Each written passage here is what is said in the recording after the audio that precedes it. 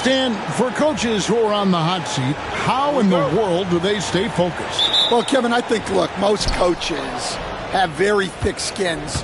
You're going to get criticized every day.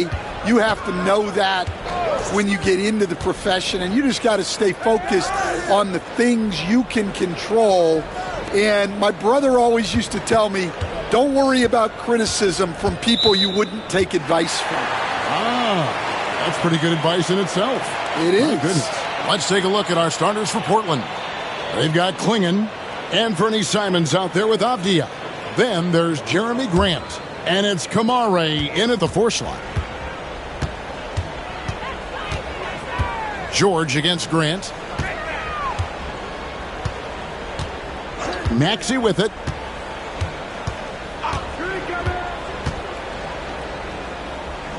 In the corner, it's Oubre. Just 4 to shoot. And it's George missing. So for the 76ers, their last game, a win against the Golden State Warriors. Klingon the screen for Simons. The shot goes in. First shot, first basket. And Simon shows off that soft touch inside. And each season, GA, it seems like Anthony Simons is given more and more responsibility. And you can understand why. He's proven to be a versatile scorer, and now we are seeing him take the next step with his playmaking. And that kick takes the D totally out of the equation. Yeah, you've got to lock and trail hard.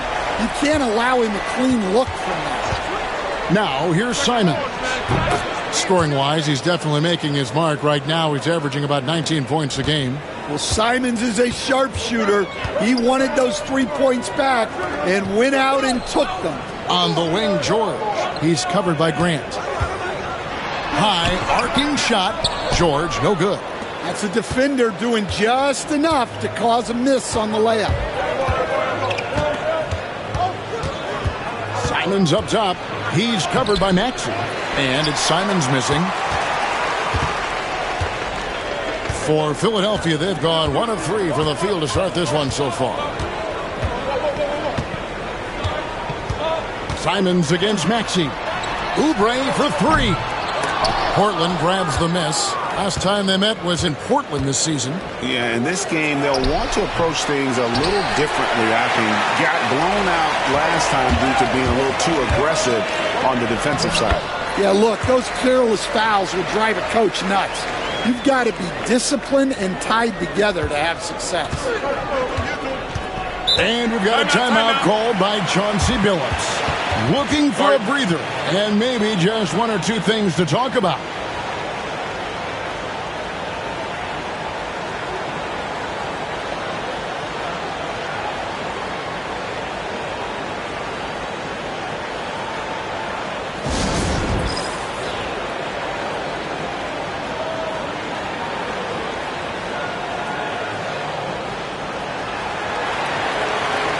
And Philadelphia making a change here. Drummond's checked in. Scoot Henderson's checked in for the Trailblazers.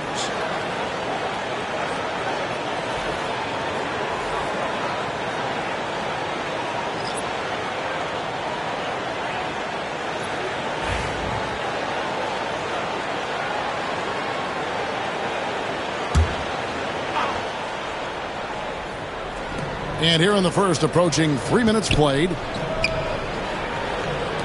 Good ball movement here by the Trailblazers. Here's Grant.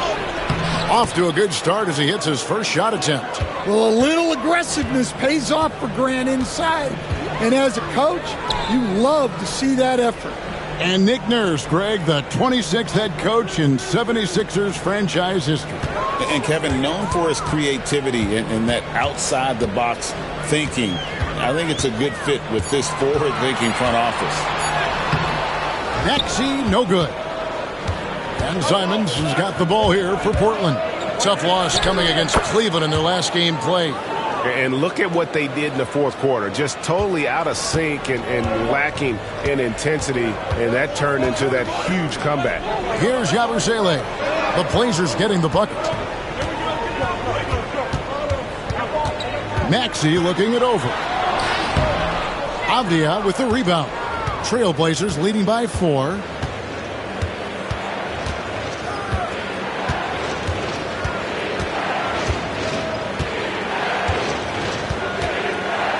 to Klingon.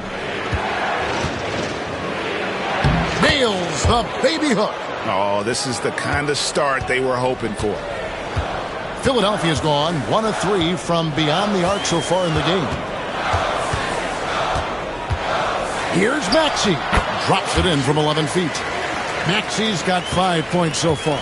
Doing some damage from the mid-range. Maxey's skilled at finding space to let it fly. Simons with the screen for Grant. A three-pointer, no good. Maxey with it, and Simons picks him up defensively. Maxey against Simons.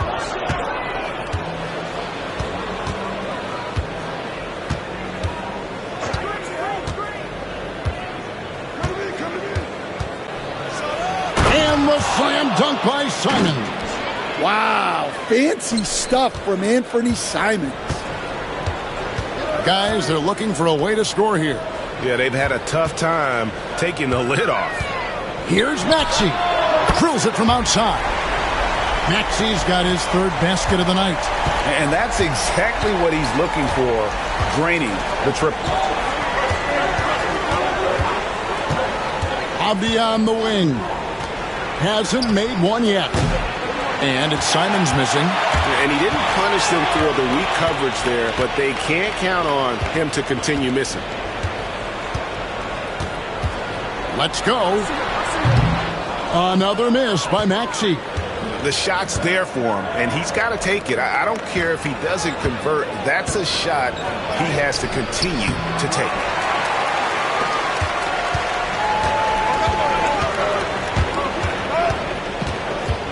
Grimes passes to Maxey. And a lot of contact on that one, so he'll shoot 2 here.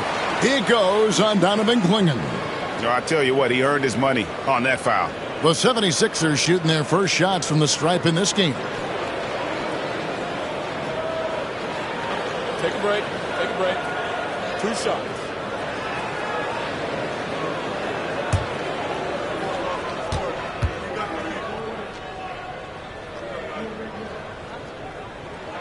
Free throw good, Maxey.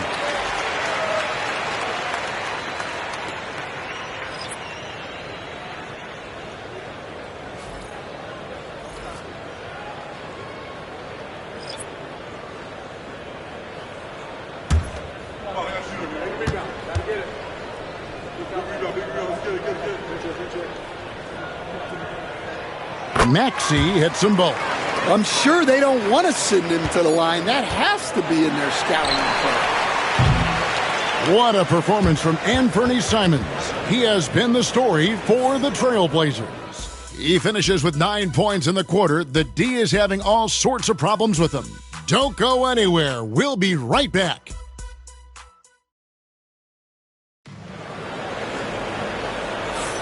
And if you're just tuning in, it's been a pretty even game through the first quarter. And some stats here, guys. The scoring breakdown for the Trailblazers. Well, a lot of times you'll hear coaches yell, get the ball inside. And you can see why. Good things happen when you get the ball into the paint.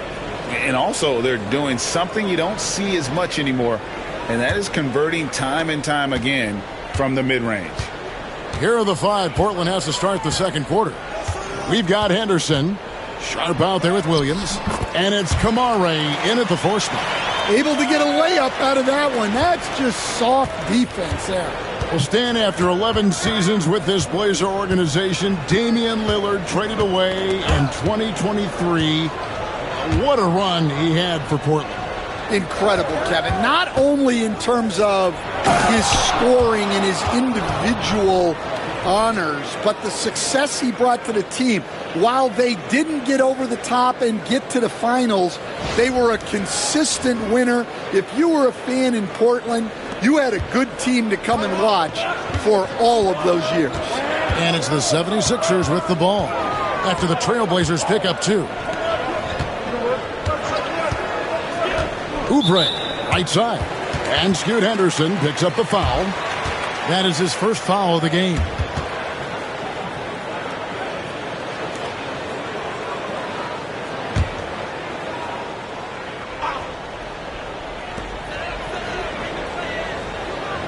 Outside, Walker. And we're about a minute into the second quarter of play. Oubre can't get it to go. Portland leading. Here's Henderson. Andre Drummond grabs the miss. Well, when you get that kind of look inside, you have to capitalize. Pass to Oubre. Launches a three. Drills the three-pointer. Oubre's got the lead up to 2 now for Philadelphia. We'll see if they can finally hold on to a lead. It's been back and forth all night. Well, this is why the fans are here. Each team trading blows, increasing the entertainment value. And while we've got a moment, let's send it over to our terrific reporter, David Aldridge. David? Kevin, the Sixers have their superstar in Joel Embiid, but Coach Nick Nurse says they have to maximize him in different ways. Nurse said unpredictability is the key. We have to relieve some of the pressure. Guys are overplaying and sending multiple players at him, and we have to find easy baskets out of it. Kevin? Makes a lot of sense, David. Thank you. The Trailblazers making a switch here. Walker's checked in. Trailblazers have gone 2 of 3 from the field here to open the second quarter. Henderson passes to Banton. Back to Henderson. Three-pointer. That's basket number 2 with his third shot off to a fast 2 for 3. Now, part of Henderson's game that's improving. Nice to see him build some confidence from behind the line. Walker looking for an opening. Bona. Another shot. Played in with a nice touch off the glass. Bona's got his first basket. Plays like that make a coach's life easy. Love the work rate he shows on the glass to get the score. Here's Henderson. Walker with some nice D. Philadelphia has gone 1 of 2 on three-pointers here in the second quarter so far. Wasted no time on that shot, but it's off the mark. The Trailblazers have gone 3 of their first 5 shots to drop here in the second quarter. We've seen some flashes, Coach, from Shaedon Sharpe in his career. He can get hot in a hurry. Well, look, Kevin, he is a great athlete, and when his shot starts to fall consistently, he can be electric. Right now, he's putting it together little by little. He's just got to continue to improve. Stan, the last few decades, we've seen the three become more and more necessary for offenses. Wondering if you think that's a good thing. Well, it is, and teams not only understand the value of making a lot of three-point shots, but the threat of the three spreads out defenses and actually makes it easier for you to get shots at the rim. So the three is absolutely necessary to be a great offensive team in this league. Quickly, is the arc too close? Should they move it, maneuver that a little bit? Well, the skill level is really, really high. I like the suggestion of keeping the arc the same all the way around, which would eliminate the corner three. And we've got a timeout called by Chauncey Billups. He wants to make some adjustments to the game plan, clearly.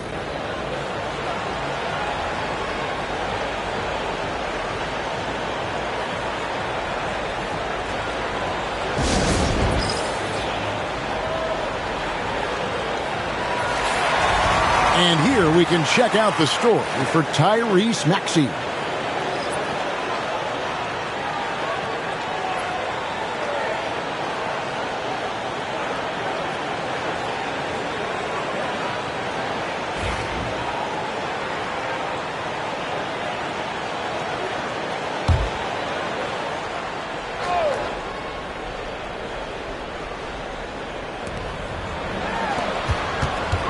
Here's Simons.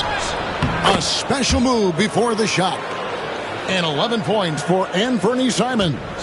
Some guts. Simons finishing with strength. Pass to Grimes. Here's Yabusele. Outside, Maxey for three. The rebound by Grant. And the rebound battle split evenly thus far.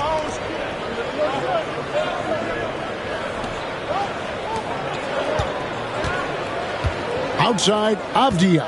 Here's Simons. shooting foul as the whistle blows. He'll shoot 2 free throws. In his first 3 seasons in the NBA, Stan, Anthony Simons only started 5 games. But now he is out there a lot and getting starts. Well, look, Kevin, he played under Damian Lillard. Not a bad role model for Anthony Simons. Another 6'3" guard with explosive scoring capability. Free throw good, Simons. Such a great scorer. Simons can carry an offense for a stretch. Now he's working on the night-to-night consistency. And Philadelphia making a change here. Oubre is checked in, and Portland with a change here too. Kamar is checked in, and Simons drops them both. You know, Stan, the Blazers started the rebuild process with the big Dame Lillard trade to Milwaukee.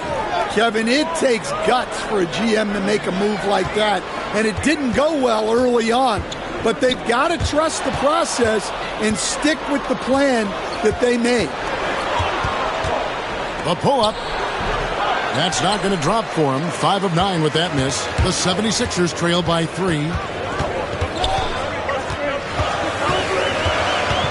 There's 1:38 left to play here in the half. No problems knocking that one down. Oubre's got a couple of three-pointers in the second for the 76ers. The Trailblazers have gone 4 of 8 so far here in the second quarter. Pass to Klingon. Outside, Simons. Klingon must screen for Simons. And they come right back with their own three-pointer. Simons has got 16. And they're right around 50% for the game on their threes, and they've only gotten better as the game's gone on. George looking over the floor. Trying to come right back with the 3 of his own, but it's no good. To the inside, here's Grant. The rebound by Paul George. Nice work defensively to contest that shot right at the rim. Nothing easy. Here's Yabusele. He has yet to score. Maxey, no good. Well, so far, he hasn't had the same luck from deep in this quarter. It's 9 seconds separating the shot clock in game 3. That's a 2 from Simons. And it's Philadelphia with the rebound. You almost have to assume he's going to knock those down when he is that open. Here's Maxey. Here he goes. And the layup falls. He's got 12. Really well done there. Just confident and composed, never in a hurry. Launches it from deep. And he got that one up in time, but doesn't go in. And that'll do it for the first half. A competitive game so far. Portland out in front, leading by a point. It's time now to go courtside as we send you over to David Aldridge from the sideline. David, take it away. Thanks very much. Here with Nick Nurse. Coach, the efficiency wasn't there in the first half. What adjustments do you need to make? I thought we got pretty good shots, and if we're not going to score, it makes getting our defense set up difficult. So you got to keep shooting them. Hopefully we start making some of them. Well, you can't score until you shoot, Coach. Thanks. Back to you. Thank you, David, for that interview, and we'll see you back here after the break for third quarter basketball.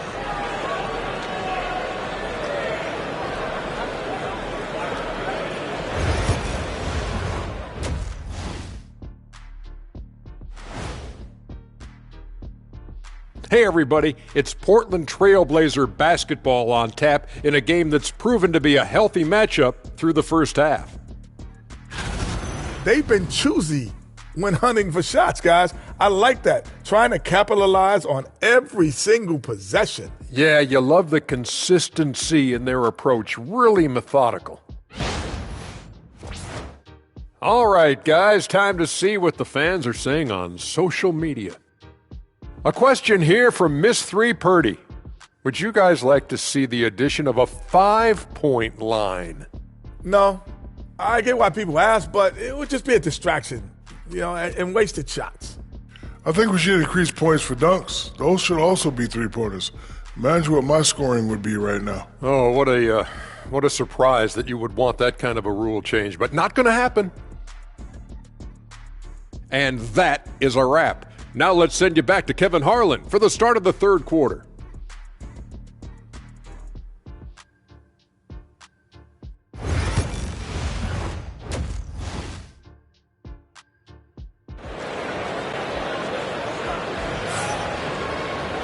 second half of basketball upon us.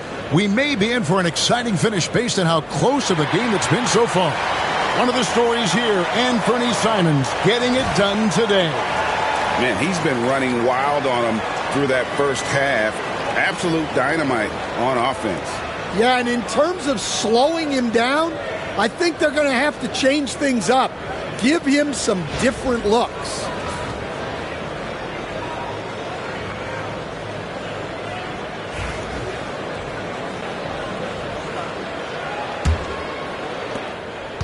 And so it's Maxey who brings up the ball for Philadelphia.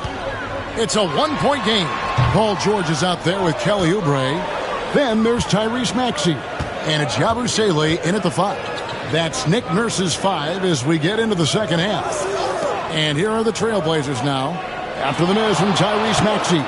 And Simons wide open. He'll fight. Again, Simons missing. Pass to Maxey. George with the ball. And he's good on the 3-ball. George has got the lead up to 2 now for the 76ers. And you love the way that PG can get you a bucket on and off the ball. That versatility speaks volumes. Shot by Grimes. No good. And for Portland, they're shooting at 46%, making some buckets. This team has handed a lot of responsibility to Tyrese Maxey, but Greg, he's lived up to it. And has grown very well into his role with the team, showing that he can be a scorer all over the floor. Amazing to think how far he's come in such a short amount of time. Now, here's Maxey. He's got 12. Shot clock at 6.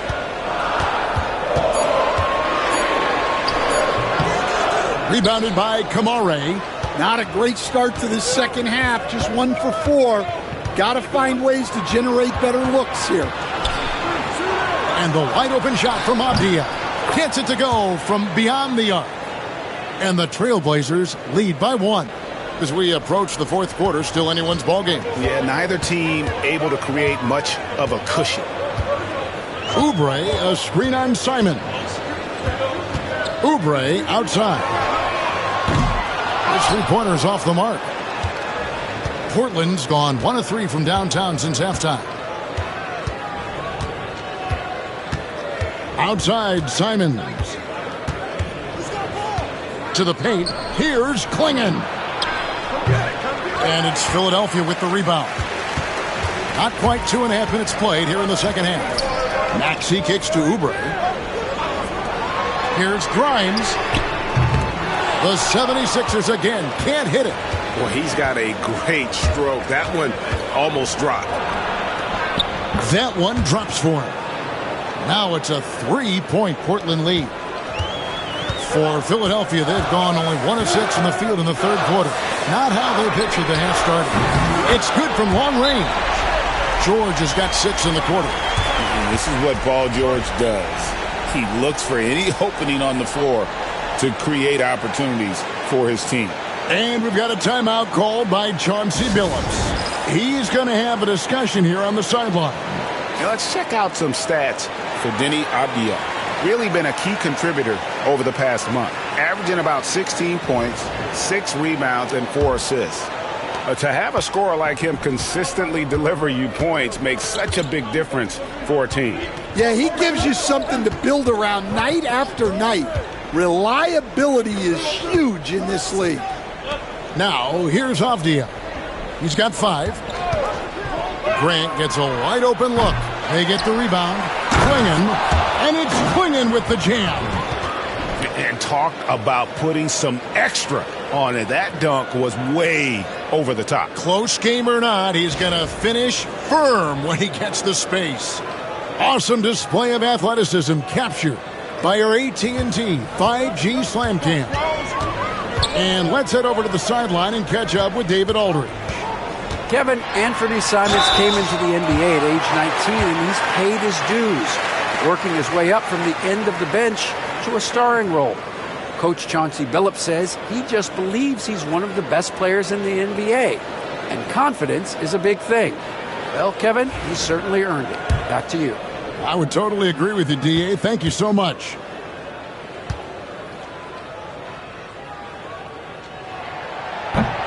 That's good from Yabusele. Stan, isn't it terrific? We're seeing these great stars in the NBA extending their careers more than ever before. We certainly are, Kevin, and it's great for the league. The league keeps getting younger, though. These guys come into the league earlier, but I think what players have learned, it's not even just the basketball part. It's the strength and conditioning. It's the nutrition. They've taken care of themselves better, and that allows them to last longer. That one falls. They're consistently finding ways to get the ball inside and taking full advantage. Butler dishes to Oubre. Knocks it loose. And stolen by Sharp. Down low. Here's Henderson. Rebound by Butler. The 76ers trail by 3. With the crossover. And that's 2 points on the layup. Butler's got his second basket of the game. A defensive breakdown there, no doubt about it. I mean, he's a guy you have to be focused on defensively. Pass to Sharp. 1:41 left in the third. It doesn't go for him. Philadelphia's gone into the three-point range 4 times since halftime and buried 2 of them. And they had some botched coverage that turned into no coverage. Now, here's Avdia.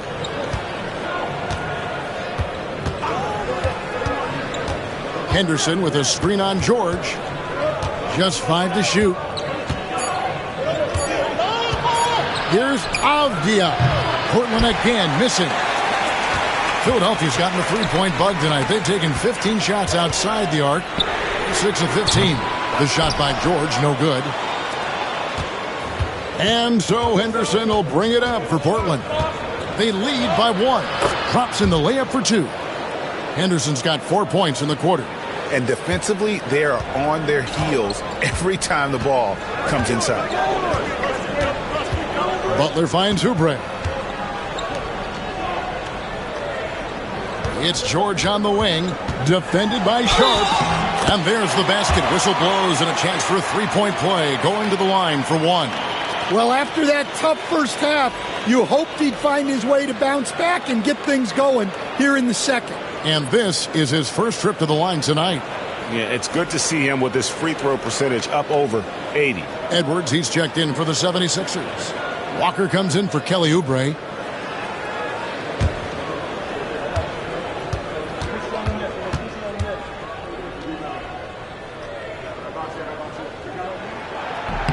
That one drops. He ties it up.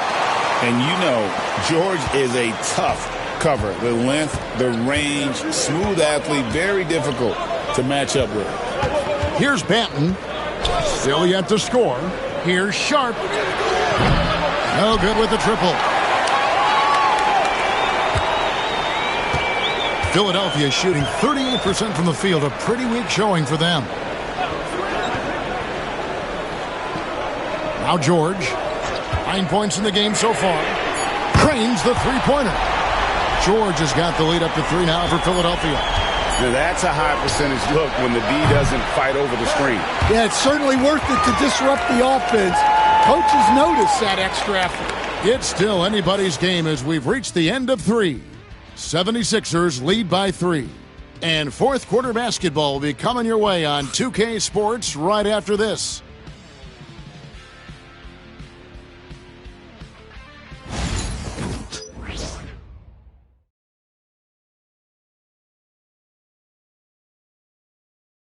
And it's time to bring up the State Farm assist of the game. Yeah, and I like the fact we get to see this pass one more time. A magnificent feed, and you love to see your off guard taking over the playmaking duties with this much skill. Yeah, and if you have both guards dishing like that and putting up points, wow, a coach's dream. And it's been a very competitive game so far as we get rolling here in quarter number 4. And on the floor for Portland here in the fourth, we've got Murray. He's out there with Shaden Sharp. Williams is out there with Scoot Henderson. And it's Banton in at the 1 spot. Here's Banton. Nailed from three-point land. Banton's got the first field goal of the fourth quarter here for the Trailblazers. Philadelphia's gone outside a lot tonight. 17 times, in fact. 7 of 17. And there's the foul. It'll go on Delano Banton. That's his first foul. And Philadelphia making a change here. Hood Schifino's checked in. And a switch here also for Portland. Walker's checked in.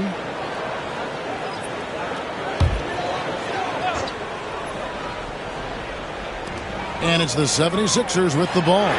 Three-pointer, Butler. Henderson pulls it in.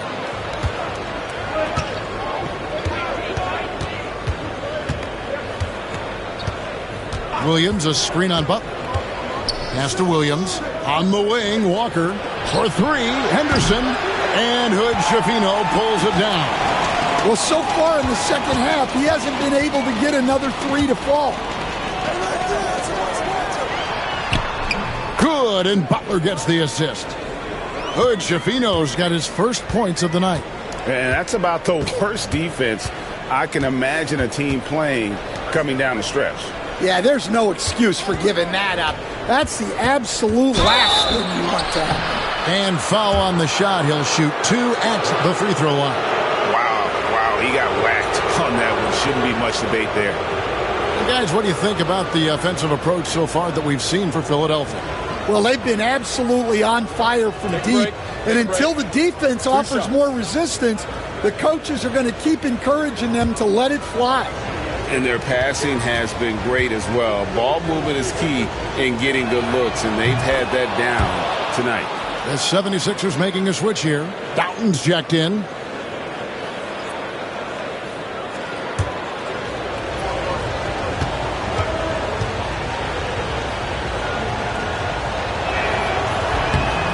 And so Walker nails both of them. Here's Doughton.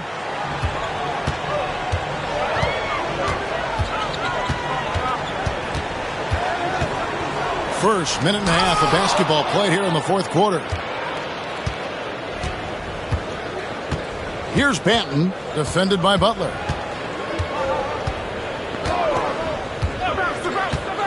Outside Williams. Inside. Here's Banton. And that won't go, missing the go-ahead bucket. The 76ers have gone 1 of 3 from the field to start the fourth quarter. And plenty of contact on the shot, so 2 free throws coming up. I mean, even from over here, you can see that one pretty clearly.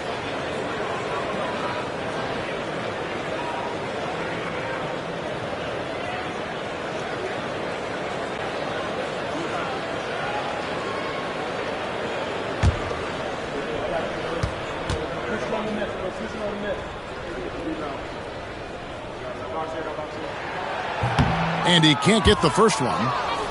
Maxey's checked in for Philadelphia. Portland also making some changes. Reith is checked in. And it's Simons in for Delano Banton.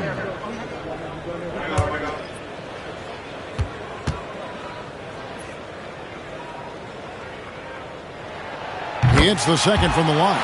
Well, not a perfect trip to the line, but he gets the one he needed to put them in the driver's seat.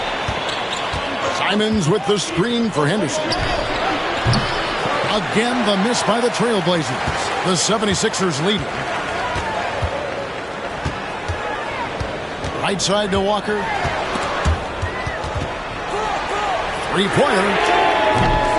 No good that time. And Simons has got the ball here for the Portland Trailblazers. Pass to Reith. Bounce pass, Simons. Here's Reith. Edwards defending. Simons from outside. That will fall for his 7th bucket. 7 for 15 in this game. Well, it took Simons some time to find his footing in this league, but since then, he's been a consistent scoring threat. Now here's Butler. Maxey on the wing. Henderson defending. 6 to shoot. Solid play in the low block, and that one's good. Maxey's got it all tied up now for Philadelphia. And we've got a timeout called by Chauncey Billups. And he wants to see some changes out there right away and right now. And the 76ers will go for a different look here. Yabusele, he's checked in for Drummond. Oubre comes in for Edwards. Paul George, he's checked in for Walker. And it's Quentin Grimes in for Butler. And now we've got some time to check in from the sidelines. You got for us, DA? Guys, during that last break, I listened to Chauncey Billups talk to his team. He said to them, that's the kind of effort we need to bring every night. We're right in this thing, but it's going to take sustained effort to close it out. Now let's bring it home. Kevin, back to you. Thanks, David. Now, Avdia, after Kelly Oubre missed from long range. Pass to Simons. Top of the key. Yep, right through the net. Simons has got 5 points now this quarter. Oh, he is just so clutch, saving his best for when the pressure is at its highest. Maxey passes to Oubre. From outside the arc. Rebound by the Trailblazers. Simons has got his 4th rebound with that last one here tonight.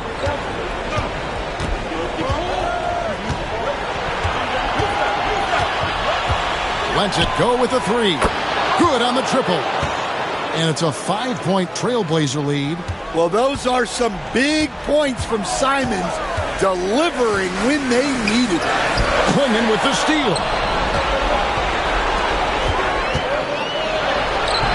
Oubre pulls it in. Oubre's got his 6th rebound on the night. Tries to keep it alive. Clingan with the steal. And now the fast break. Grant with the ball. And he banks in the layup. Grant's got the lead up to 7 now for the Trailblazers. And taking a quick look here, guys, at the hustle stats for Portland. Well, all you can ask for is your guys to be really active on D, and they've been more than that tonight. And another thing, guys, they dominated on fast breaks tonight, outrunning their opponent the entire game. Pass to Kamare. And the call will be against Anthony Simons. That is his first foul of the game.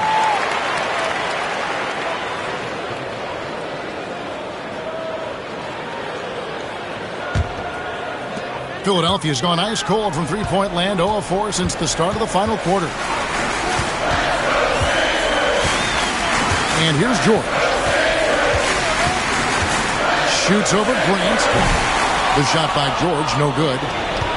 Trailblazers have gone 5 of 11 from the field in the 4th quarter. And that's an intentional foul.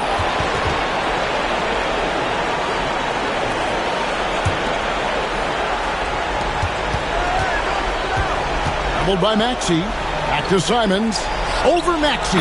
And there's Simons on the assist by Clingan. They're in total command of this game with time starting to run out. Yeah, and at this point, the focus is take care of the ball, no needless fouls, and no threes.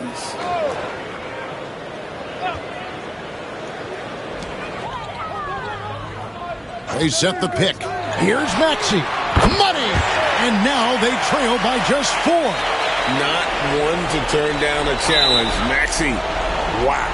And so they choose to intentionally foul.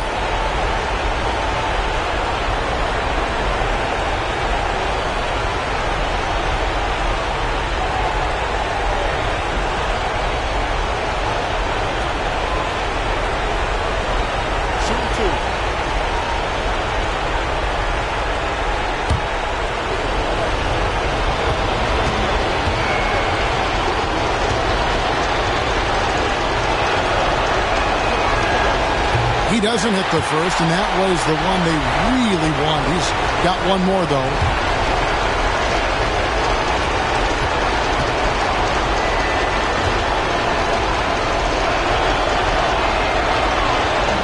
So he can't get either to fall. And so it's Oubre with it. He brings it up for the Philadelphia 76ers, trailing by 4.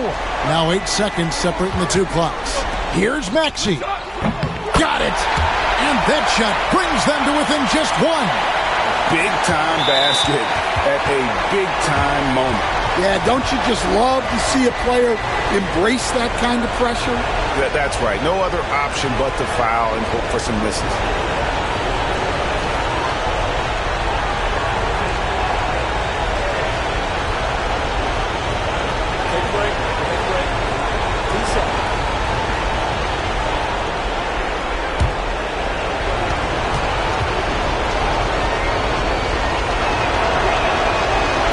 first one drops, and that will put them up by 2.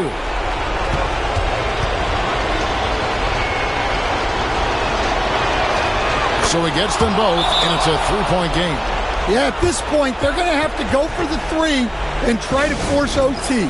And we will have a timeout called by Nick Nurse. No doubt he is feeling the importance of this moment right now. What do you think we're going to see coming out of this timeout? And it's do or die time. They need a bucket here to stay alive. Yeah, the clock is their enemy, and they know it. We'll see if they go for the tie or try and get it quickly.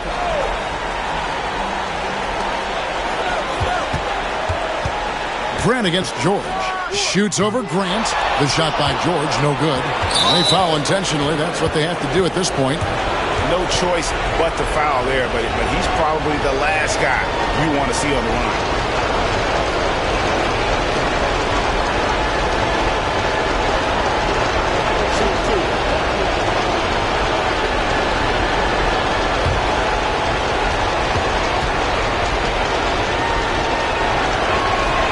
It's the first, and that gives them a 4-point cushion.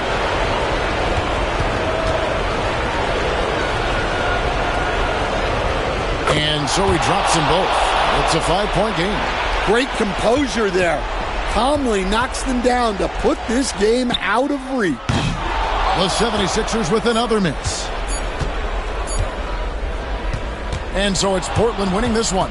A narrow win under difficult circumstances, Greg, as the visiting team. It really was, but that didn't seem to bother them. I mean, road team, home team, all I know is they were the better team. Well said. And that about wraps it up. So now for Greg Anthony, Stan Van Gundy, and David Aldridge, this is Kevin Harlan saying thanks for watching.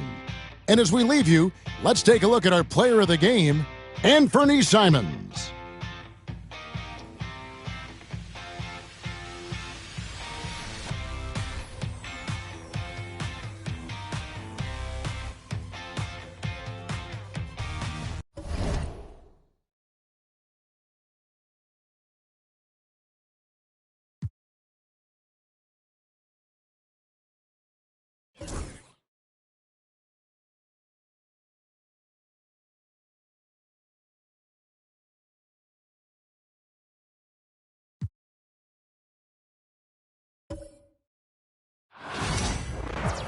Hello, basketball fans. You've got it on 2K Sports as we get set to bring you exciting NBA action. This is Brian Anderson, joined courtside by Grant Hill and Clark Kellogg. Our reporter tonight, Allie LaForce. And we got a chance to check out multiple seasons of assist numbers and what has been the trend for Draymond Green. And his assist numbers have been dropping over the past few years. Not a good trend. Perhaps he's become a little too concerned about finding his own shot and not seeing the rest of the court. All right, checking out Golden State's opening lineup. Curry and Pods make up the backcourt. Jimmy Butler out there with Moses Moody. And it's Green in at the 5 spot. And for the Hornets, we've got Green. LaMelo Ball is out there with Smith. Then there's Mark Williams. And it's Bridges in at the 4. So, Clark, here we are, the home stretch of the NBA season. Yep, and now we get a chance, BA, to see who has something left in the tank. You certainly don't want to peak too early, but you do want to be steady as you move towards the latter part of the season and postseason play. Now, here's Williams. Pass to Smith. And he drives in. Misses off the right iron. Golden State with the ball. They're coming off that loss against Philadelphia. Just a tough road loss. You're going against players who are comfortable shooting in their own building. You have to find a way to disrupt their focus. Yeah, and it's not easy to do. Much easier said than done, but they're capable of making it happen. It just comes down, I think, to will and desire. Now here's Podziemski, providing this team some offensive stability. A little over 10 points a game. Inside, Green can be very aggressive and physical, allowing them to do work scoring the ball. And let's send it over to Allie LaForce. I caught up with Coach Charles Lee. I asked him outright how he planned to deal with Steph Curry. How does anyone deal with him? Coach joked. He went on to say, we'll try to contest every shot and chase him off the arc, but emphasis on try. Not easy to solve a problem with no good solution, I guess, BA. As always, Allie, we thank you. Well, with the Hornets, they're still seeking their first NBA. Oh, my! Big time right there. Yes, Boy, look how easily Bridges shoots through the contact there. I mean, his mechanics are strong, as is his body. On the AT&T 5G Slam Cam, good looks by our terrific camera crew. Here's Moody. Checking his stats, he's scoring around 9.5 points per game. First quarter, just over a minute and a half in. Inside. Stolen by Ball. And it's the Hornets on the break. Green with the ball. Now guarded by Moody. And so he draws the foul, headed to the line to shoot a pair. It is. I mean, no reason to back off and give him the layup. I mean, much better off making him go to the line. And how about the Aussie Josh Green? An athletic wing. He's become a real threat from outside. And I like that he's added that to his game because he gives you all the intangibles. He's a physical presence. He's an excellent defender. He moves well without the ball. When he's knocking down threes, it takes him to another level as an offensive player. He's got a chance to be a really special player going forward. No good on that one. Grant, despite the Warriors' success over the last decade, it hasn't always been this way for this franchise. Yeah, they didn't have many winning seasons before they got Steph, Clay, and Dre. And you know, BA, from 1978 to 2012, they made the playoffs just 6 times. He hits the second from the line. The recent years have been a bit of a struggle for the Hornets, Clark. No doubt about it, BA. I mean, they've dealt with injuries that have really been problematic and roster changes as well. I mean, very much a team in transition, trying to figure out who they are and what they can be. And it's hard to get things clicking when you're having changes in your roster compounded by injuries as well. 1 for 5 out there, but no worries. Just keep attacking. Here's Butler, bearing his second of 3 attempts. The well-put-together Butler proving that he's just a little too strong there, not allowing the physical defense to stifle him at all. Bridges outside. That one's good. This game is all even. Bridges has got 5. Starting to find his rhythm. He's cooking, and he knows it. And you know what? They're going to keep using him. I mean, he'll be the centerpiece of their offense today. You can bank on that. Now here's Pajemski. Back to Curry. Green with a screen on Ball. The 3 from Curry. And the rebound goes to Charlotte. Defeated by Washington in their last game. They'll try to put that one behind them. They definitely came into that one hoping to be competitive. Unfortunately, they were anything but. It wasn't pretty. That's definitely the case. I mean, I know they'd like to scrub that game from their memories and actually erase it from the hard drive. Yeah, fearless play from Curry inside. Going up against tough defense and getting fouled while shooting. This is his first opportunity at the line this evening. And I think it's clear he's gotten better in that department since last season. I mean, he looks a lot more comfortable at the line now, and he's getting better results.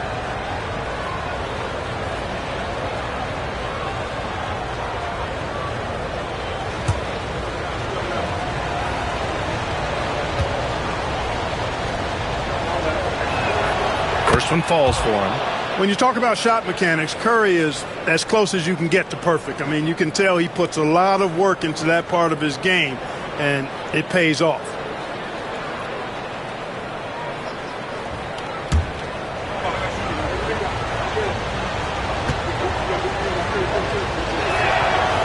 He's off on the second. Boy, how consistently good Steph's been over the course of his career. Really remarkable. What a teammate, what a leader, what a player. Williams, and the ball out of play. The Warriors will have it.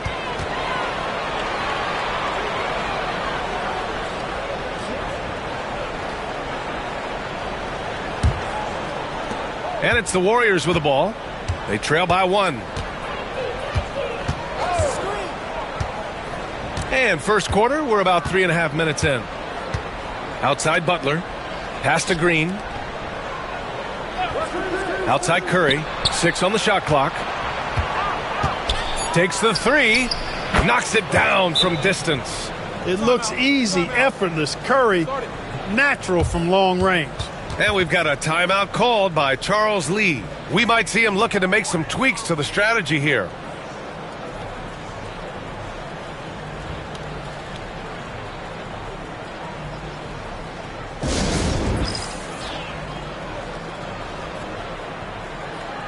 Hields checked in for the Warriors. And in that March stretch, some interesting things going on in the East. You look at Charlotte, their season's basically over, barring some sort of miracle.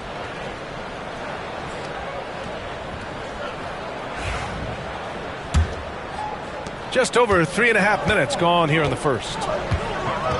Smith outside. Bridges feeling it out a little bit. And that comes off the assist by Green. Bridges has got 8.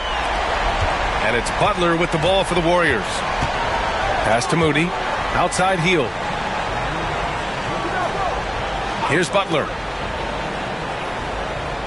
Green. A screen. Butler can't get it to go. Surprising to see him miss here, but they'll be happy with that shot in most possessions. Williams up top.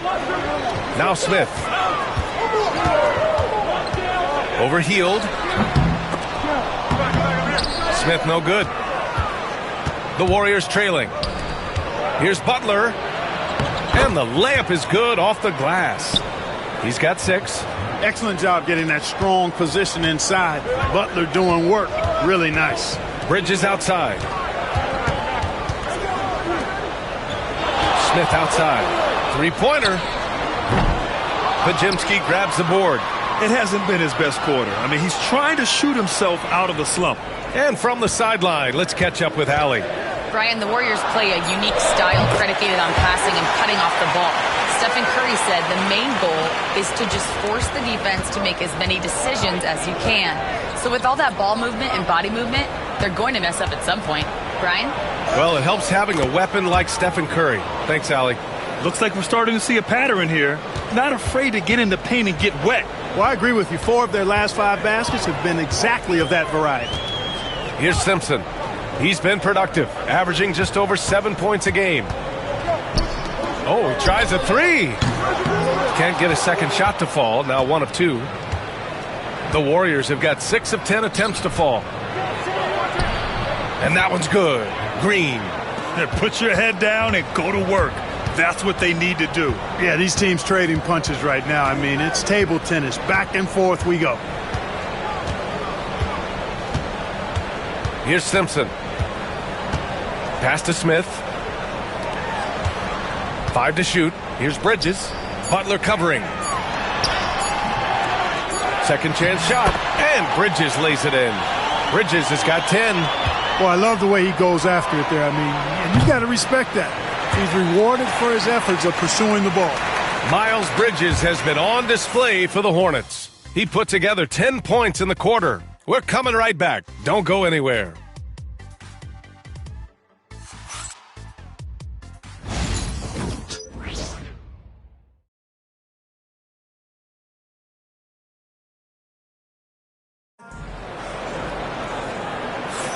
And getting it going again here in the second quarter. Fairly close game so far.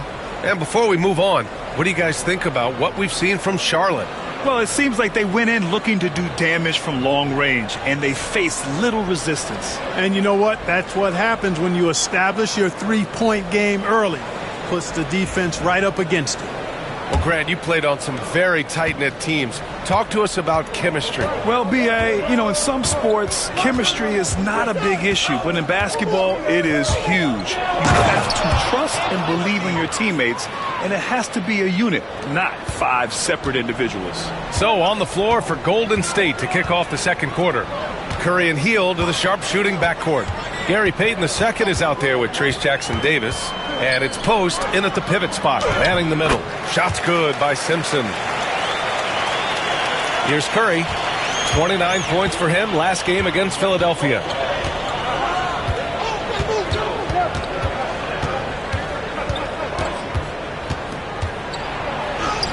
Oh, Curry just weaving his way through traffic. Still knocks it in.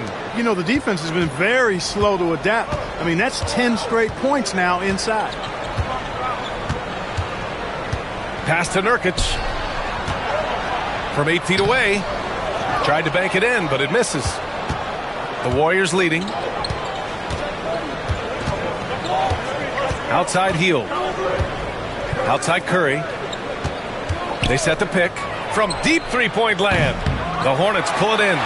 Would you say testing the limits of his range there? You know, guys, I think he's got confidence to shoot it from anywhere, but he could have gotten a better one than that. And you can count it. He'll go to the line with a chance at a three-point play. And he's got his first opportunity at the line here tonight.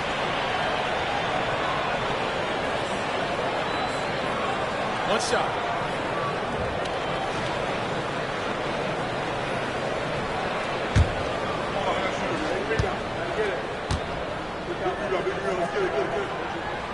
And the free throw, no good. Yeah, someone who has battled injuries. Great to see Yusuf Nurkic out there tonight. To the inside. Jackson Davis misses. For Charlotte, they've got 2 of 3 shots to go in the second. Here's Simpson. 5 points in the game. Ball outside.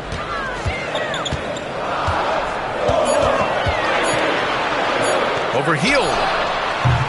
Ball no good.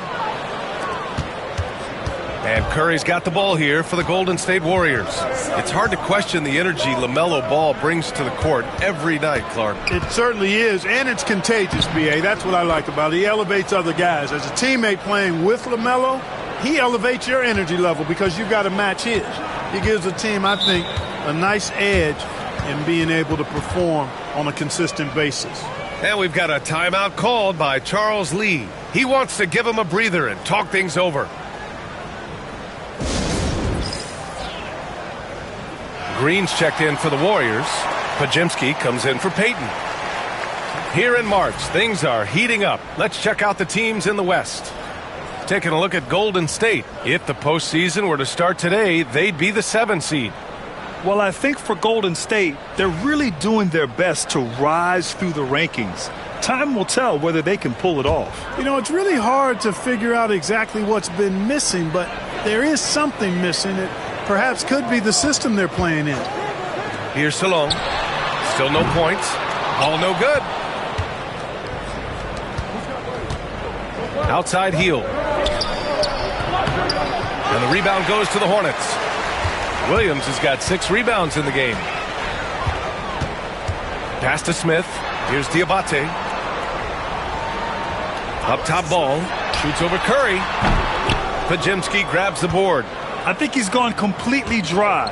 Nothing is hitting. And, you know, you can sense his frustration. This is going to be a test of his resolve here. Now here's Curry. Give him 8 points now. And it's Green missing. Here's Salone. Guarded by Hield. Down low. Pass to ball. Here's Diabate.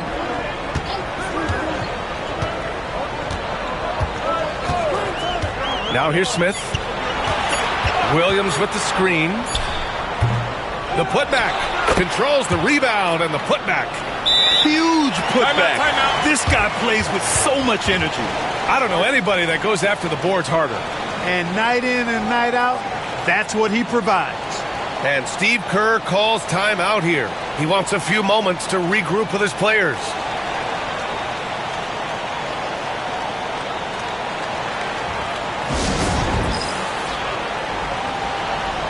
Bridges, he's checked in for Charlotte. Green comes in for Ball. Butler's checked in for the Warriors. Moody comes in for Stephen Curry.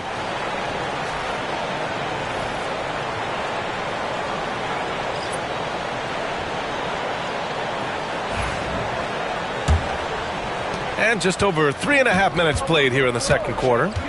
Butler passes to Green. Outside Pajimski. Now Butler for 3. The 3 dropped in by Jimmy Butler.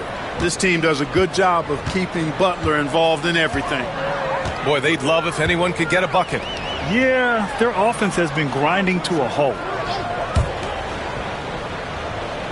Back to Bridges.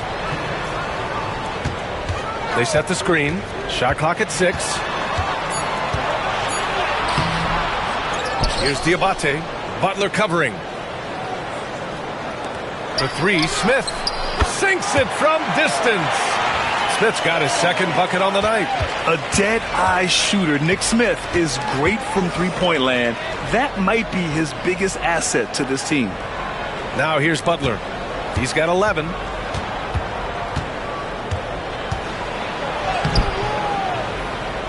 The Hornets pull it in. That's exactly the look they wanted, guys. Right guy, right play, wrong result. Green with the ball. Now guarded by Moody. Bridges outside.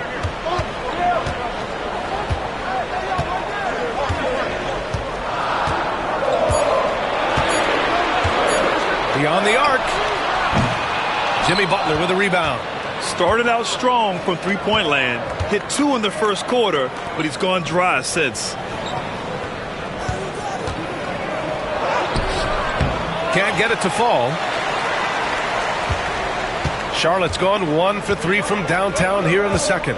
Smith outside. Williams against Green. Pulls it. And the basket good. A bank shot that time. Bridges has got 12 points. Very consistent tonight at the offensive end. Right there, he helps fuel the fire. About 3 seconds between the shot clock and the game clock. Pass to Butler.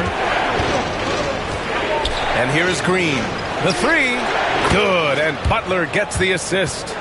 Green's gotten his 3rd basket of the night.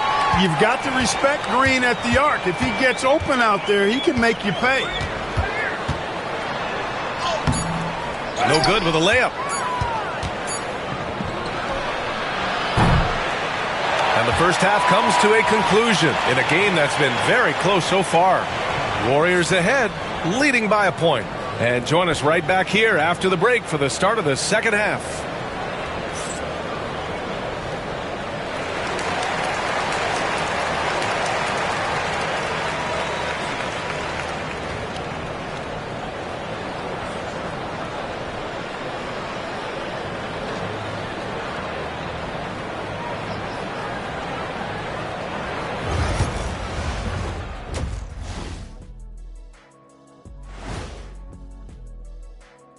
Thanks for stopping by, y'all. First up on the show tonight, a quick look ahead of some upcoming games on the docket.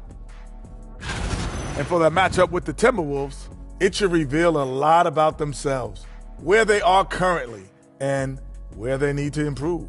And if they were to somehow win this, that would speak volumes as well. And now, guys, let's talk about these Warriors and this close game they find themselves in. They're hitting at a high clip. Some shots have been wide open, some tightly contested. And as the ball continued to fall through the net, you could see their confidence growing.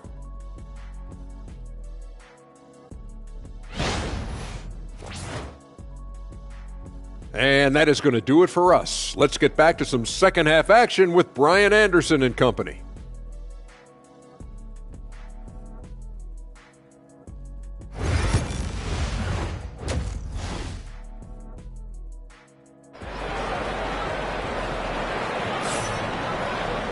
And we're halfway through this one. Plenty of basketball left in a game that's been a fairly even one. Well, you look at Miles Bridges. Man, has he been playing well. And in the first half, he dominated in the post. He got the looks he wanted and was able to execute. Yeah, you know what? I think he's doing exactly what he has to do. Using his body, shaking off contact, and then finishing at the rim.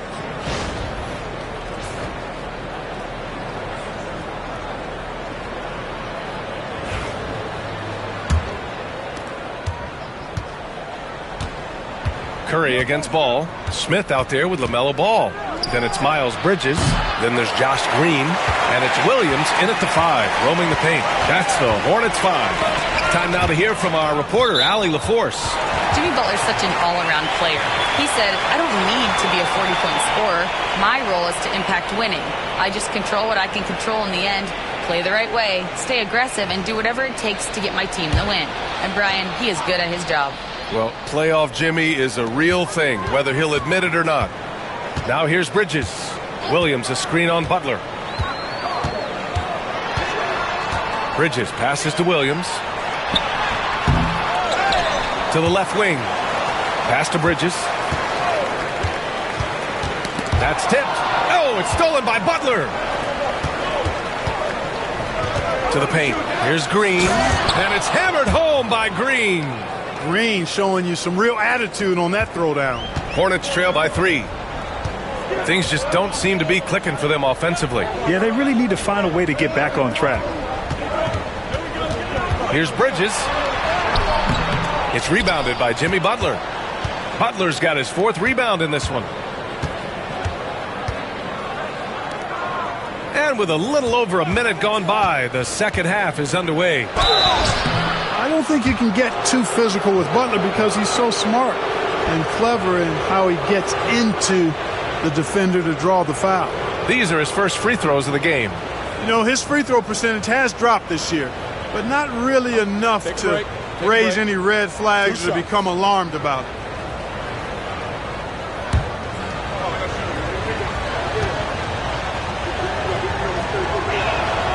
The first one falls. You know, when you're looking to create a culture, a championship-type culture for your team, you want guys like JB, guys that are tough, accountable, and consistent.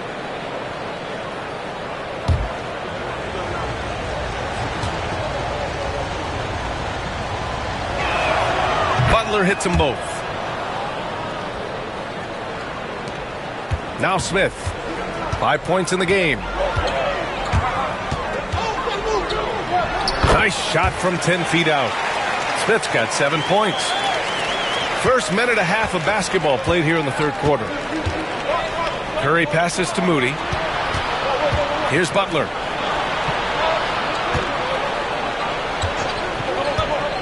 Lets the 3 fly, and he's now 6 for 11 after that one. You know, he is really the soul and essence of this team. JB leading them in all facets tonight. And we've got a timeout called by Charles Lee. He's going to talk it over with his guys. Without question, Jimmy Butler displaying his skills today. At some point, you have to try and force the ball out of his hands, but that's easier said than done. Let's have a look at the point guards with the highest shooting percentage over the past 10 games. 5th, Stephen Curry. It's really simple. As a point guard, it's your job to create good shots for others. These guys also are great at creating shots for themselves. Well, you know they're not going to do that, though. I mean, even as deadly as they are from the field, they're always looking to set up their teammates first. Back to Williams. To 3, Smith. Rebounded by Green. The Warriors lead by 6. Grant, when you look at Draymond Green's career, you think he's going to the Hall of Fame? You know, B.A., I believe so. He's won multiple titles, and we know how impactful he has been as a defender and distributor especially. I think we'll see him in Springfield one day. Here's Ball. The Warriors getting their last shot to go. Pass to Bridges. From 18 feet away. Hauled in by Curry. Clearly out of rhythm now, guys. I mean, just 1 for 5 to begin the second half. To the middle. Here's Butler. Outside for Green. Uncovered. It's rebounded by Charlotte. Bridges has got 4 rebounds now. On the wing, Green. Moody defends. Here's Ball. LaMelo working inside. You know, because Ball is so skilled, defenders try to get physical with him, rough him up a bit, but it doesn't faze him. That rarely works against Ball. Outside Pajemski. Back to Curry.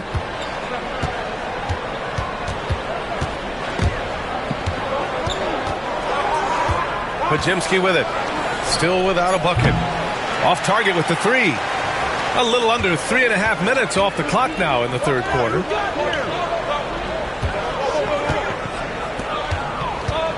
Knocked loose. Curry with it. Guarded by Smith. It's Curry all the way. The only time Curry gets a little breathing room is on the break, and he's loving that one. Outside, Green. Pass to Ball. And here's Smith. 7 points in the game. Just 5 on the clock. Rebounded by Butler. Butler's got 5 rebounds tonight. Outside Pajemski. A chance to push it to double digits, but it's off the mark. Bridges passes to Williams. Ball outside. From deep. Ball sticks the 3. You know, if LaMelo shoots it at a high clip from deep, Man, oh man, I don't know how anybody's going to guard it. It's Pajemski on the wing, covered by Smith. That one goes. Count it. Green's gotten 4 this quarter. Defensively, they've got to get more bodies in the paint. That's 3 straight field goals from below the free throw line. And we've got a timeout called by Charles Lee. He wants to review the game plan.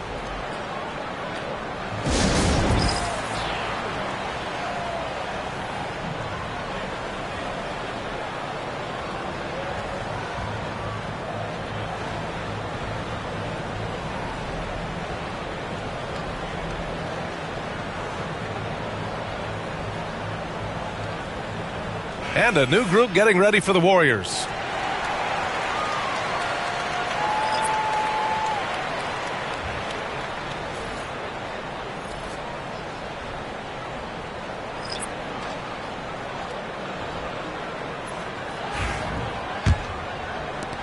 There's a minute 26 left to play in the third quarter of basketball.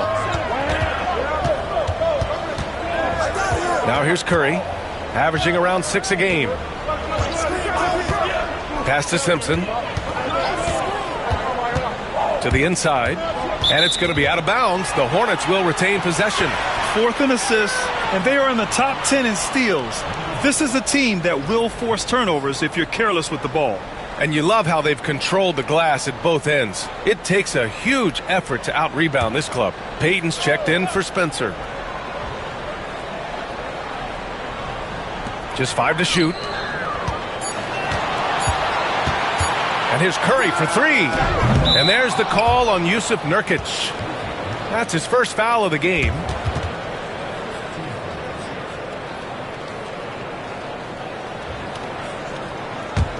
The Warriors lead by 7. Pass to post. Now here's Butler. He's covered by Curry. Goes back up. Butler can't get it to go. A chance at a 2-for-1. You have to find ways to use the clock to your advantage. There's a screen by Nurkic. Clark, you look at the scoring ability of Miles Bridges. Most nights he feels like he has an advantage. And I would agree with that. When you think about defenders trying to slow down Miles Bridges, most guys are either too slow or not strong enough to deal with him. As a result, he's able to make it tough for just about anybody who guards him.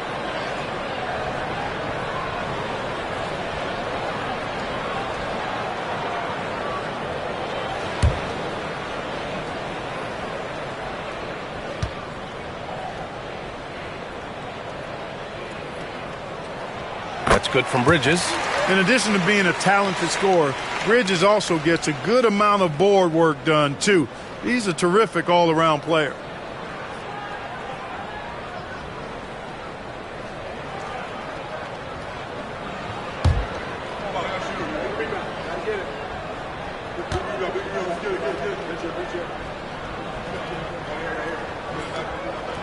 Bridges hits them both. Free throw shooting is about mechanics, confidence, and your mental approach. He's locked in from there most every night. Butler passes to Payton. We've got 22 seconds left in the third. And a nice finish on the layup. Reliable approach. Getting the ball in the paint and going to work. Payton against Bridges.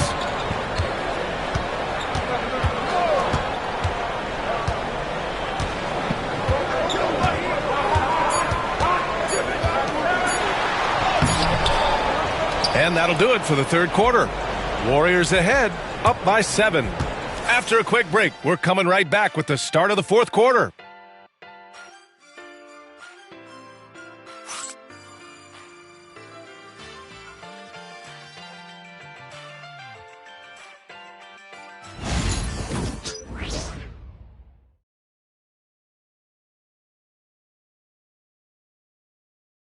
And it's time to bring up the State Farm assist of the game. And he definitely deserves the award. Reading the defense like a point guard. Terrific versatility coming from a big man.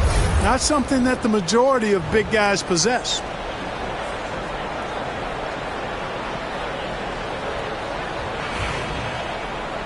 The fourth quarter has arrived. So good to have you with us. So on the floor for Golden State, Curry and Hield to the sharpshooting backcourt. Trace Jackson-Davis out there with Gary Payton II, and it's Post in at the 5. Here's Simpson. Offline with a 3. The Warriors lead by 7. Payton passes to Curry. Outside Hield. Pass to Jackson-Davis. Right side Curry.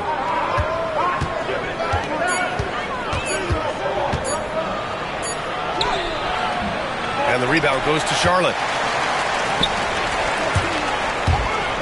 Here's Salone. That one no good. Good D by Payton. Now here's Curry. The D's right on him. Hield passes to Curry. Ooh, a little luck that time as it drops. And the Warriors lead by 9. Pick works well there, but the defense left a lot to be desired. Yeah, that's not the defense you need. You got to be tougher defensively. Now here's Ball. Knocks down the long J. Ball is so smart with the ball in the pick and roll situation. Already handles these sets like a 10-year vet. Pass to Jackson-Davis. Here's Post. Outside Payton. Curry with it. Launches it from deep. Oh, Curry showing off the range. He drops yet another dime, just facilitating this offense like a maestro. Well, when you look at the assist totals, heck, they've been clearly the better team. Here's Nurkic, and it's Trace Jackson-Davis with a foul. That's his first foul of the game. And Grant, while we want the officials to get it right, I'm sure the league would like to shorten that time officials are at the table. Tell me about it. You wonder if a time limit should be instituted. If they can't figure it out after a minute or so, just go with how it was called on the floor. Smith, he's checked in for Charlotte. And Golden State also making a switch. Pajemski's checked in. And Ball gets it to go. And after being held scoreless in the first half, he's starting to turn it on. Pass to Jackson-Davis. We're in the fourth quarter here. Just under 2.5 minutes gone by. Curry with it. Pounded by Ball. Launches it. Rebounded by Nurkic. Hornets trail by 7. And here's Ball. Now Smith. Back to Ball. Nurkic finds Ball. Basket's good. Ball's got 12 points in just the second half. Boy, Ball plays with so much confidence. You know this guy believes in what he can do, including finding ways to score it inside. Now here's Jackson-Davis. Outside Pajemski. Pass to Curry. The 3. Curry rises up and hits the 3. He's been so effective down the stretch, capitalizing on all his opportunities. And we've got a timeout called by Charles Lee. Coach clearly has something he wants to say to his team right now.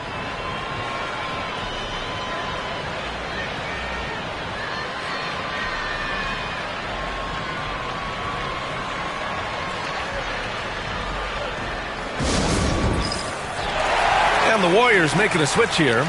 A chance here to catch up with Allie from the sideline. Over that last break, I got a chance to hear what Charles Lee said to the team. And Coach challenged the team, asking them to bring the fight inside, telling them to play with pride, telling the team, you're getting bullied near the hoop. Let's see if it works, guys. And Allie, thanks.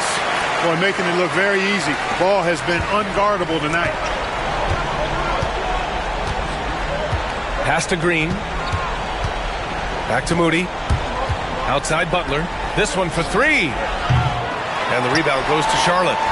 Williams has got rebound number 12 here already in the game. They grab their own miss. Here's Bridges.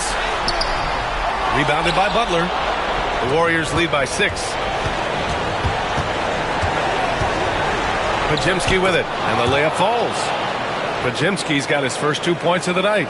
He's a producer. It's part of their plan to get him as many touches as possible. Smith right side. Williams with the screen, and it's Smith penetrating. It's rebounded by Golden State. We've got 1:28 left to play in the fourth. Back to Curry. Jacks up a three. Williams grabs the board. Williams has got 13 rebounds in the game. Glass eating. And Ball throws it down. Well, I tell you, there's nothing more impressive than seeing a young player keeping his composure in a high-stakes, big-league situation. Now here's Curry. And stolen by Bridges. Things aren't looking good here. I mean, they need points, and they need them now. It doesn't look good, even with a quick bucket here. These moments are made for Miles Bridges. He wants to have the ball in his hands and makes big plays at big time. So it's the Warriors now. After the basket by Charlotte. Green, a screen, and they go to the intentional foul.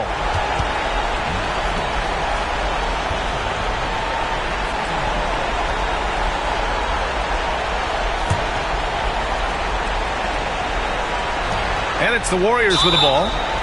They lead by 4, and that's an intentional foul.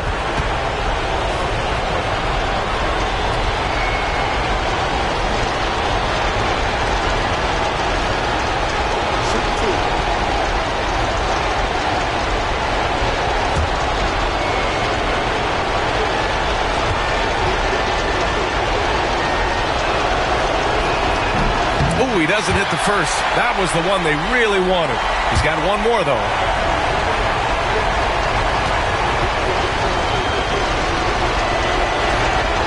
And the second of 2 is good. And that puts him up 5. There's 42 seconds left to play in the fourth. Here's Ball. Hauled in by Curry.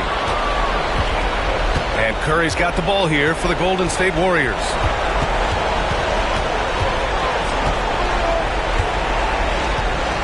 Pass to Podziemski, down low.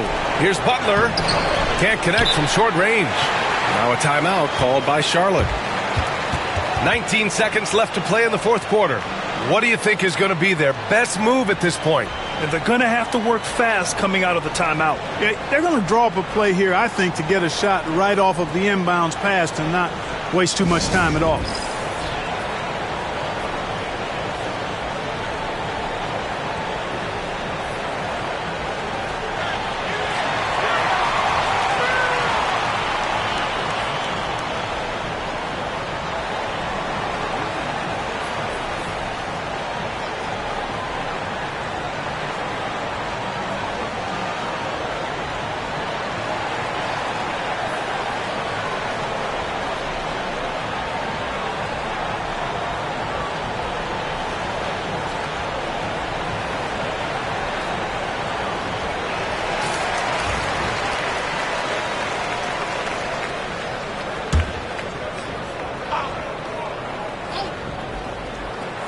And not a moment to lose on this possession. Got to go right up with it and then foul immediately. And he buries it. What a beautiful shot. Brings it within 3.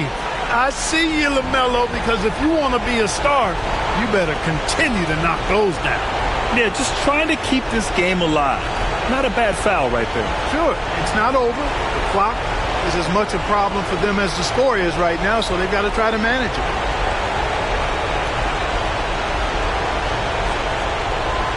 Take a break. Take a break. 2 shots.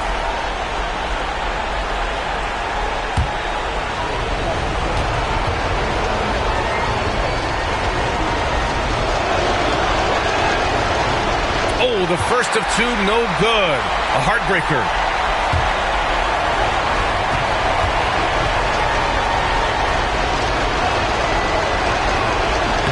And he does get the second one. And that gives him a 4-point cushion. Outside, Green. Pass to Bridges. A deep 3 from Ball. Misses the deep 3-point attempt. And so it's the Warriors who come out on top here. Just a gutsy performance on the road. It really was. When this one was up in the air late, they showed how tough-minded they are as a team. All right, let's go courtside to Allie LaForce with our player of the game. Allie, it's all yours. Thanks, guys. Jimmy, a hard-fought win. Talk about the mentality of this team. Never giving up on any play, man. All right, Allie, good stuff there. Thanks for that. And that'll do it, folks. For Clark Kellogg, Grant Hill, and Allie LaForce, this is Brian Anderson. Thank you for watching. We'll see you next time.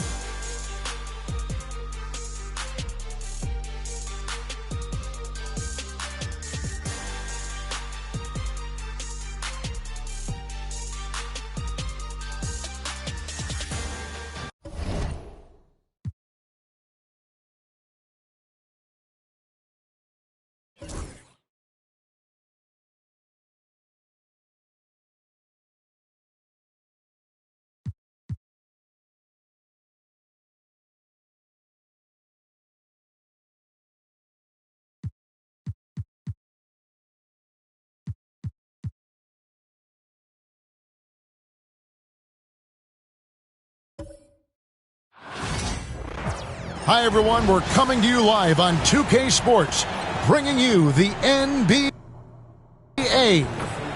This is Kevin Harlan, and joining me, former NBA players Greg Anthony and Richard Jefferson. And the award-winning David Aldridge is on our sidelines.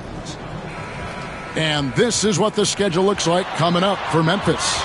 On Wednesday, they'll host the Oklahoma City Thunder. Then on Friday, they'll face off against Anthony Davis and the Dallas Mavericks. And for the matchup with the Suns, it's the second game of a back-to-back, and you know they're going to be feeling the effects of it. Playing that much basketball in that short amount of time really takes a toll. A look at Atlanta's opening lineup. We've got Okongwu. Trae Young is out there with Daniels. Then there's Reza Shea, and Gay is in at the power forward. And for Memphis, the forwards for him, Bane and Jackson. Wells is out there with Morant, and it's Edey in at the 5 spot. And teams getting geared up, Greg, for the stretch run. Does that give you extra motivation as a player? Oh, yes. Seeing that finish line can really help you out down the stretch. As a player, ending the year strong is key, whether you're in the playoff race or in the lottery.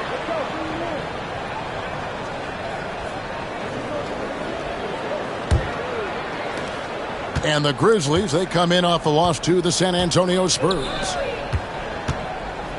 After Reza Shea, here's Young.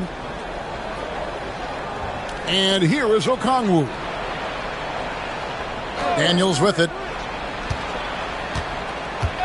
4 on the shot clock. Gay hits it from three-point range.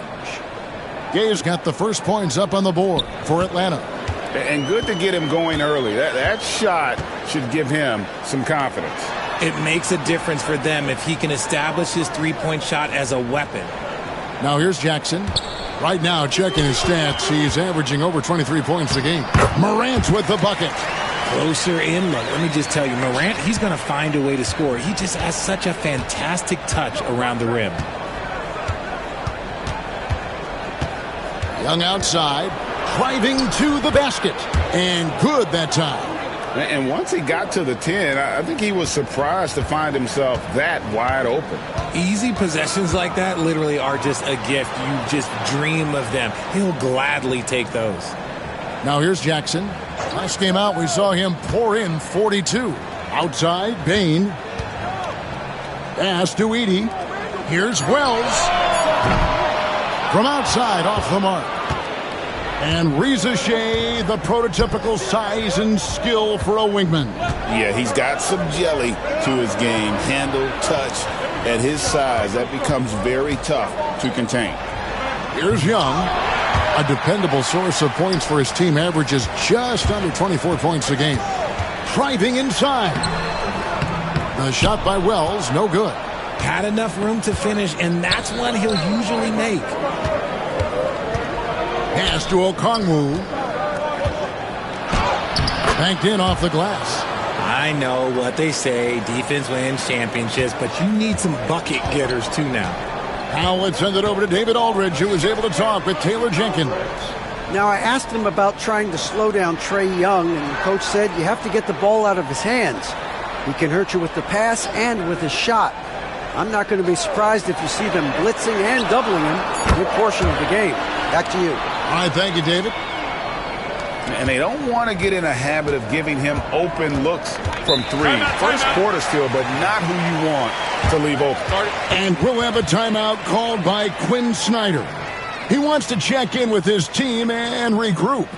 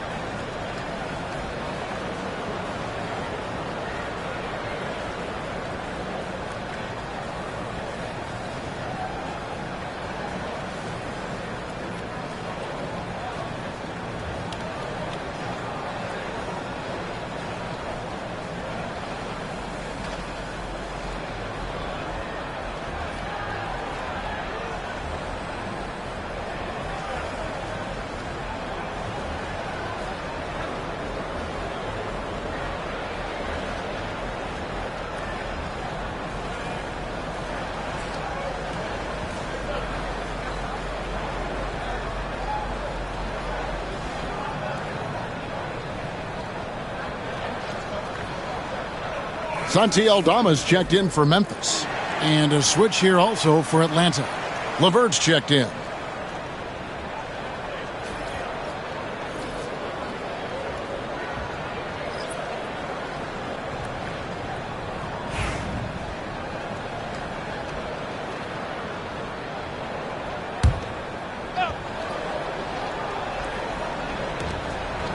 Pass to Young. Now about 3 minutes gone in the first quarter. Makes it off the glass. Young's got his second basket. Nice job capitalizing down there. Young good at probing inside and finding some space. And with this era of the Atlanta Hawks, Greg, they've gone as far as their defense has let them. You look back at their conference finals run in 21. That was the last time they had a top 10 defense. So scoring's never been the issue with this core, but defense has been non-existent. Here's Young following the score by Memphis. Pass to Daniel from deep. Edey with the rebound. That was a good possession. They got a clean look. The shot just didn't fall. Now Bain. No luck that time in the shot that would have put them on top. To the middle. It's tipped. There's Morant, and he can certainly fill it up when they need him to. He's averaging almost 21 points a game. The Hawks have gotten 4 of 6 field goal attempts to drop in the first quarter. A wide open look here for Okongwu. The Hawks again can't hit.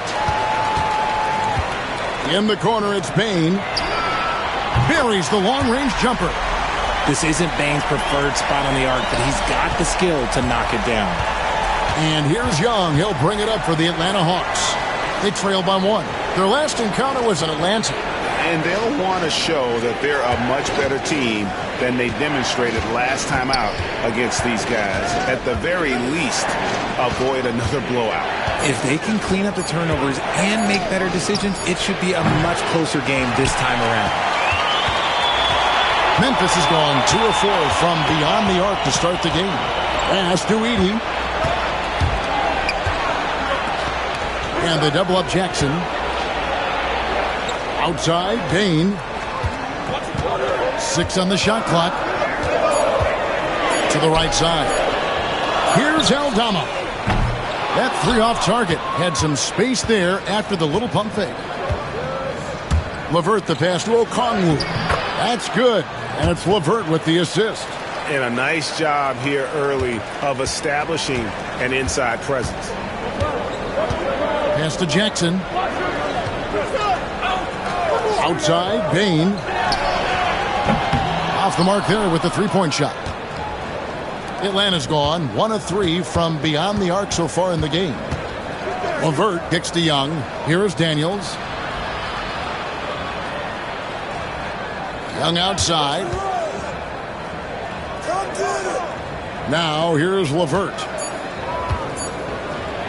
And the shot goes in. They've got to push LeVert out of that area because he's very comfortable looking to score from there. Morant scanning the floor. What a terrific move that was. Morant's got 6. I mean, if the defender is going to play off like that, and you know what's going to happen there. Oh, yes, he can! Wow. Yes, he can! At the buzzer, that's why he's that dude. Yeah. Oh, beats the buzzer from way down court. These fans are stunned. And that does it for the first quarter. It's Atlanta leading by 4. Live from the FedEx Forum, you're watching 2K Sports.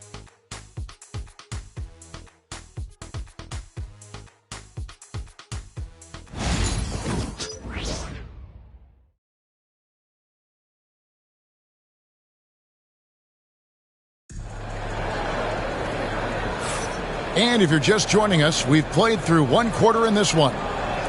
And guys, let's get your take on the scoring breakdown for the Hawks. The ball movement has been outstanding so far. They've come out of the gate looking for that extra pass. And on top of that, they've been asserting themselves offensively, getting a good chunk of their points from inside. Atlanta leading by 4. Santi Aldama is out there with Brandon Clark. Then there's Desmond Bain. Then it's Pippen, and it's Kennard in at the 2-guard spot. That's the group for Memphis to kick off the second quarter. Bain passes to Pippen.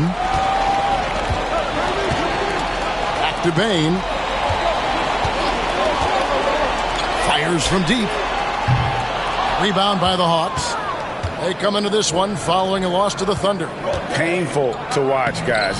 You could see their frustrations mounting, unable to get into any kind of a rhythm whatsoever.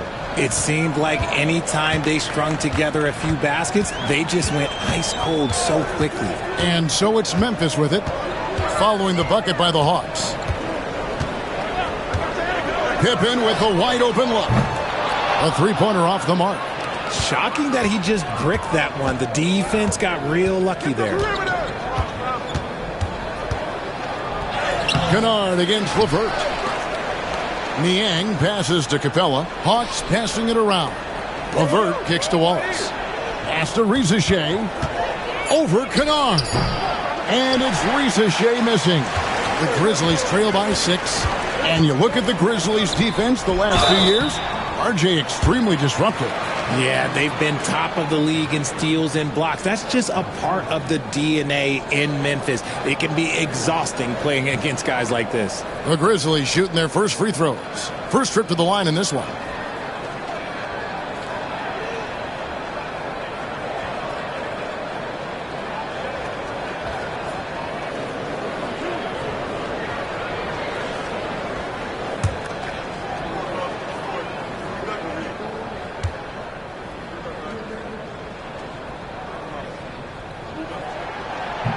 And he makes the first. And awards now have a minimum amount of games needed to qualify. An interesting twist in this whole story. Yeah, and it seems logical because of the uproar from the fans and the media that they implement this. And how can you be that impactful in reality, though, if you only play half the year? That's also good. So he hits both free throws. Greg, since making it to the Eastern Conference Finals in 2021, the Atlanta Hawks haven't been that good. And it was hard to tell if that was a Cinderella run at the time, but Kevin, looking like that might have been the outlier. The Hawks took some risks to get back there, but it just hasn't worked. And we'll have a timeout called by Quinn Snyder. And coach has decided they need a moment to talk things over.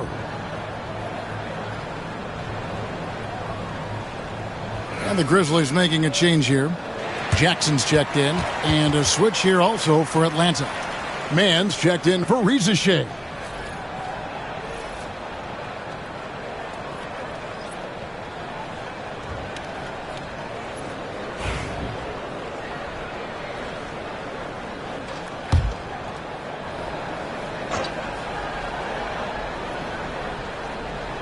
Second quarter of basketball, just over a minute and a half played so far.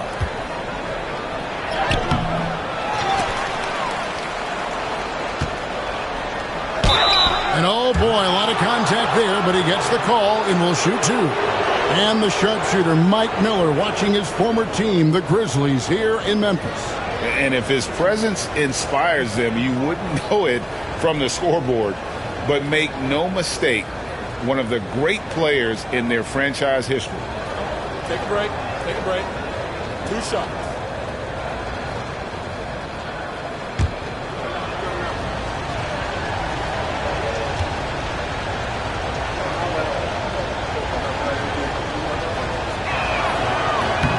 And the free throw drops for LeVert.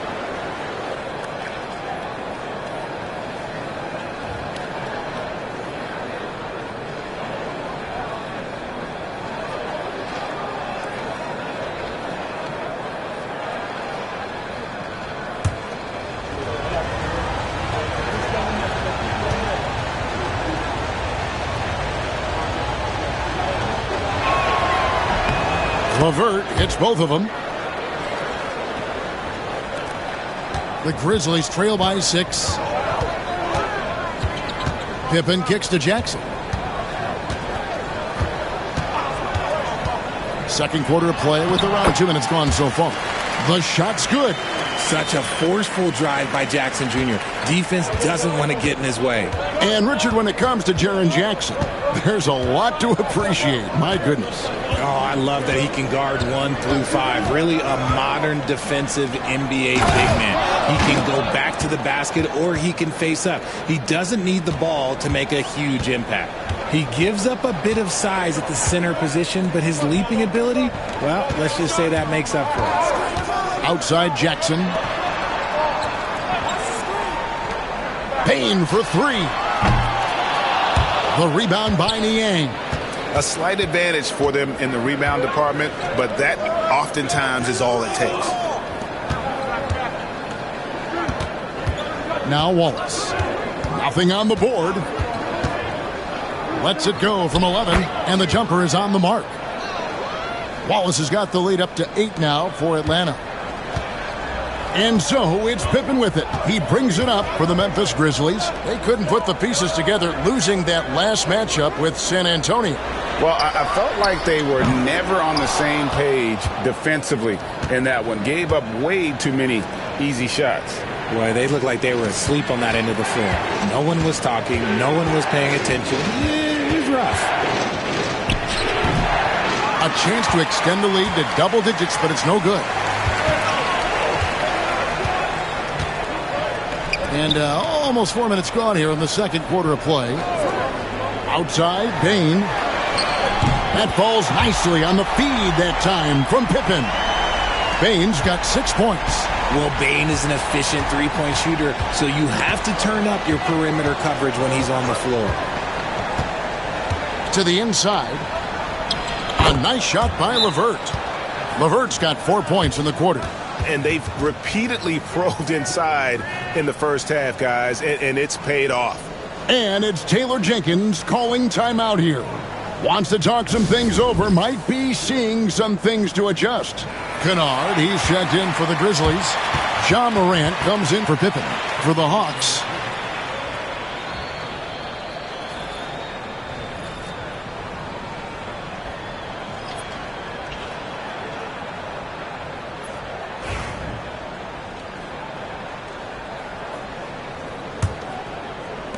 The Grizzlies trail by 7. Morant outside. Here's Jackson. Rebound by the Hawks. Another rebound hauled in. They're hitting the glass with a lot of passion. Shots good from Young. They are just killing them on the interior. For Memphis, they've gone only 2 of 7 from the field since the second quarter got underway. Morant against Young from 10 feet out, and that one hits back iron. The Hawks leading by 9.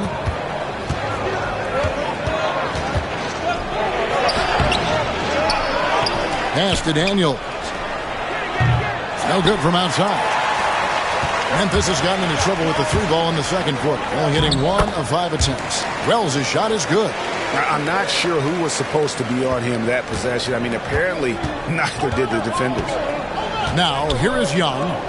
He's coming off a 19-point game against Oklahoma City. And you have to mention his impact on the defensive end. Came up with 3 timely steals in that one as well. Count it. Wells has got 7. After failing to get going in the first quarter, he's looked much better here in the second. The Hawks have gone 5 of 12 from the field here in the second. Okongwu with the screen for Young. The Hawks again can't hit. The Grizzlies trail by 5. Kennard finds Morant. At the elbow, it's Jackson. Clark outside. It's good. The assist this time from Jackson. You got to know, this is Clark's skill set at this stage of his career. He takes quality shots when he's inside. And here's Young. 9 points in the game so far. The tray. That shot, no good. And a close game so far through the first 2 quarters as we reach halftime. Hawks lead by 3. And a chance now to send it over to David Aldridge, standing by courtside. David.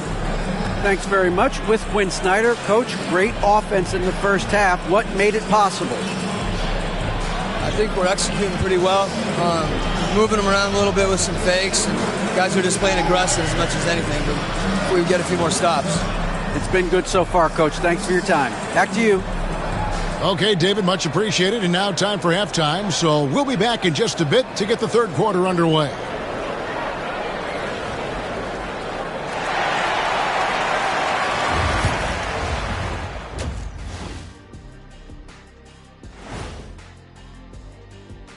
Hey, folks, welcome. The Atlanta Hawks find themselves here in a close one at the half.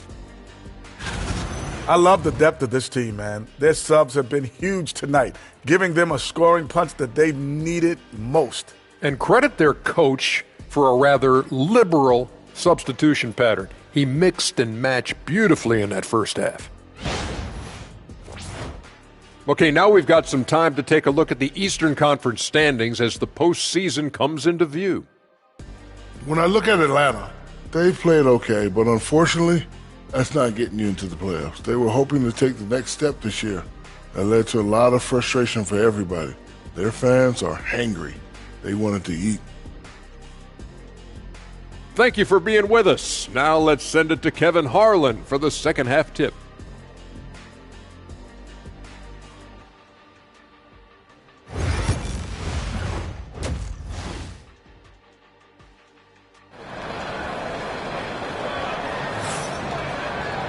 And as we get into this third quarter, as we've seen so far, neither team able to create much separation on the scoreboard yet.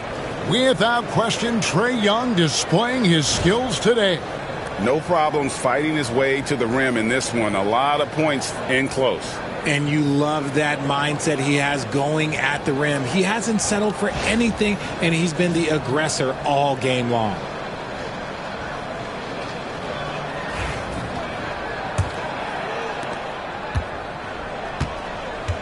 On the court right now for the Hawks. Daniels out there with Young. Then it's Okongwu. Then there's Rizachet. And Gay is in at the 4-man position. Young, no good. And on an open look like that, he's very gifted at making the weak coverage pay. We're talking about Trae Young here, GA. What stands out most about him to you? Well, Kevin, I'd say just how confident he is, right? He plays with that unique energy and swagger. You love him if he's on your team and can't stand him if he's playing against you. Now, here is Young, following the miss by John Morant. Good! And the Hawks lead by 5. And how about the find by Trey, making sure he keeps his teammates involved. Time now to turn to our sideline reporter, David Aldridge. David. Kevin, with the Grizzlies' injuries last season, there was a lot put on Jaren Jackson Jr.'s plate. Coach Taylor Jenkins says he loves the challenge and the growth opportunity. Jackson said, you always work on everything. You work on your game because you love it. And if you get a chance to use it, great. Kevin, back to you. And he's always working on his game. All right, David, we thank you for that report. He's getting his first free throw attempt of the night right now. In their last contest, guys, he was unconscious from the foul line. 2 shots.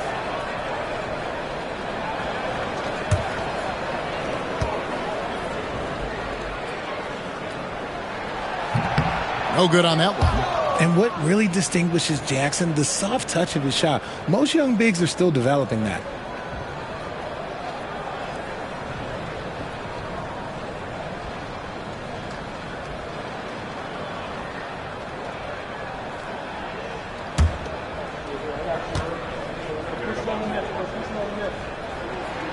Good on the second free throw. Here in this third quarter, just over a minute play. Pass to Gay. Here's Ricochet. Young, right side. Up and in on the layup. Young's got 11 points. The offensive success is due in part to his quality shooting. He hasn't wasted too many looks. Morant against Young, and it's Morant missing. And they're controlling the boards, Kevin. That's +5 in that category. Morant against Young.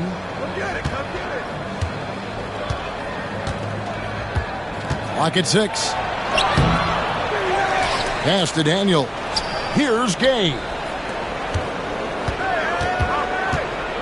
Daniels with it.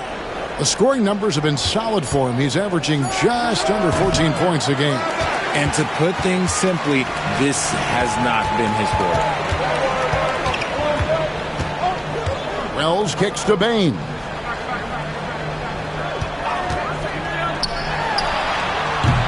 Rebound, Atlanta. Their biggest lead of the game was 9. Just over 2.5 minutes gone by here in the second half. Here is Daniels. Lets it go from deep. That shot, no good.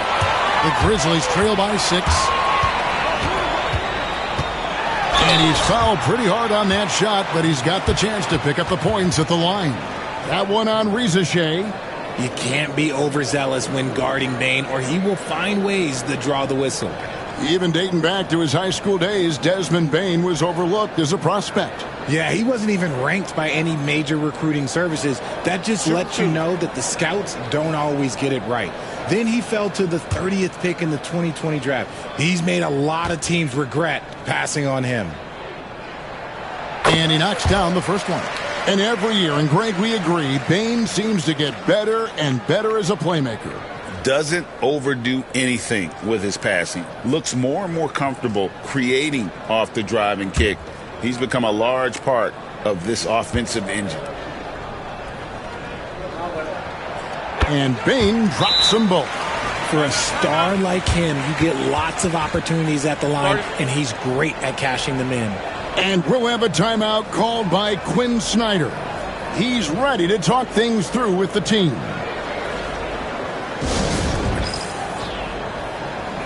A moment here to look at some numbers for Jackson. Averaging 23 points per game, 6 rebounds, and 2 assists. But you look at all that, and really it doesn't give you the entire picture of his impact defensively. Just in general, numbers don't tell the whole story with defense. Guys like him, you have to watch to understand his impact. Pass to Daniel. Young outside. Ricochet with it. Takes the 13-footer. That's in, coming off the assist from Young. Young's got 3 assists in the game. And so Morant will bring it up for the Memphis Grizzlies. Their defense has only allowed 6 points in the second half. Now here's Wells. He's covered by Daniels. Here's Heaney. Bain against Young. Goes up the baseline. Count it, and the Atlanta lead has been cut down now to just 4 in the basket from Bain. Kind of a rare spot for Bain, but he's a true shooter, so he can get it dialed in. Pass to Gay. Back to Young. And here's Daniels. Here's Rizachet. Offline with his 3. Now here's Morant. D right on him. Now Bain. Connects from 3-point range. And now just a 1-point Hawks lead. Off the catch, Bain has that repeatable shot motion. It's just so consistent. Here's Rizachet, guarded by Bain. Now Daniels shoots over Wells. 1:24 left here in the third quarter. Inside, here's Okongwu. Just a textbook lead pass right there, putting it right where it needed to be. Grizzlies have gone 2 of 5 shooting here in the third quarter. Pass to Bain for the tie. Atlanta with the rebound. Gay's got his 5th rebound in this one.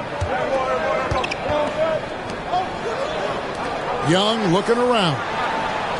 And he lobs it up toward the rim. Throws down the alley-oop slam. Oh, and the lead gets bigger on a ridiculous offensive sequence. That dunk alone would have been spectacular. Never mind it coming at the end of an alley-oop. Now here's Jackson. Back to Morant. Good on the bucket. And it's 8 points for John Morant. And guys, the D has to show a little more fight on the interior than they did on that trip. 27 seconds left to play here in the third. Here's Young. Pass to Rizachet. Off target from outside. The Grizzlies trail by 3. Here's Bain. Good, and the nice assist from Morant. Morant's got 3 assists tonight. Powerful move by a power guard. Bain. Here's Young. The layup off target. 3 quarters of play in a close game here. Hawks ahead. They're up by 1. And time to step aside quickly, but we'll be back in no time with the start of the fourth quarter.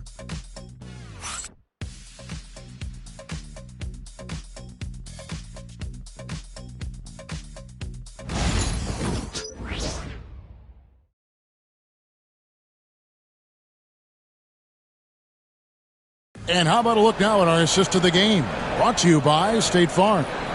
And the definition of teamwork right there, guys. I mean, what great communication between them, and what a beautiful feed. Serving it up on a platter, that is a beautiful dish. And 2 teammates on the same page, woo. 3/10 quarters behind us. 1 more to go. Thanks for being with us as we begin the fourth. They've got Pippen. Jackson is out there with Brandon Clark. Then it's Luke Kennard. And it's Wells in at the small forward. That's the lineup in the game for Memphis. That gives them the lead. That's just unfair. 6'11" Jackson just sinking threes. I guess this is the new NBA. The Hawks trailing. Now here's LeVert. Capella with a screen on Kennard. And LeVert, here we go. Count it. What a great touch on that shot from LeVert. Even the foul can't interrupt the rhythm of his mechanics.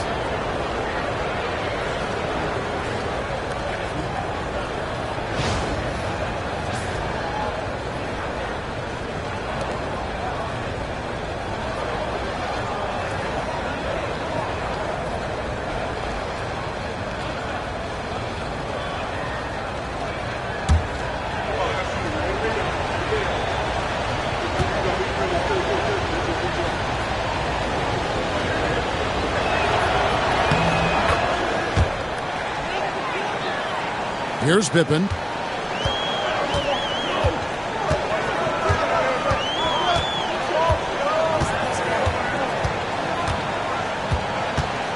to the paint. Here's Clark. And no good that time. Good work defensively by Capella. And gotta like what they've been doing down low in the post. Wallace, the pass to LeVert.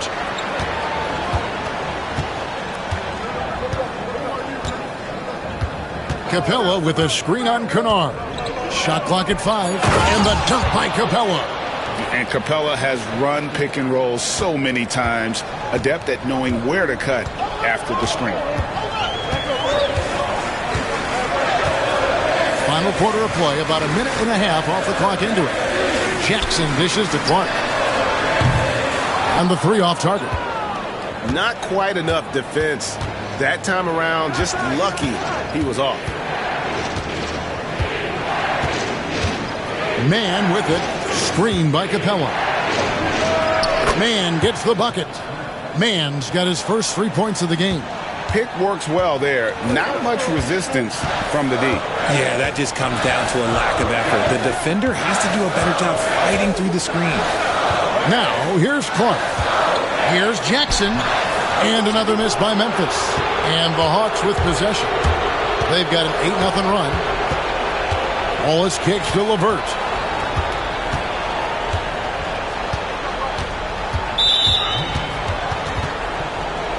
And timeout is called by Quinn Snyder.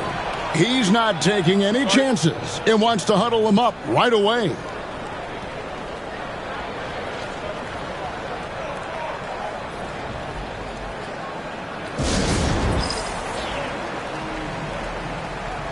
And some changes here for the Grizzlies. Edey's checked in for Brandon Clark. Bain comes in for Luke Kennard. And it's John Morant in for Pippen. Let's check in with our reporter, David Aldridge. Well, during that last break, Kevin, I got a chance to hear what Quinn Snyder said to his team. He reminded his team, we're up. All the pressure is on them. Let's just keep playing our game. Makes sense because they've got a nice lead late in this game. Back to you guys. Thank you, David. Here is Daniels.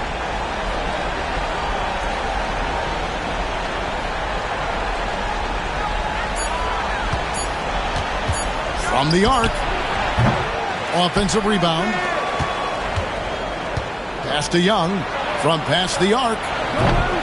The Hawks again can't hit. Yeah, no triples for him here in the second half. One fell in the first, though. Can he turn it up? Wells passes to Morant. Left side, Bain. Misses and the dry spell continues. Atlanta leading by 6.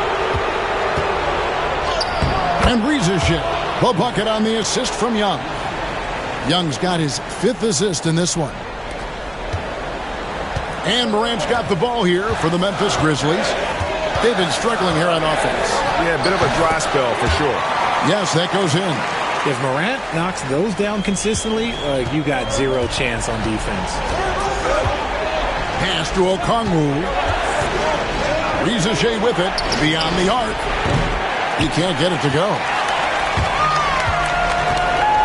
Now Bain, defended by Young. Bain passes to Morant. It's good. 12 points for John Morant. And this is where Morant really shines. The bigger the moment, the more he wants to capitalize. And Young kicks to Daniels. Pass to Rizashek. Shot clock at 6. And here's Daniels. Second shot opportunity. The shot by Okongwu, no good. The Grizzlies trail by 4. Morant left side. From his first day in the league, opponents are going to make him earn it at the line. And look, Morant, he'll give him an easy look. And a chance to catch up on some numbers here. Scoring breakdown for the Hawks. Look, they're getting good looks inside. It's been a point of emphasis all night long, but I love this hard-nosed attitude of this team. And on top of that, they've really been dialed in from deep, just dropping triple after triple. He drops the first one, and that narrows the lead down to just 3. The explosiveness of Morant is just incredible. His motor and work ethic are both tremendous as well.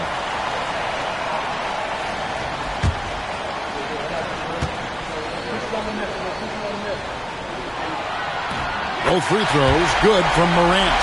And really, the tension could not be higher right now. And he looked like he was shooting free throws at practice. What a cool customer. Looking to end his cold spell, and it's laid up and in by Young. And the Hawks lead by 4.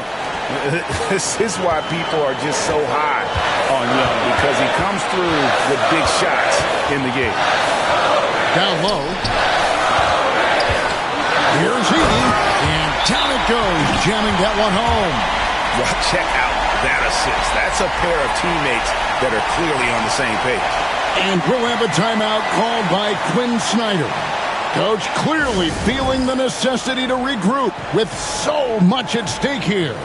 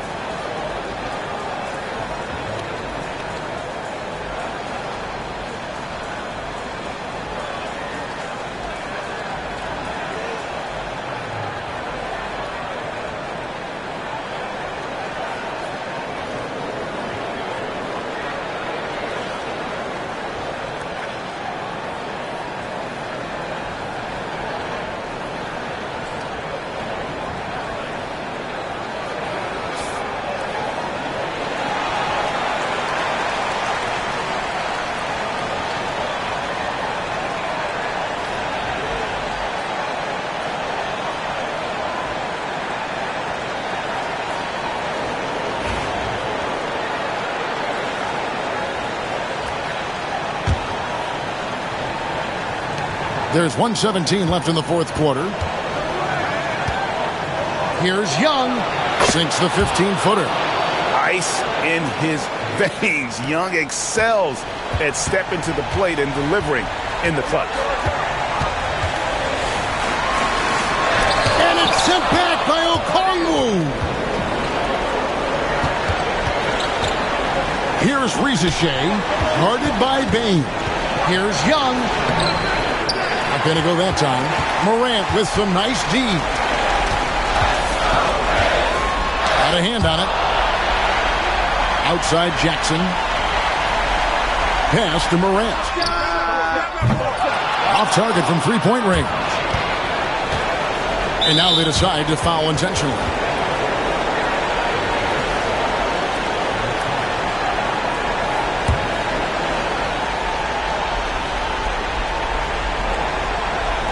And he commits the intentional foul.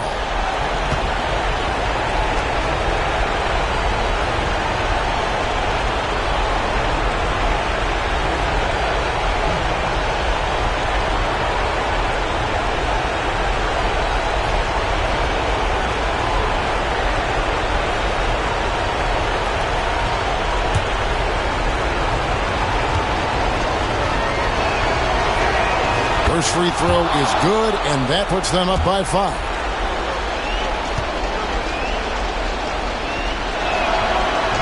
And he cannot convert on the second. That misses. It's deflected. Can't waste any time here. It needs to be a quick shot and a quick foul. Bain, no good. The way, Greg, they're sharing the ball tonight, mesmerizing. Everyone's getting to touch it, and everyone's contributing. You have to foul, but I'm sure they would have liked to foul someone different.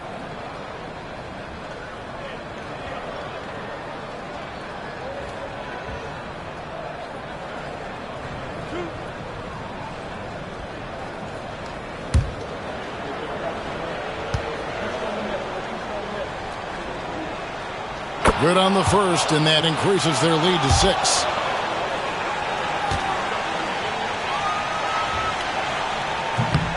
And so both free throws are good, and it's a 7-point game. Yeah, showing off a really smooth stroke there. and that will add to their lead. Now a timeout called by Memphis. They're trailing by 7. Guys, what's your take? Trying to keep hope alive, but I don't see them making a comeback. With timeouts, it's use them or lose them. So why not go down fighting?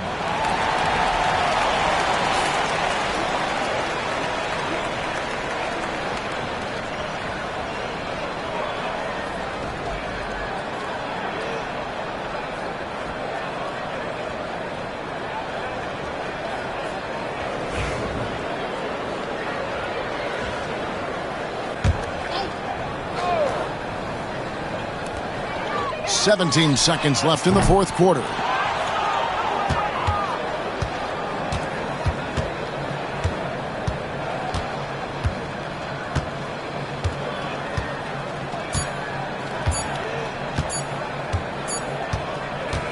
And so it's Atlanta with the W. This was a hard-fought, well-earned victory for them, Greg. They really had to work for this win. That's a good point. I mean, weaker teams might have buckled at the end with the crowd amped up, everyone in the building kind of rooting against you, but they stood tall and pulled it out. Well said.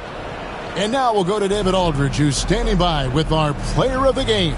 Take it away, David. Kevin, thank you. Trey, this is a young team. So what is the chemistry and connection that lets you play together so well? I mean, you're around us outside of the locker room. You can tell why we support each other so well, and the energy we have for each other on the court. I mean, you can tell the reason why we do that. And I love this group. Well, congrats on the win, man. Appreciate your time. Kevin? All right, David, thank you. Well, folks, that's going to do it for now. So for our reporter, David Aldridge, and our analysts, Richard Jefferson and Greg Anthony, I'm Kevin Harlan. We thank you for watching tonight's game. And now, our player of the game, Trey Young.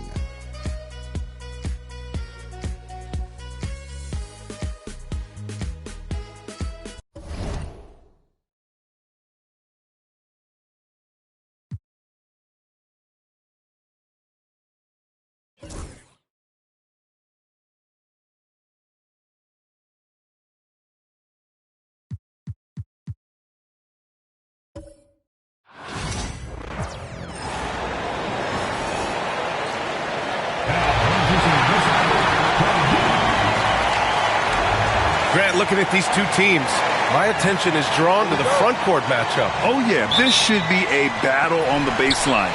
Great to watch skilled bigs trade blows and show off what they can do down low. So the Houston starting five. Smith and Şengün play together in the front court. Amin Thompson out there with Green. And it's Brooks in at the 3 spot. A shot that Williams continues to work on. You love seeing these type of results. Outside, Green. Tried to come right back with a 3 of his own, but it's no good. Dort against Thompson. Pass to Holmgren. Puts up a deep 3. It's hauled in by Houston. Their last meeting was in Oklahoma City, where they were unable to fight off the Thunder. And they want to avoid getting in foul trouble again. That's what really hurt them against this team last time. And that led to a few of their key guys spending long stretches of the game on the bench because of foul trouble. Hard to find yourself back in a rhythm when you do that. Now here's Gilgeous-Alexander. What a tremendous game he played against San Antonio. And Hartenstein gets it to go. Shouldering more and more of the offensive load, SGA understands that his teammates they depend on him to set them up too. And over the last few years, SGA has emerged as an all-NBA level player, Brent. What's been the key to his success? I think the key, BA, to him is his confidence. I think that he feels like he is overlooked on a nightly basis and does not get the respect he deserves. So he comes in with that chip on his shoulder and he plays the entire game coming at any defense that people throw at him. The Rockets have gone 1 for 3 so far. Brooks against Williams. Lets it go from deep. And it's Brooks missing. Not exactly what they're looking for out of the gates. Just 1 of 4 shooting. Pass to Gilgeous-Alexander. Over Green. And Gilgeous-Alexander gets it to go on the assist from Dort. slithering around the floor. Gilgeous-Alexander gets to his spot. Gives us a chance to catch up with Allie LaForce. I had a chance to catch up with Mark Dagnall. We talked about how Alperen Şengün can act as a facilitator. Coach said he sees the floor like nobody else. He's got a great mind for the game, and if you let him find his guy out of the high post, he will punish you. No doubt about it, they're aware he is the engine of this offense. Allie, thank you. Here's Gilgeous-Alexander. It's hauled in by Houston. For him, it's harder to miss that shot than it is to make that shot. I think he was anticipating a bit of a bump there. They get it back. Smith outside. The putback. Oh, he hangs in there and cashes in on the second chance points. Yeah, great positioning and timing from Şengün there. And his height helps a little, too. And we've got a timeout called by Mark Dagnall. He's going to gather the troops and talk it over. And Grant, you look at the Rockets' additions over the last year or two. There's an emphasis on toughness. Yeah, toughness, both physical and mental. Those are the kinds of veterans they've brought in. And that extends, of course, to the coaching staff, too.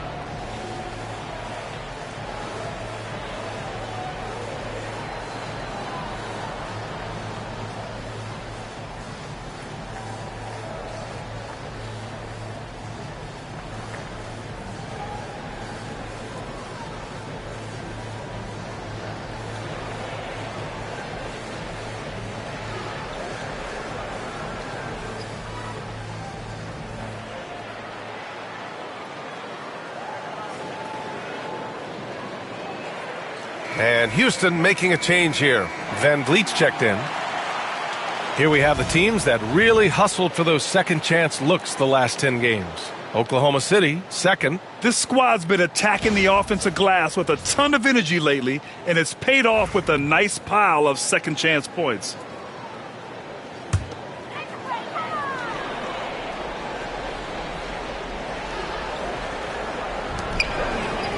Williams finds Gilgeous-Alexander. Oh, and he got fouled on his way up. He'll head to the line to shoot two. It goes on Fred Van Vliet. And the growth that Shea has shown over the years, it has come on so fast with how he has improved, but he's adding to his game. First trip to the free throw line for him in this one. In their previous game, he simply couldn't miss from the line.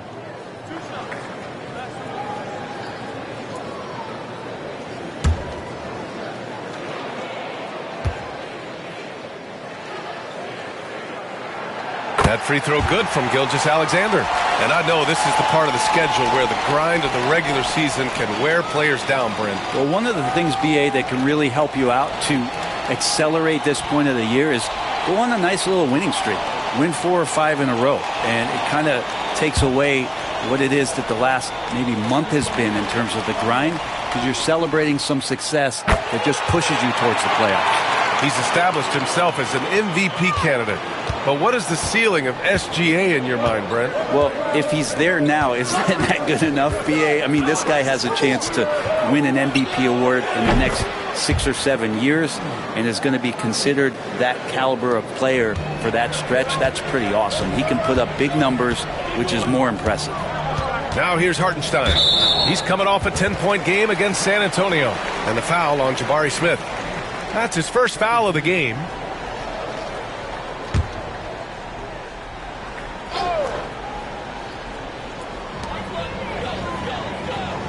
Outside, Williams. Inside. Some very enthusiastic coverage from Şengün, using all of his size and wingspan. Van Vliet on the wing. And the three off target. Oklahoma City has gone 1 of 2 from three-point land so far. Outside, Williams. Up top, Hartenstein. Pass to Holmgren. 5 on the clock. Screen by Holmgren. Williams. And the 18-footer right on the mark. Williams has got 5. And I like when Williams works in these mid-range areas. I mean, such an impressive score. Here's Şengün.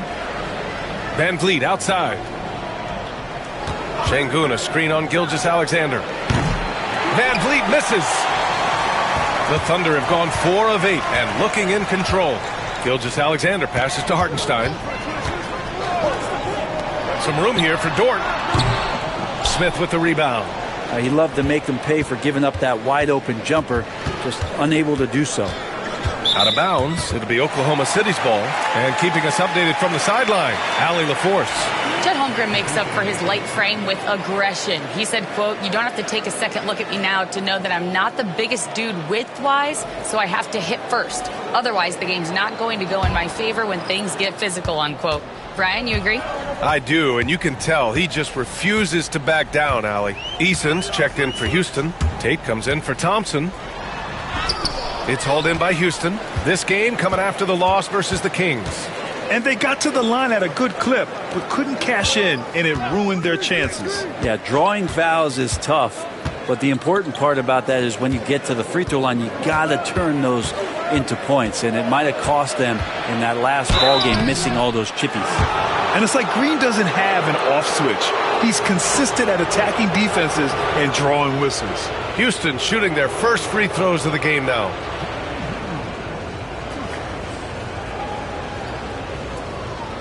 Shooting 2.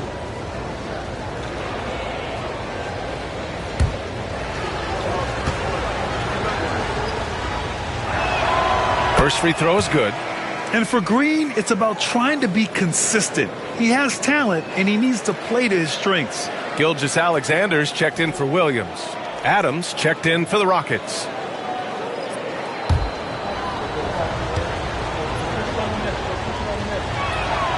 And both free throws good for Green.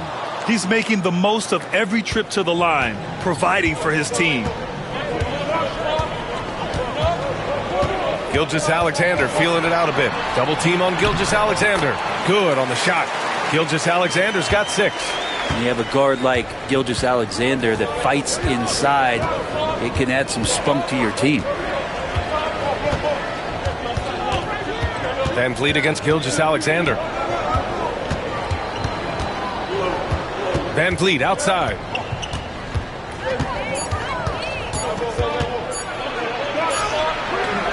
Gilgeous-Alexander with a rebound.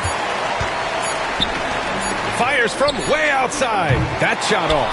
It's a tie game in Oklahoma City. And we'll be back in just a minute with the start of the second quarter.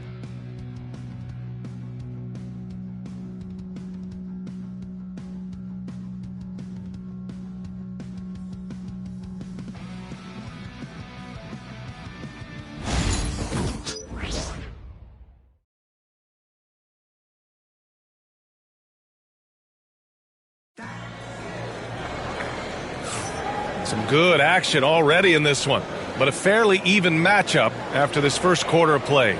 And from what we've seen from Oklahoma City, what's your take so far? Just excellent first quarter defense. They've been really getting after it. Just a great job, really, of making the game ugly, trying to muck it up a little bit out there.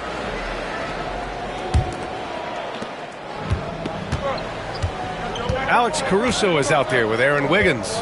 Then it's Cason Wallace. Then it's Shai Gilgeous-Alexander. And it's Williams in at center. That's the lineup for Oklahoma City. The Thunder shooting the ball at around 42% for the game. Gilgeous-Alexander double team. Williams passes to Wiggins. And here's Caruso outside. Missed it. Now 0 for 1 on this game. And it's Green with the ball for the Rockets. Van Vliet finds Green. Adams with the ball. Pass to Van Vliet. Shoots. And he nails the jumper. Van Vliet's got his first 2 points. I mean, a smart shooter. I like watching Van Vliet measure the defense and stick them with the J. Gilgeous-Alexander, a good look. No good. That's his third miss out of 5 attempts. Houston in the lead. Just over a minute gone here in the second quarter. Green for 3. Green, money from deep.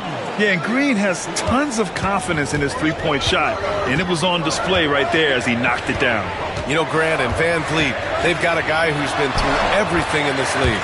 Yeah, B.A. Van Vliet's seen it all. He's won a championship. He's been in the All-Star game. He's been on a last-place team. No wonder nothing seems to faze him. And it's the Rockets with the ball, following the bucket by the Thunder. Green against Caruso. SGA working through contact inside. And guys, the way this defense is getting manhandled down low, you have to wonder if they're at 100% right now. Van Vliet scanning the floor.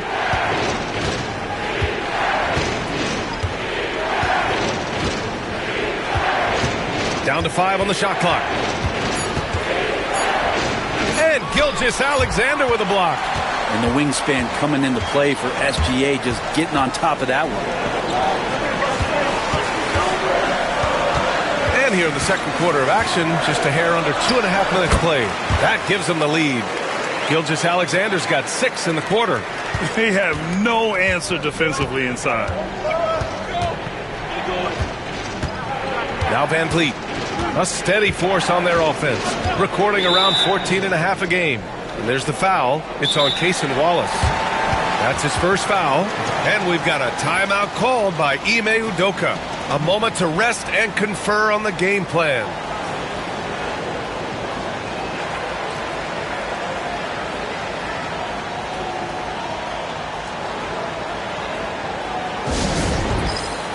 And a new group getting ready for Oklahoma City. Hardenstein, he's checked in for Williams. Holmgren comes in for Wiggins. Williams is checked in for Caruso. And it's Dort in for Wallace. Now here's Van Vliet. And a foul called on the way up. So he'll take 2 from the free throw line. Brent, something we've all noticed lately. Is the small ball era starting to wind down? Well, B.A., I think in people's minds when you say small ball, they're thinking about 6'1" guys on the court. That's not what we're talking about. It's a skilled game, and I don't think the small ball skilled game is going anywhere anytime soon.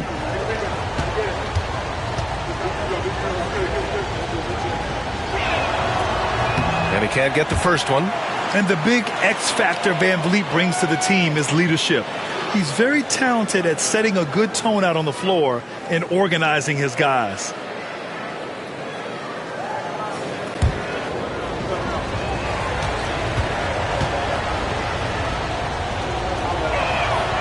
And he sinks the second. Here's Gilgeous-Alexander. He's got 12. Quarter number 2 and around 3 minutes gone by. Ooh, the toughness of Holmgren. Man, that's now 10 straight points in the paint. I'm not sure what's happened to their defense, man. Thompson outside. He puts up a 3. Oklahoma City grabs a miss. Coming into this, having knocks to win against San Antonio in their last game. And most of the arena was totally against them. But they looked inward, trusted each other, and made good plays. Yeah, and in that game, it turned into a massive scoring night. It wasn't so much about the game plan as it was establishing early confidence to get that win. Now here's Gilgeous-Alexander. A steady offensive force, averaging around 32.5 a game. Here's Holmgren. Down low, Holmgren drops it in. And this is where Holmgren is such a scoring threat. His size can make interior shots easier to find. Van Vliet, the pass to Şengün. Brooks outside. Now Green. Pass to Van Vliet. Here's the 3. Sinks it. Now 2 of 7 on the night. Yeah, this story in the second quarter much different than the one in the first. We're finally seeing some aggression. All right, let's get a report from Allie. Hey, Brian, Chet Holmgren said, quote, "It's exciting to have this sort of success early on because it's just rare for young teams. But at the same time, we cannot let it distract us from how much better we have to get. Hopefully we have a long runway together to figure things out." Brian? A chance for great things, Allie. Thanks for that. Now here's Green, and stolen by Holmgren. Gilgeous-Alexander passes to Holmgren. That one's good. And so Gilgeous-Alexander with the assist. Gilgeous-Alexander's got his third assist of the night. Rockets trail by 4. A minute 4 left in the first half. Now here's Van Vliet. He's got 6. Pass to Şengün. Shoots over Hartenstein. It's tipped. Gilgeous-Alexander up top. Over Van Vliet. Shot is good. Off the back rim and in. Gilgeous-Alexander's got 8 here in this quarter. But D hasn't been quick enough to react to the ball inside. That's helped cause this run. And there's the whistle. That'll belong to Shai Gilgeous-Alexander. That's his first foul. Wallace, he's checked in for Oklahoma City. And a change for the Rockets. Smith's checked in.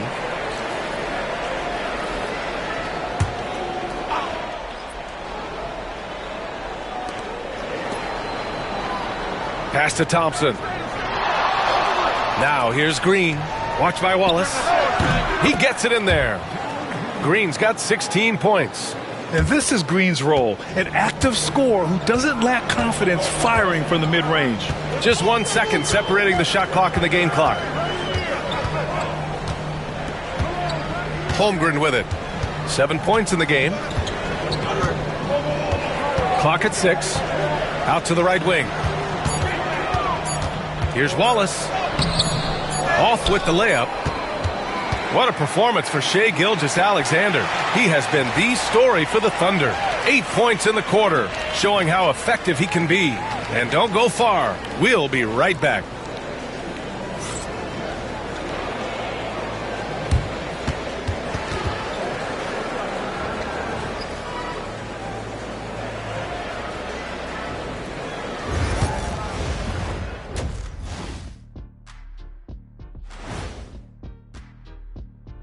Ernie Johnson here with Kenny the Jet and the Big Diesel, Shaquille O'Neal. How about we start out with the Western Conference and how those teams are stacking up? I think for Oklahoma City, they've been phenomenal. All the lofty predictions, the expectations, they've all come true. Now comes the hardest part in the postseason. Every team is going to be gunning for them. Shifting back to that first half of play, let's focus on SGA. Man, is he off to a strong start. They keep feeding him and he's getting after it. Once you let him get comfortable, tough to slow him down, Kenny. Yeah, especially when you slow down the word comfortable. You actually seen better defense at times, but he finds another way to get it done. That's it for us. Thanks for tuning in. Now let's send you over to Brian Anderson with the third period.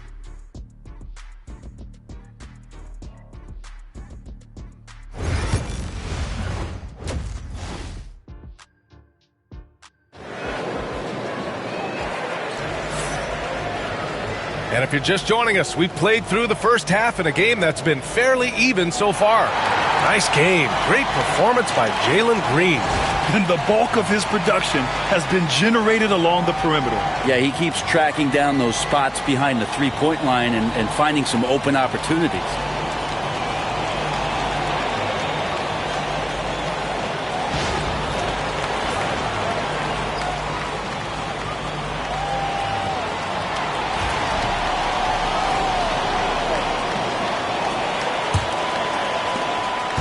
Rockets trail by 4. Taking a look at the Rockets. At small forward and power forward, it's Brooks and Smith. Green out there with Amin Thompson. And it's Şengün in at the 5, down low. Now here's Dort. Hasn't gotten one to fall yet. And here's Gilgeous-Alexander. Over Green. Gilgeous-Alexander no good. Now that's just enough defensive pressure on him to throw off that shot. I bet he gets a good look at it next time and hits it. Green, the pass to Smith. Thompson in the post. Dort defending. Oh, and the jam by Thompson. That's unreal. I mean, Thompson, that boy's going to hit his head on the rim one day. Oh. And that replay courtesy of the AT&T 5G Slam Cam.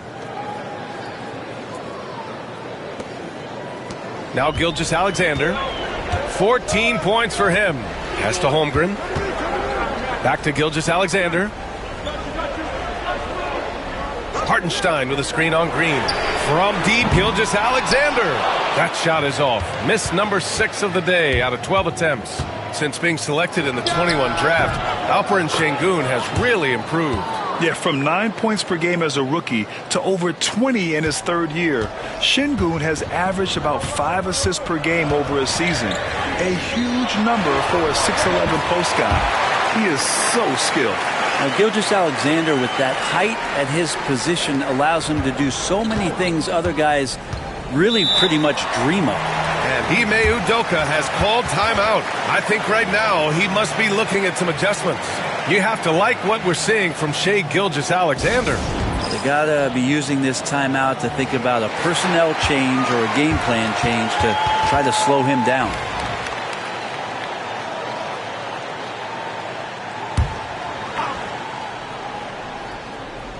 Just a little over 90 seconds gone in the third quarter. Green against Gilgeous-Alexander, and he gets it back. And they'll get another chance. Thompson passes to Şengün. Shot clock at 5. And another shot. Hartenstein pulls it in. Hartenstein's got 4 rebounds now. Thompson against Dort. Pass to Gilgeous-Alexander. Lets it fly. Oh, he gets it to go. 7 of 13 now. Gilgeous-Alexander has blossomed into this forceful guard. Just look at this performance. Smith outside. On target from range. And remember when big men shooting threes were as rare as a Sasquatch, and now those big guys are everywhere. Green against Gilgeous-Alexander. And he was fouled while in the act of shooting, so he'll take 2 free throws. It's going to go on Jalen Green. And money from the stripe. SGA could close his eyes and knock that down. And this will be a second trip to the free throw line. Take a break. Take a break. 2 shots.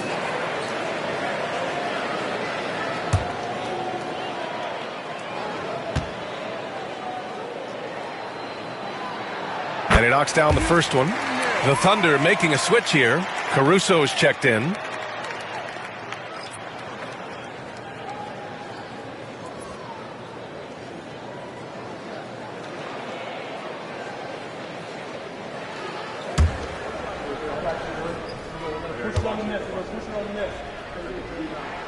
Both free throws good from Gilgeous-Alexander. A little over 2.5 minutes off the clock in this final half of play. Thompson outside. Back to Green. Pass to Brooks. And here's Şengün. Just 5 on the clock. Green for 3. Another miss by Green. He was terrific in the first half, guys. Maybe some adjustments from the opposing team coach, and he's lost a little bit of that touch here in the second. Now here's Gilgeous-Alexander. He's got 18. Pass to Thompson. Over Gilgeous-Alexander. Thompson's shot is off. Well, if you believe in the numbers, that mid-range shot is not a high-value shot, even with little or no defense on you. And so Thompson will bring it up for the Rockets. To the wing, right side. Hartenstein against Green. For the tie. Drills it from deep. Green's got 19 points. Well, if he's hitting shots from there, he becomes so much more dangerous. Oklahoma City has gone 0 for 2 from outside here in the third. Back to Gilgeous-Alexander. Williams a screen on Green. Gilgeous-Alexander from outside. And another miss by Oklahoma City. He's giving his all, but you can't force yourself back on track. To the paint. Green with the ball. And it's Dort picking him up. And he got the whistle on the way up. So he'll be headed to the line for a pair. I love it. Slashing his way inside. Green forcing the issue. Houston shooting their 5th and 6th free throws of the game.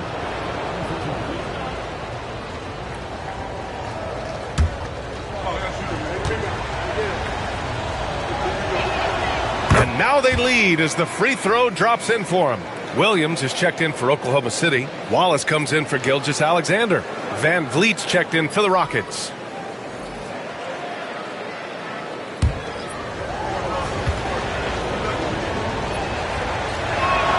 Both shots good from the stripe. The Thunder have gotten only 2 of 7 shots to go in the third quarter. And Mark Daigneault has called a timeout. Coach wants to speak to his guys, maybe alter some of the game plan.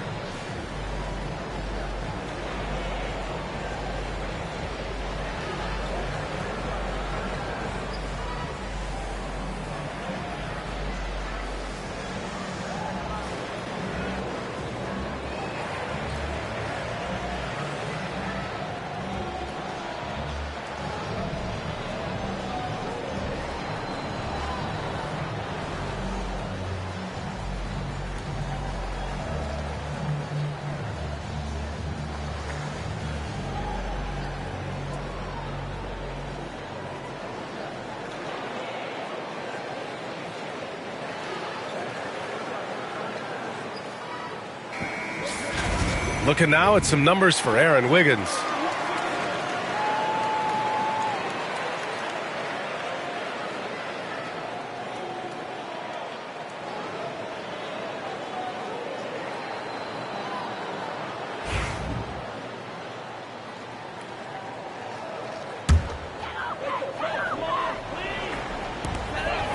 Left side, Williams.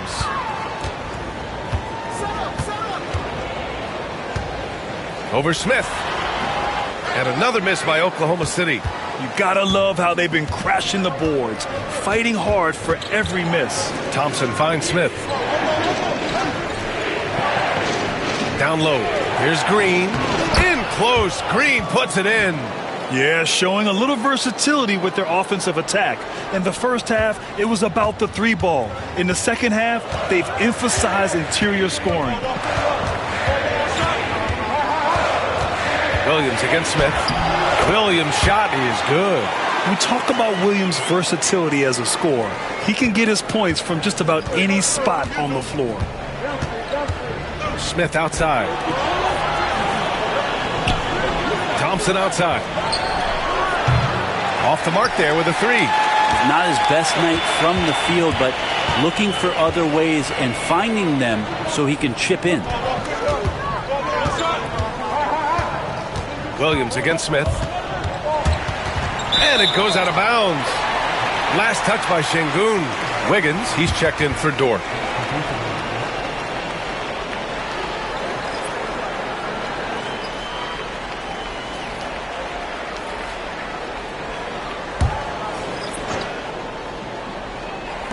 .24 seconds left in the third quarter. 6 to shoot. Outside, Williams. And here's Caruso outside. Fires in the triple.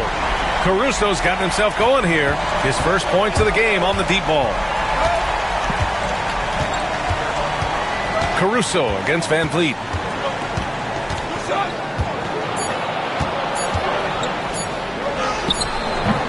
And that That's not going to go. Misses at the buzzer. 3/4 of play and a close one here. Oklahoma City ahead. They lead by 1. We've got more hoops coming your way in just a minute.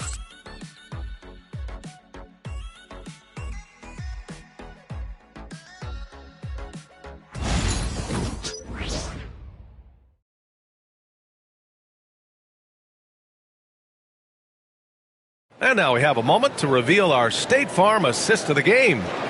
This is the definition of team chemistry. I love to see this kind of communication and connection between teammates leading to the perfect pass. The coaches talk about it all the time, but to be able to play with that kind of feel, nice play, collaborating, improvising, and organic. And with 3/4 behind us, we'll start the 4th in what is still anybody's ball game. Aaron Wiggins out there with Alex Caruso. Then it's Shai Gilgeous-Alexander. Then it's Cason Wallace. And it's Jang in at the 5. That's the lineup out there for the Thunder. Outside Whitmore. Baseline jumper. The shot misses. Oklahoma City leading by 3. Here's Gilgeous-Alexander. A deep 3. No good that time. Van Vliet outside. Pass to Şengün. Brooks outside. Şengün, a screen on Gilgeous-Alexander. And the foul on Alex Caruso. That's his first foul. Williams is checked in for Oklahoma City.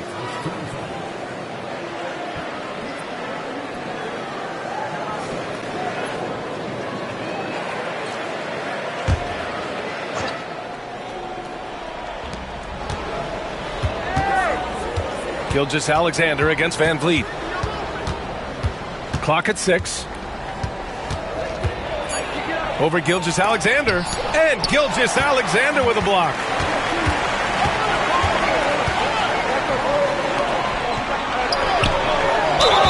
Oh, and there's the whistle on the shot. So 2 free throws for him coming up. It goes on Fred Van Vliet. Gilgeous-Alexander can hit you with a lot of moves. Tricky to defend. All right, guys, let's get your take on the scoring breakdown for the Thunder. The fearlessness they've shown going strong inside has been impressive. The defense hasn't been very effective against them. And the other thing about their game tonight that they've done a terrific job of is just moving the basketball around. That's how you rack up assists. And he drops the first. So for Oklahoma City, Williams is checked in for Williams. And it's Dort in for Wallace.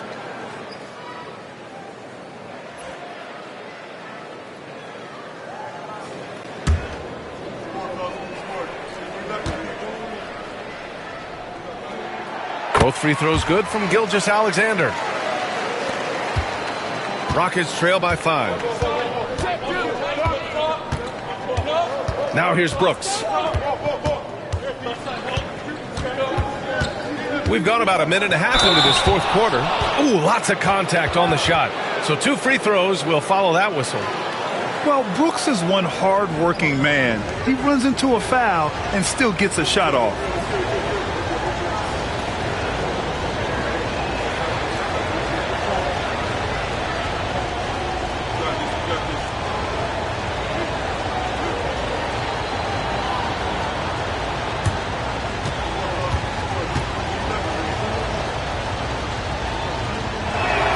And he makes the first. You have to respect Brooks' approach to the game. He's always looking for little ways to improve and wants every year to be his best.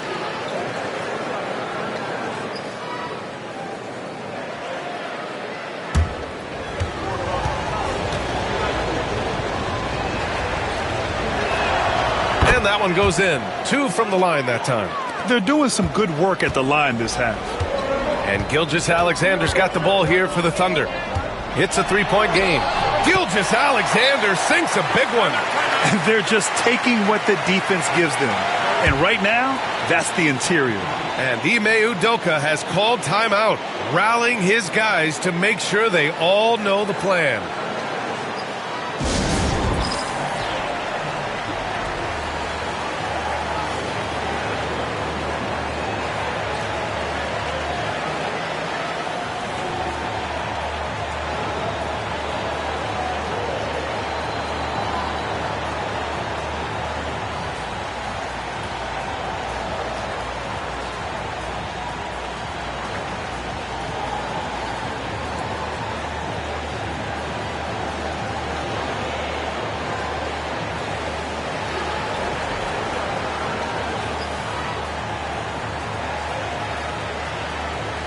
Smith, he's checked in for Eason.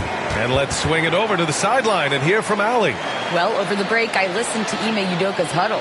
And Coach had a simple message for their team saying, hey, we're right there. Let's start with a stop. Knock down a couple shots, and we'll be up. Sometimes the best instructions are the basic ones. PA? Appreciate the report, Allie. And a little over a minute and a half gone by in the fourth. Outside Whitmore. Smith outside. Dort against Van Vliet. Pass to Brooks. Caruso grabs the board. Thunder leading by 5. Gilgeous-Alexander with the ball. Caruso outside. No good on the triple. Outside Whitmore. Now here's Van Vliet.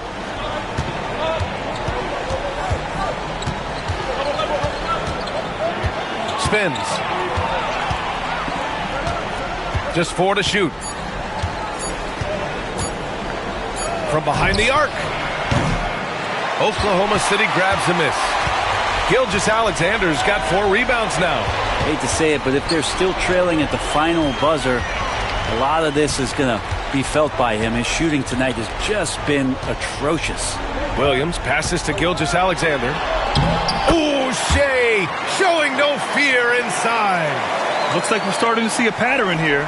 Not afraid to get in the paint and get wet. Rockets trail by 7. They're searching for a way to score. Yeah, buckets have been very tough to come by. Whitmore, and down it goes. Jam that one home. An impressive athlete. This rookie Whitmore loves getting inside and hammering it home.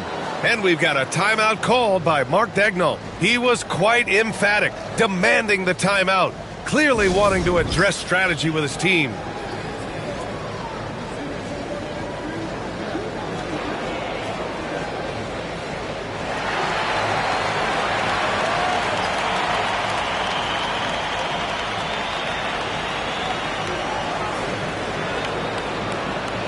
A different look for Oklahoma City. Hartenstein, he's checked in for Williams. Chet Holmgren comes in for Wiggins.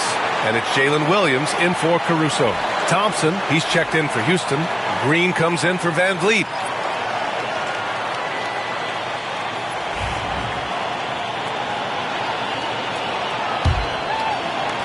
And it's the Thunder with the ball. Here in the fourth, they've allowed just 4 points. Here's Williams. And he drops in the layup off the glass. And he is stronger than he looks, trust me. I mean, Williams has the bulk to win those tough battles inside. Here's Green. Drops in the layup for 2. Green's got 25 points in the game. And demonstrating how fearless he is, Green welcomes the chance to take important shots. Williams against Brooks. Pass to Holmgren. Back to Hartenstein. Williams with it. Just 5 to shoot. Pulls up on the wing. It's hauled in by Houston. Şengün's got 9 rebounds in the game. Boy, he's getting it done. Thompson passes to Green. 3-pointer, no good. Thunder leading by 5. Here's Williams. Good work defensively by Brooks. For Houston, they've gone 2 for 7 from the field here in the fourth. Not great. Thompson, no good. Not a bad shot from the mid-range. The D's giving it to him, and he's usually got an eye in that kind of range. Here's Gilgeous-Alexander. It's rebounded by Şengün. Şengün's got 10 rebounds here tonight. So active. And here's Green from the arc. It's rebounded by Oklahoma City. Yeah, not a fan of that one, guys. If he wants to help his team cut into this deficit, he should not be attempting those kind of shots. And his fantastic performance from the last game has carried over to tonight. And the coach pretty smart for zoning in on him and giving him opportunities to stay with that confident play. Absolutely fearless. Green takes the big shot like it's any other bucket. Green against Gilgeous-Alexander. nails the elbow jumper. Gilgeous-Alexander's got 30 points. He just brings a great feel for the game at the offensive end. And we've got a timeout called by Ime Udoka. He wants their game plan to be crystal clear at this point.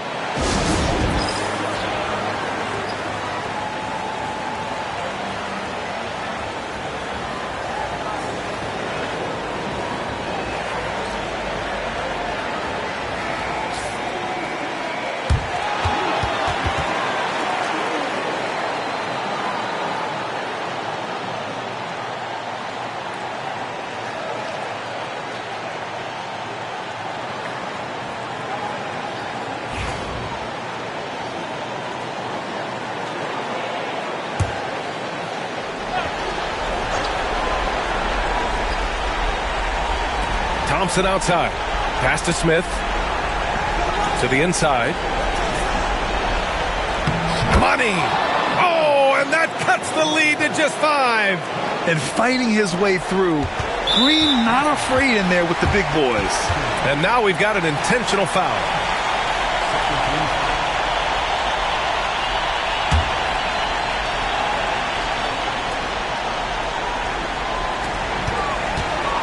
And Gilgeous-Alexander's got the ball here for the Oklahoma City Thunder. And an intentional foul right there.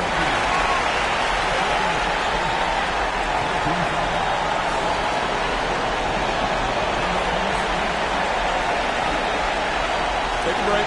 Take a break. 2 seconds.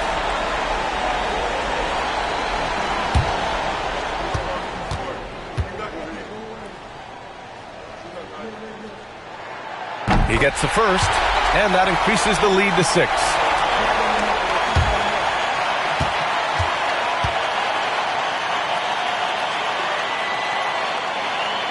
So he goes 2 for 2 at the line, and it's a 7-point game. Stellar work at the charity stripe, trying to build out this lead. Here's Green.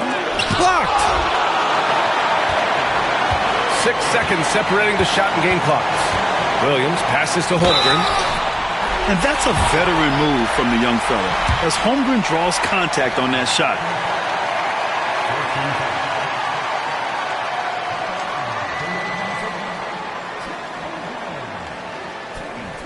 Shooting 2.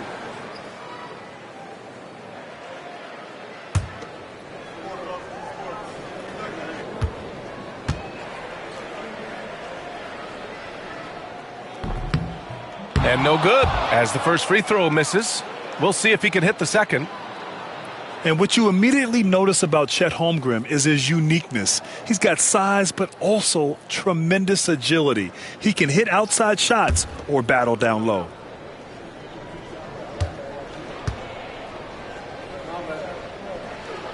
And he's able to hit the second one, and that stretches their lead to 8.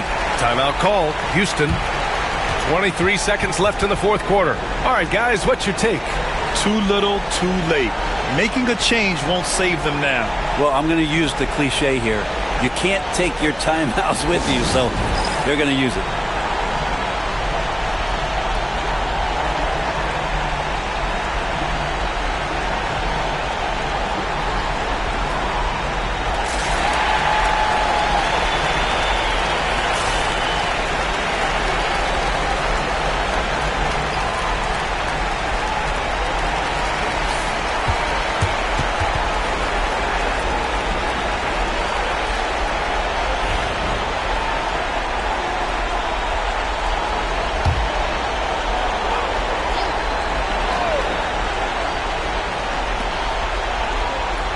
Thompson finds Green for 3. Smith. Hartenstein pulls it in. And here's Gilgeous-Alexander.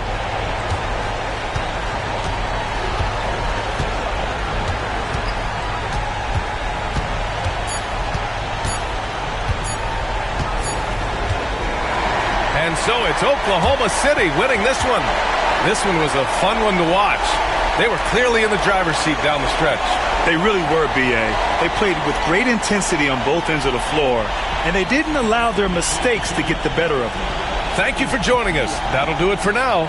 For Allie LaForce, Brent Barry, Grant Hill, and our entire 2K Sports crew, This is Brian Anderson signing off. And time now to introduce our player of the game, Shai Gilgeous-Alexander.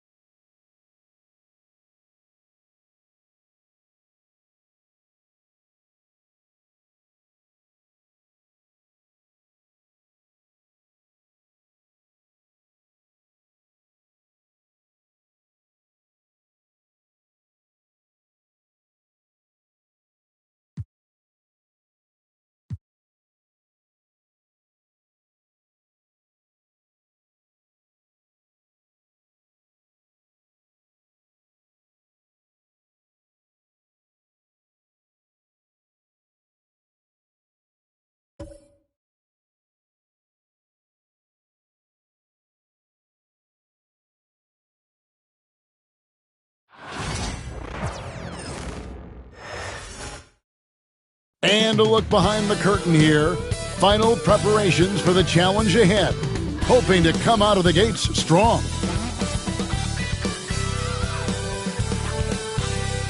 We welcome you to Noche NBA here on 2K Sports. From the attire to the food, the players' jerseys, tonight a celebration of the Latin culture. We'll watch the Miami Heat in this one as they go up against the Washington Wizards. This is Kevin Harlan with Greg Anthony and two Hall of Famers, Doris Burke here at the table, and on the sideline, David Aldridge. A moment now to look at the year-to-year scoring output and how it has been trending for Chris Middleton. And maybe it's shocking, maybe not too shocking, but the scoring trend over the last few years has been going down a bit. I'm sure it's something he's well aware of, and we'll see if that continues to be the case. So a look at the starters for the Wizards. We've got George. He's out there with Saw. Jordan Poole is out there with Koulibaly. And it's Carrington in at the shooting guard. And for the Heat, we've got Hero. Wiggins is out there with Adebayo. Then it's Mitchell, and it's Ware in at the 5, roaming the paint. And we know the second night, Greg, of a back-to-back can be rough. And the NBA has put in work trying to minimize these, but sometimes it's unavoidable. And if you have a long bench, this is when you lean into it. That's how you share the rock. He does this time and time again. To the middle, kicks it out to Wiggins.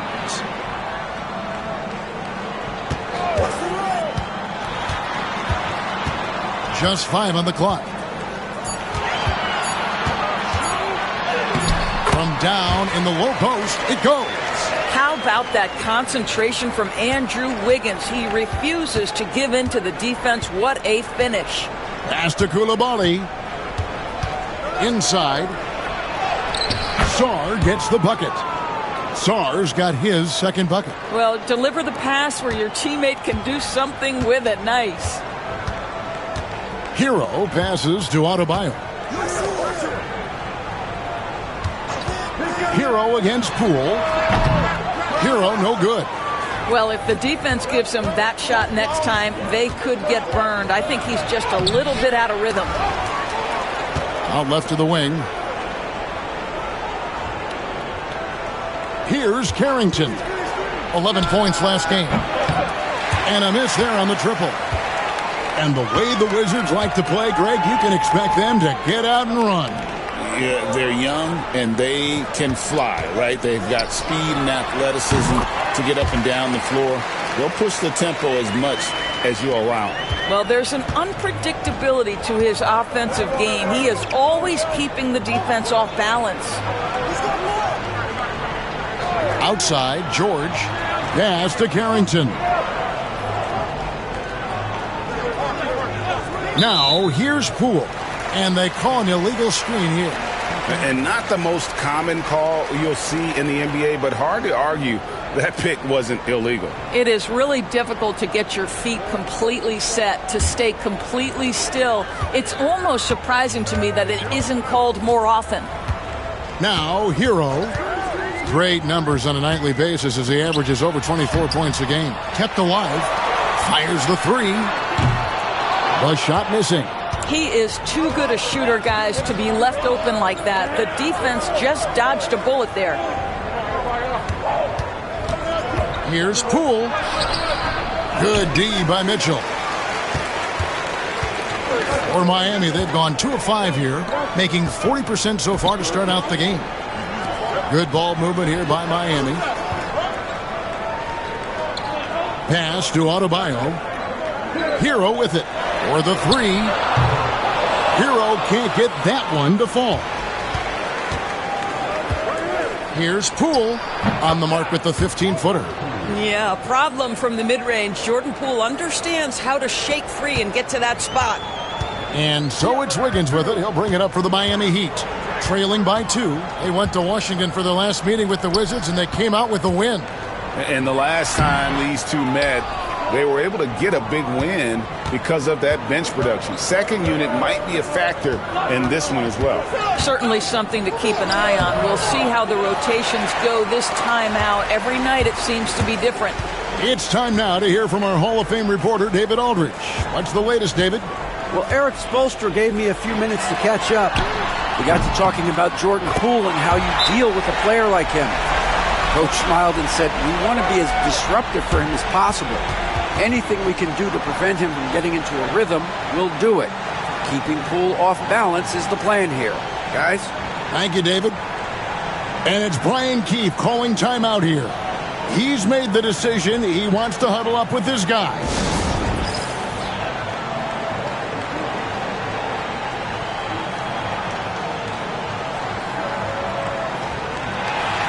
The Heat making a switch here. Highsmith is checked in. And a switcher also for Washington. Middleton's checked in.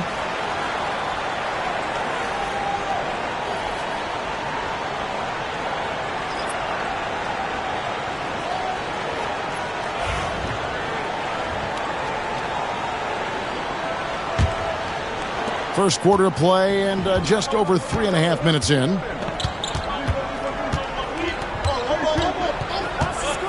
Adebayo against Middleton. The Wizards with another miss. The Heat have gotten 3 of 8 shots to fall for them here in the first quarter. Shots good by Hero. 1:58 left to play in the first quarter. Mitchell against Poole. Here's Koulibaly. And he gets the whistle. 2 free throws coming up. And DB, the measurables jump off the page for Koulibaly. 6'8" with a 7'2" arm span. Kev, that's the kind of length that would allow somebody to be a menace defensively. Let's remember, he was the 7th pick back in 2023. The Wizards clearly very high on this young guy's potential.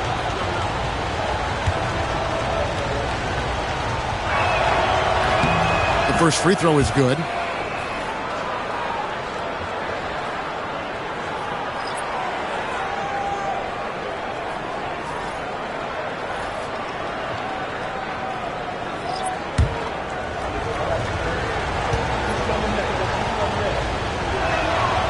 So after making the first, he goes 1 for 2.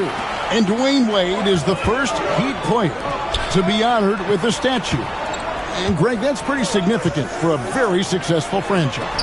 And, Kevin, well-deserved, right? D-Wade, the best player in franchise history.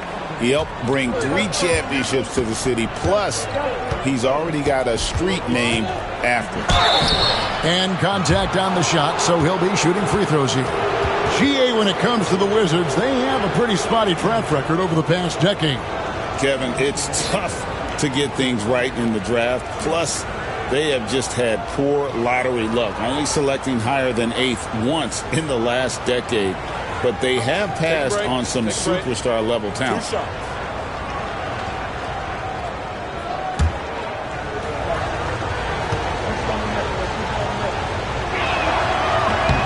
And the first one at the line is good. And Eric Spoelstra, the head coach of the Miami Heat, receiving a record 8-year, $120 million extension. Greg, that's some big dough. Is it ever? And remains coaching for the only NBA franchise he's ever worked for. Already one of the most tenured head coaches in the association, and that figures to continue for a while. And here is Robinson. He's coming off a 10-point game against New York. There's the triple. Gets the three-pointer to fall. And he's not going to miss that sort of an opportunity from deep. 1:04 left here in the opening quarter. Smart deciding where to go with it. Now here's Middleton. He's guarded closely. Rebound by the Heat. A tough loss coming against New York in their last game played. That final score really caught a lot of people off guard. I think we would have to quantify that one as an upset. Oh, I don't think there's any doubt. They came in as the favorite, seemed to lose their confidence down the stretch, started to play tight, and let that one slip away. Now Smart following the three-point attempt by Andrew Wiggins. Some solid defense from Rozier. Robinson passes to Rozier.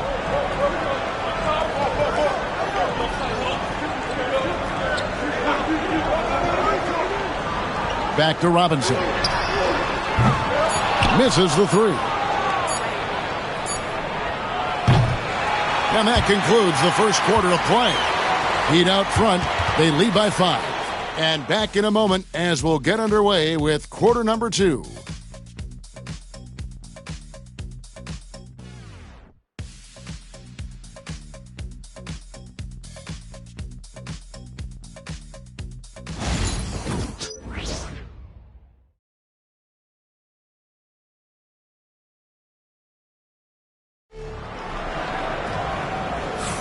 And buenas noches, basketball fans. It's Latin night here on 2K Sports. And you might have noticed the custom jerseys worn by the players. And before we move on, what do you guys think about what we've seen so far from the Heat?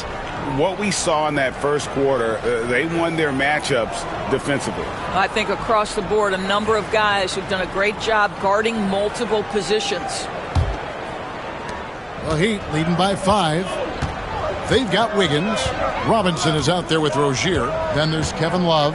And it's Highsmith in at the 4 spot. That's the group on the floor for Miami. Here's Rozier. And there's the slam dunk to finish it off.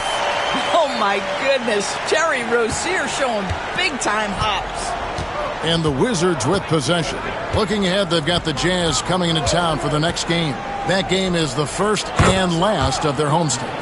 We know the 90s were a different era, Greg. Either win the game or win the fight. Remember that? Do you miss that physicality? Well, I will say, Kevin, it made for some great stories, but I don't think we're missing much without all the extracurriculars. And I think we have a beautiful game now. Now here's Middleton, following the miss by Andrew Wiggins. With the teardrop, shot is good, and the Heat's lead is cut down now to just 2 on the basket for Middleton.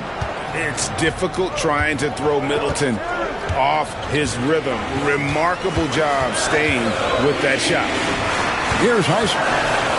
No scoring in this one. Pass to Love. Fires the 3. It's hauled in by George. George has got 6 rebounds now in the game. To the paint. And Holmes throws it down. And he might be small for a center, but boy, can he jump out of the building. Rozier kicks to Love. Wiggins with it. Love with the screen on Middleton. Here's Wiggins. Takes the 12-footer and hits. Wiggins has got his second bucket of the game to go. Oh, really smooth. Andrew Wiggins with the terrific mid-range game. Right now, let's send it over to the sidelines and get a report from David Aldridge. Hey, Kevin, we all know about what Heat culture means. Bam Adebayo says we share the ball, play together, and we know where the shots are going to come from. We're just blessed to have a team like this. Everybody buys in, everybody competes, and everybody wants to get the job done. Kevin, back to you. They've got great chemistry. Thanks, David. And how about we check the numbers for Bam Adebayo? In the last 5 games, you can see the trend upwards for effective field goal percentage. And it shows you how confident he's playing right now.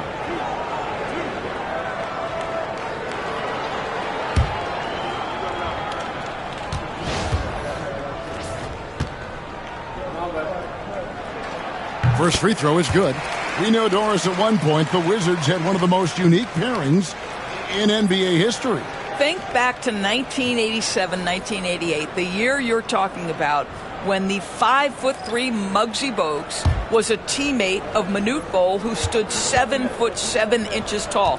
At the time, they were the tallest and shortest players in NBA history, with 28 inches between them. Incredible. Now, Kevin Love has a championship to his credit. He was a one-time star who has really settled nicely into being a role player. And it's Brian Keefe calling timeout here. This will give him a chance to discuss some potential alterations.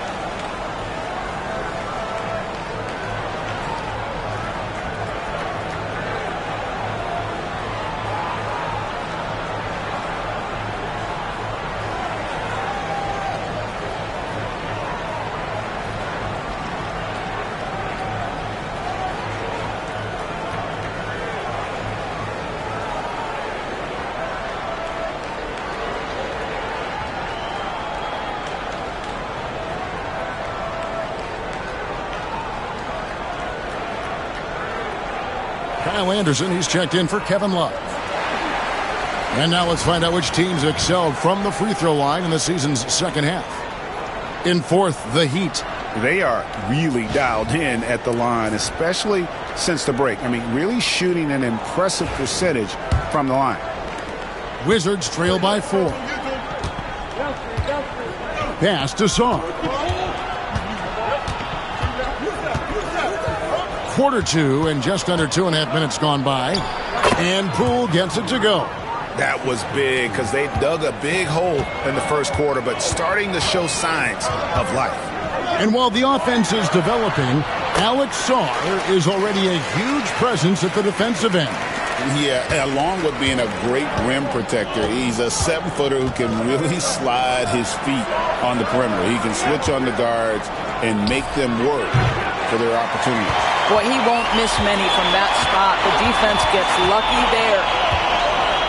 Rozier the pass to Ware. Some nice ball movement here by the Heat. This one for 3. Rebounded by the Wizards. They defeated Charlotte in their last game. And really showed their depth when they needed it most. On the road, having to manufacture points. But how about the job they got from their bench? That productivity was a major part of the outcome. Here's Sarr. Good, and the assist goes to Middleton. And it's 6 points for Alex Sarr. And there's a pattern starting to take shape here. They're working it inside and getting good shots from close range. Anderson, a screen on Smart. Rozier for 3. Score the basket, his third after 5 shots. We know Terry Rozier is a very assertive three-point shooter. He will not hesitate beyond the arc. The shot by Middleton, wide open. And right away, they match it with a three-pointer of their own. That's his second bucket from range this quarter after hitting none in the first. And timeout is called by Eric Spoelstra. He wants a minute here to get things straightened out with his team.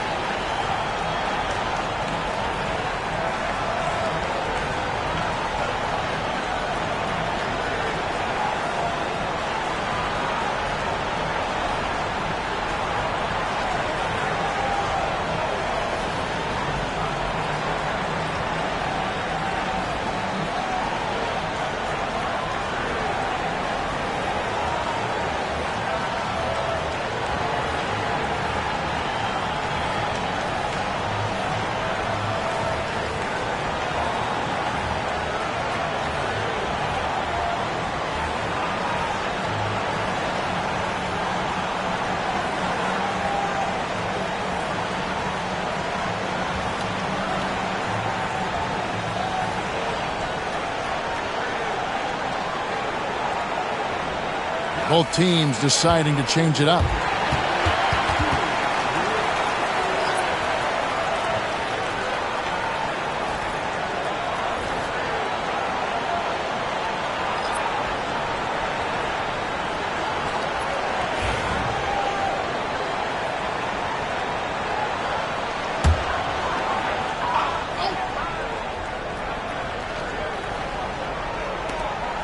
.153 left in the first half.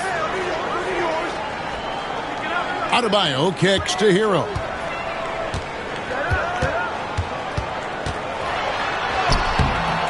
Hero, he hangs in there and cashes in on the second chance points.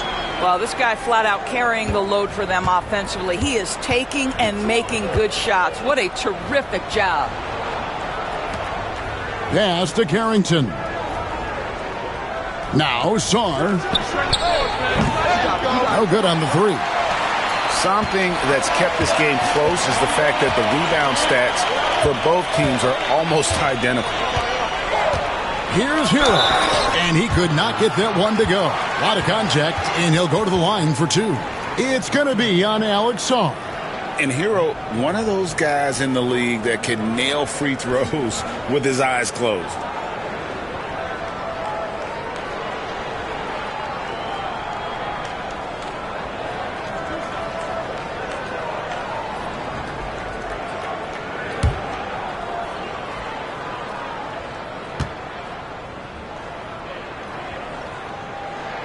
The first one falls.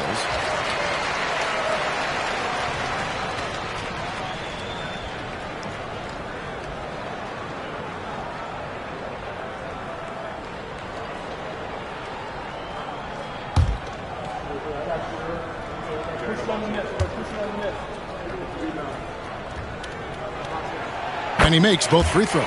You want to contest this guy's shot, but you absolutely don't want to send him to the line. He will make you pay. Pass to Carrington. 55 seconds left in the second quarter. Sarr with it. 6 on the shot clock. Here's Carrington. Bangs home the trifecta. You simply must play better defense than that. This guy is too good from distance.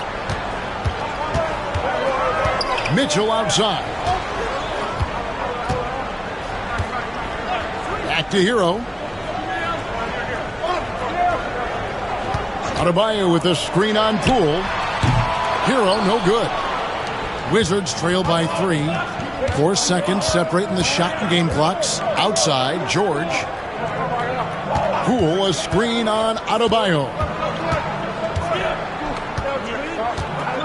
Adebayo against George. Now Sarr. He's coming off a 10-point game against Charlotte. Got it up. No good on the shot. And that's it for the first half of action. What's been a very close game here. Heat lead by 3. And now let's catch up with David Aldridge, who's standing by from the sideline. All right, Dave. Kevin, thank you. Andrew, the energy and effort were apparent throughout that first half. How were you able to do it? We had a good practice, working hard, really putting things together. Keep doing that and we can come out with a W. Hey, thanks for your time. We appreciate it. Back to you, Kevin. Thanks so much, Dave, for the great interview. Don't go away, folks. We'll be back for the second half of basketball right after this.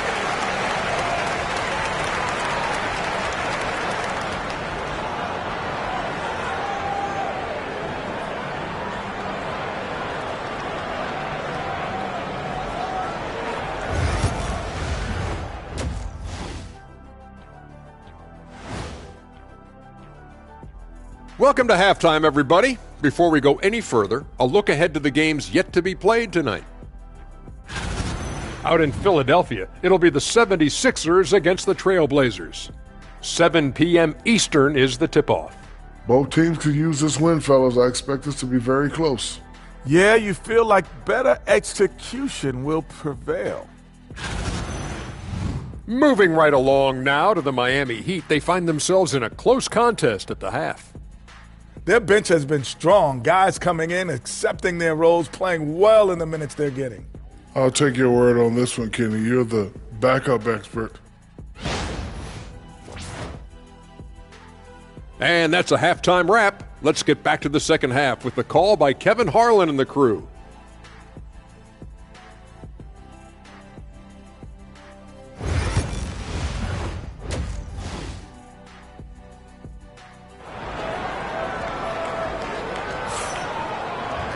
And if you're just joining us, we've played through the first half in a game that's been fairly even so far.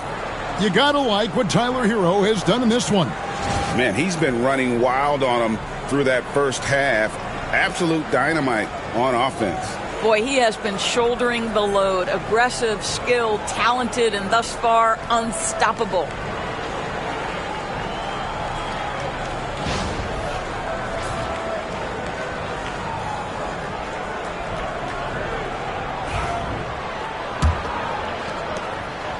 And here's Hero. He'll bring it up for Miami.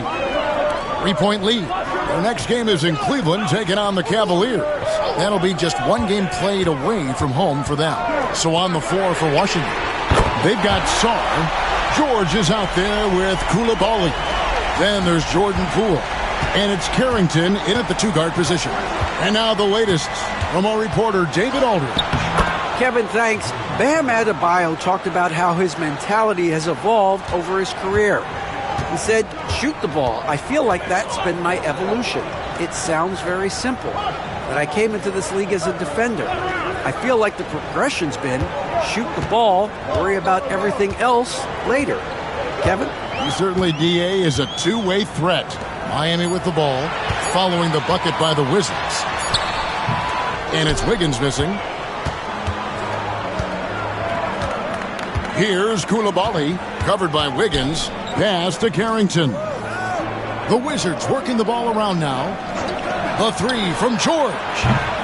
That one, no good. The Heat leading by 4. Hero with it. Now defended by Sarm. Hero, no good. Washington shooting pretty well at 46% from the floor.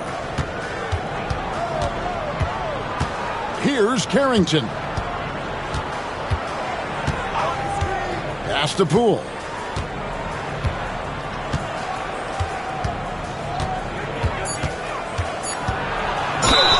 And the call on the shot that sends him to the line. Greg, it's not the first skill you think about, but Jordan Poole is unreal at the foul line. I mean, led the league in 22 at 92.5%, beating out teammate Steph Curry by 0.2%. Poole's always been amongst the league leaders in attempts. First one falls for him. Looking back at the 2019 draft, Jordan Poole was picked number 28, and Doris, he's already experienced the highs and lows of the NBA. Well, Kev, let's remember that was a stacked draft class, and I think what you've seen from Jordan Poole is this incredible ability to hunt shots, to be willing to be a focal point on the offensive end. Let's remember, he's won a championship in his career, and that's something you can never take away. Now, here's Mitchell. Scoreless thus far. To the inside. And the layup's good off the glass. And we've got a timeout called by Brian Keefe. He wants to talk to his guys.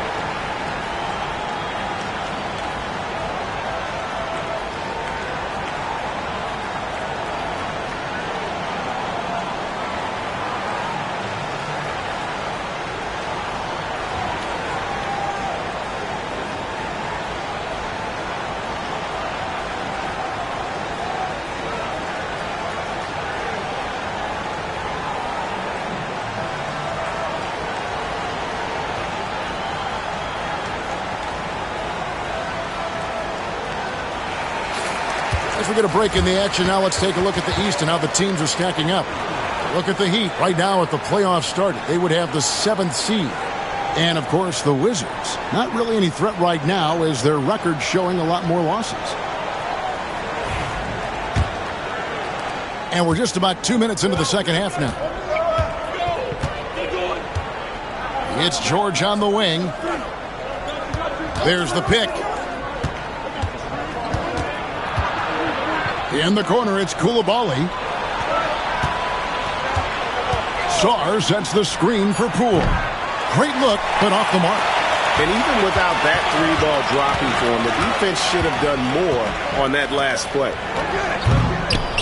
Stolen by George. Koulibaly with it. He's against Wiggins.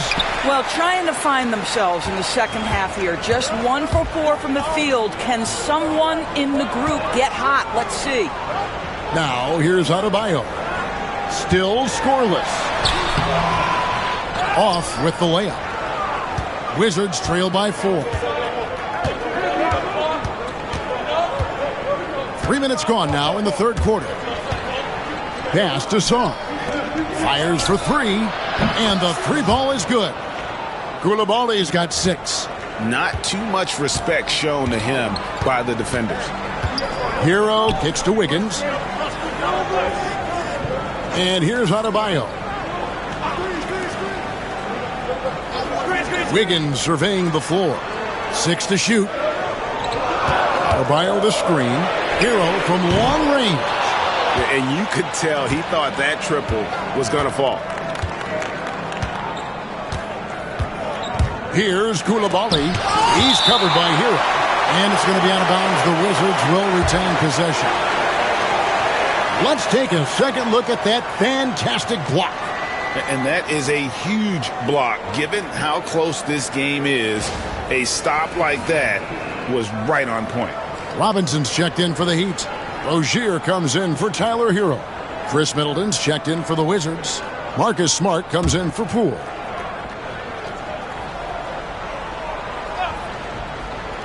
Second half here. We're just over 3.5 minutes into it. For the lead. And Middleton with the nice bucket inside. He's got 10. And that was a big-time finish. Middleton with the strength now to get hit and still complete the play. Adebayo with the ball. Still without a basket. And that'll be 2 free throws coming up. Officials on the call with the foul. Well, G.A. Adebayo came from very humble beginnings. Yeah, raised by his mother. And Kevin, Bam's main motivation in life was to get her out of that trailer. He worked extremely hard and now arguably a top 25 player. Take a break. 2 shots.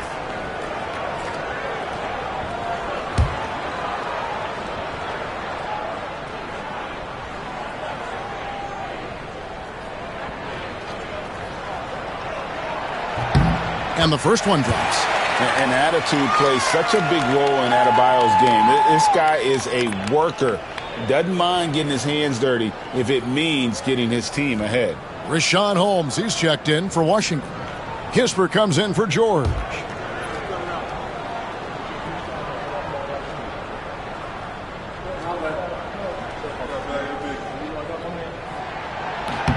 So he gets them both. And you watch Adebayo, he really has everything you could ask for from that 4-5 position. Not a stretch big per se, and that's partly why he shoots such a high percentage. Now here's Middleton. 10 points for him.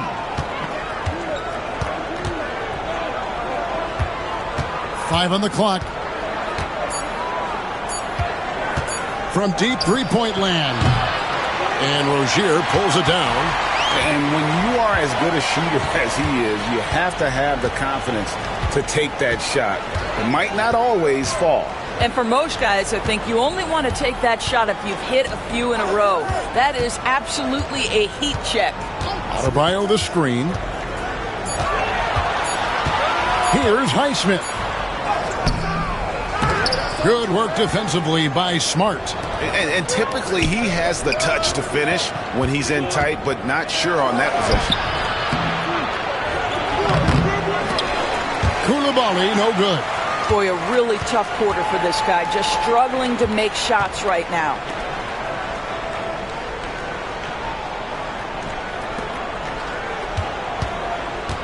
Adebayo down low. Holmes on him. Throws it down as the official calls the foul. It may be a three-point play. It's going to go on Richaun Holmes. This will be his third free throw shot of the game. And 74%, so-so. He probably wouldn't mind seeing it a little bit higher. Jaime Jaquez, he's checked in for Kyle Anderson. Brogdon, he's checked in for Washington.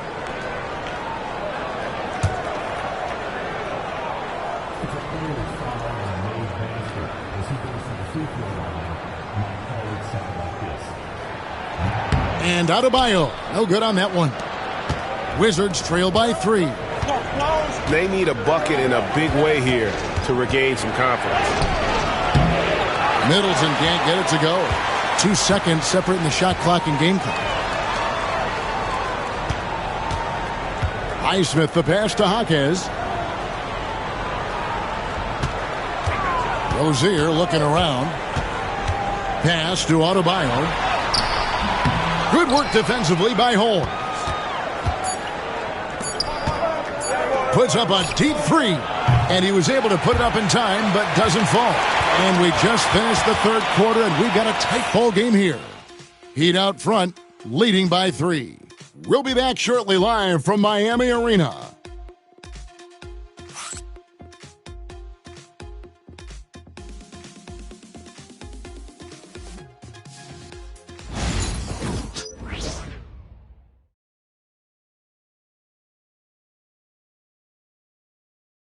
Here now a chance to show you our assist of the game, and it's presented as always by State Farm. And how about the big fella here showing us he's got some point guard skill here with the tremendous setup. I'll tell you, in today's game, you want skill and decision-making at every position.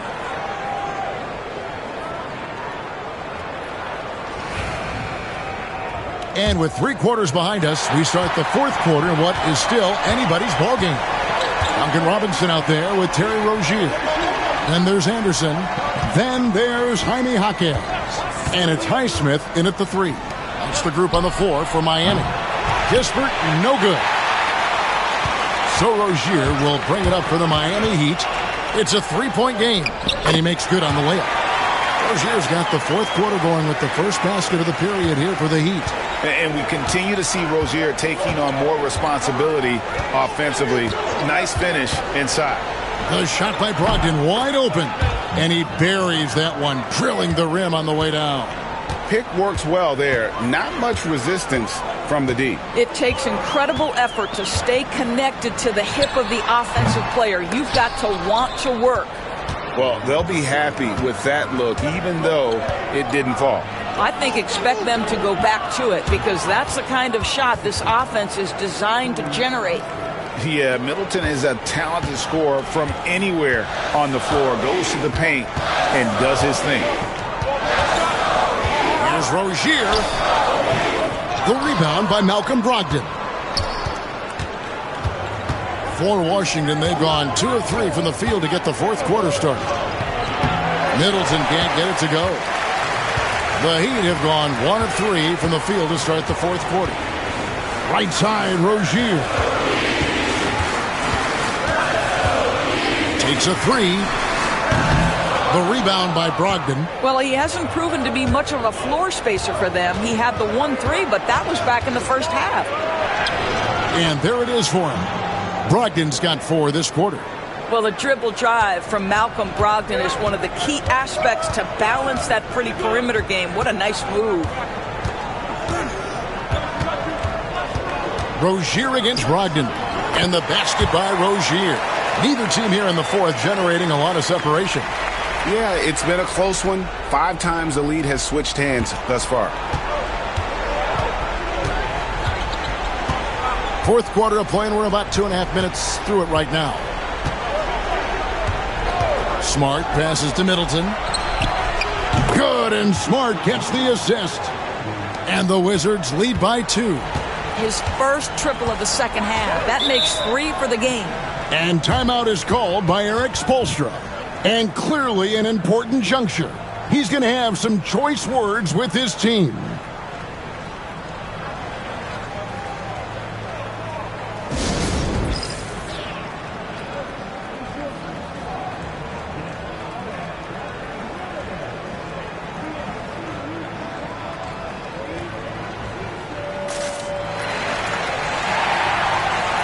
And the Heat going with the whole new group on the floor. With a short break in the action, gives us a chance now to send it over to David Aldridge. Thanks, guys. I was able to hear Eric Spoelstra coaching the team during the break. He told his players, I need you to play smarter out there. You're in a rush right now, and that's why we're behind. Slow things down. Run our plays. We'll see if that tempo shifts at all. Back to you guys. Thank you, David. For those just joining us, fourth quarter here. We're just over 2.5 minutes into it. Hero, no good. Washington's gone 1 of 2 from three-point range here in the fourth. Pass to Coulibaly. George looking around. 5 to shoot. Wiggins with the rebound. Miami trailing. Outside, Hero. Back to Wiggins. Mitchell outside.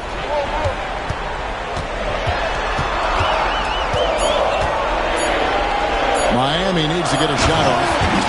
Oh, and he got fancy with that one. Yeah, maybe trying to give them the momentum boost they need to break this game open.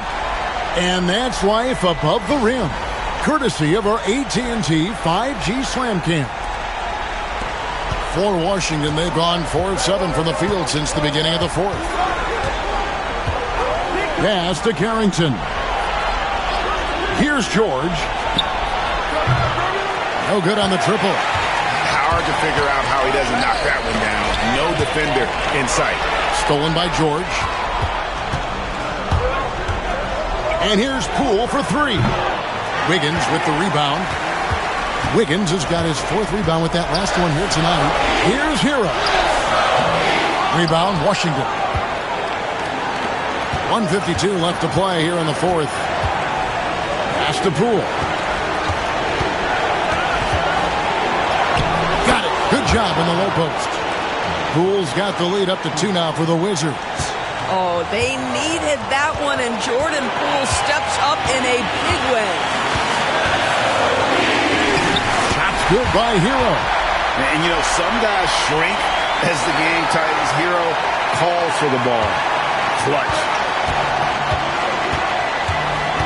Here's Poole. Count it, number 5 from the floor this game. He's now 5 of 11.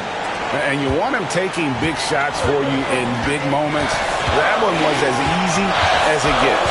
Boy, when it's this close, you try not to give up these kinds of buckets. Boy, you got to do better defensively. They needed points. Tyler Hero gives them.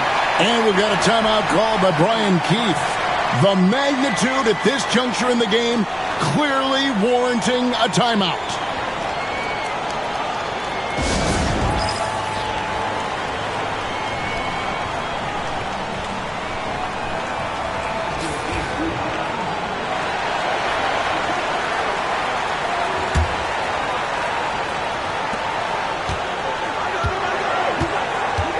Against Poole. It's over Hero. Poole no good. And so it's Mitchell who brings up the ball for the Miami Heat. And he goes in for the dunk. We've seen some great competition in this one. Yeah, 7 already in the game. And I think it shows you how well these two teams match up with one another. And we've got a timeout called by Brian Keefe. And he knows there's no room for mistakes and wants everyone on the same page.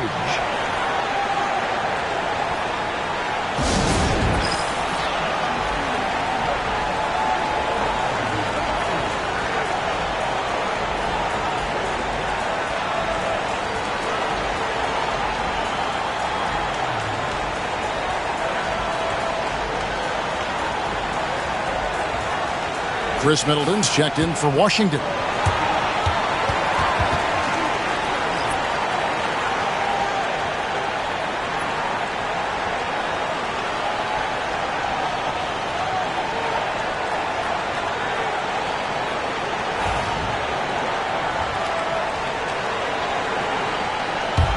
Washington trailing.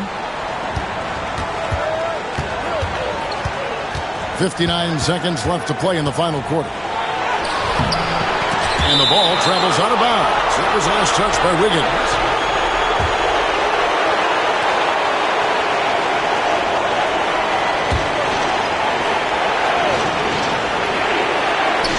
.54 seconds left in the fourth.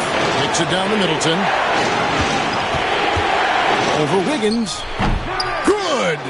And tie game. That is a huge basket right there. Oh, you just love seeing a player with absolutely no fear.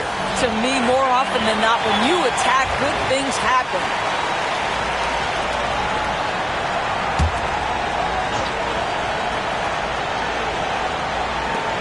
46 seconds left in the fourth quarter. Here's Hero. It's rebounded by Koulibaly. Washington with the ball.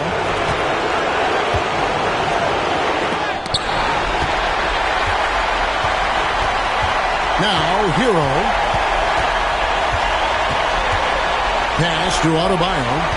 Here's Ware.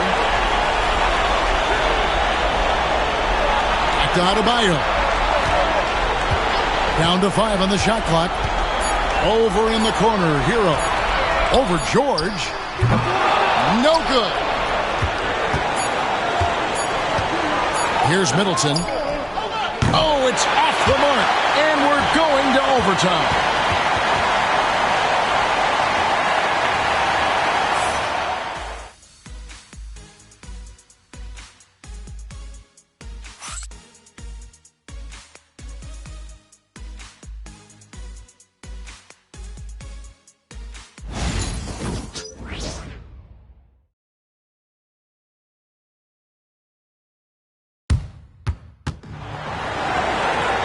Well, 4 quarters weren't enough to decide this ballgame. Sit back and enjoy as we move on to overtime.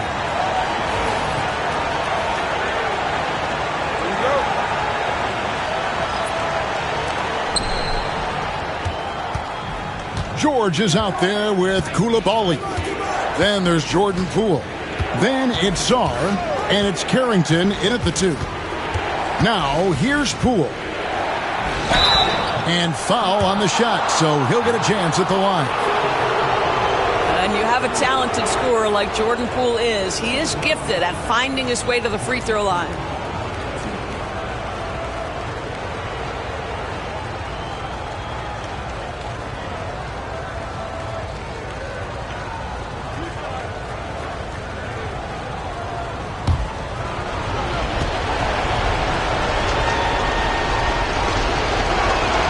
First free throw is good.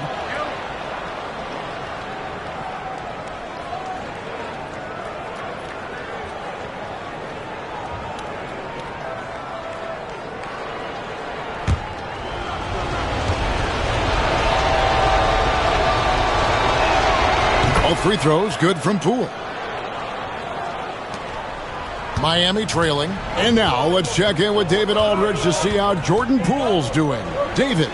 Hey guys, got an update from the Wizards head athletic trainer. Oh, that is not what you want to see. It sounds like it's a serious injury. But he's already come back into the game. How about that, Kevin? Thank you, David. Appreciate the update. Never like to see any kind of injury, Greg. Yeah, it's one of the toughest parts of the game because you have little to no control over it. Well, we're obviously hoping for a speedy recovery because we know this about this young guy. He simply loves playing the game. Now, here's Wiggins. Here's Adebayo. And the officials calling for a 3-second violation. Boy, not on the same page there. And in a possession ball game, that's a big mistake.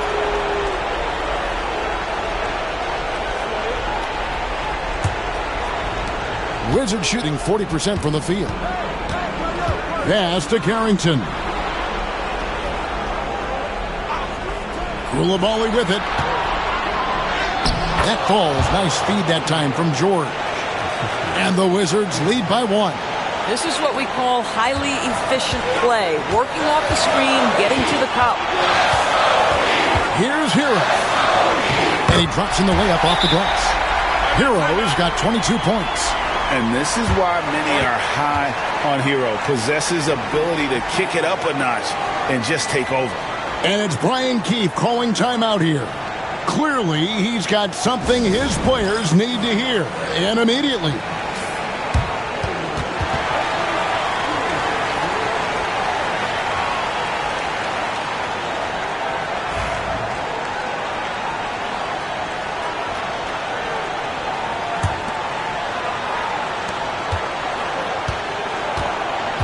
Poole against Hero.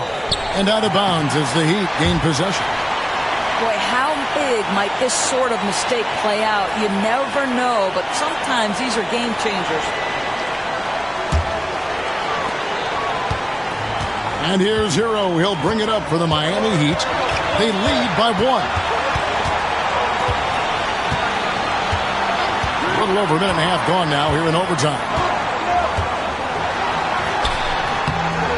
It's hauled in by George. George has got 9 rebounds in the game, getting it done. Here's Poole. The Wizards with another miss. For Miami, they've gone 2 of 3 from the floor as we've gotten this overtime period underway. Hero, no good. The Wizards have gone 1 of 3 from the floor since the start of overtime. Pass to George. The kick out to Poole. Launches it. Gets the 3 to fall. You could tell Jordan Poole from the opening tip was determined to make an impact, and he does that best with his scoring. And timeout is called by Eric Spoelstra. Pivotal moment in this game. He's not taking any chances. He'll call time.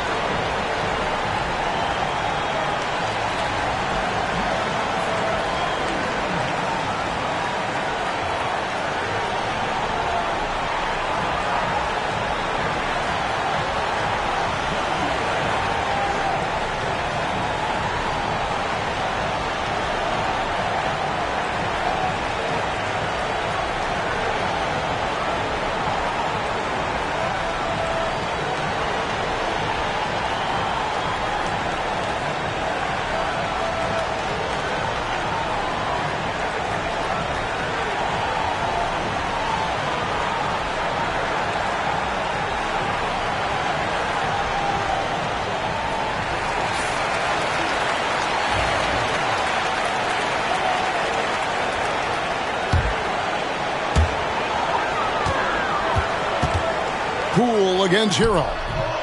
Rebounded by the Wizards. Absolutely critical chance right here. They need this one to go their way. Poole on the wing. It's in! Oh, that is a big-time delivery from Jordan Poole. We see you, young sir. And here are the Heat now. And we'll have a timeout called by Eric Spoelstra. This is a huge moment, folks, in this game. And he wants to be prepared.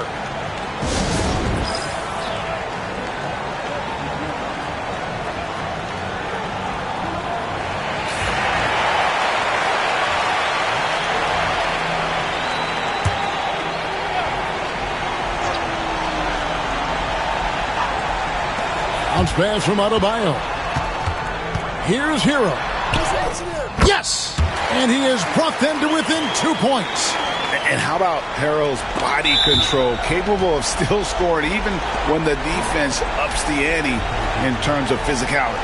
Yeah, you have to do that, though. You can't just let him dribble the game out. Here's Poole, and so they foul intentionally.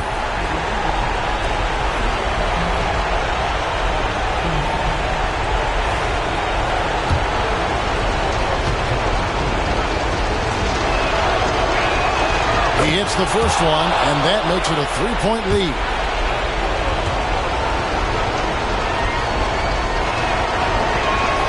And he hits both free throws here. So now it's a 4-point ball game. 2-possession game now. I mean, those were really important foul shots. And here is Hero. And here's Mitchell from the arc. It's rebounded by Coulibaly. And now they foul and stop the clock. No choice but to foul there, but he's probably the last guy you want to see on the line.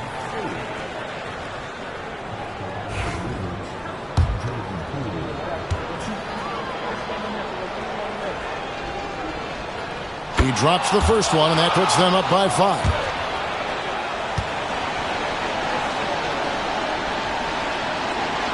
And he is unable to get the second one. Mitchell outside. Jacks up a 3. Nails the triple. And we've got a timeout called by Brian Keefe. And he knows there's no room for mistakes and wants everyone on the same page.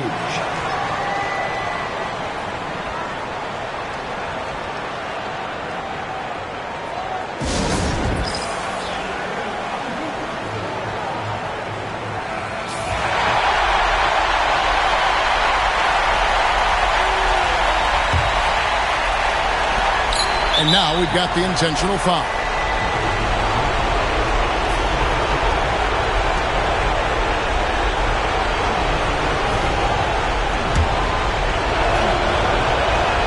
So the first one drops, and that makes it a 3-point lead.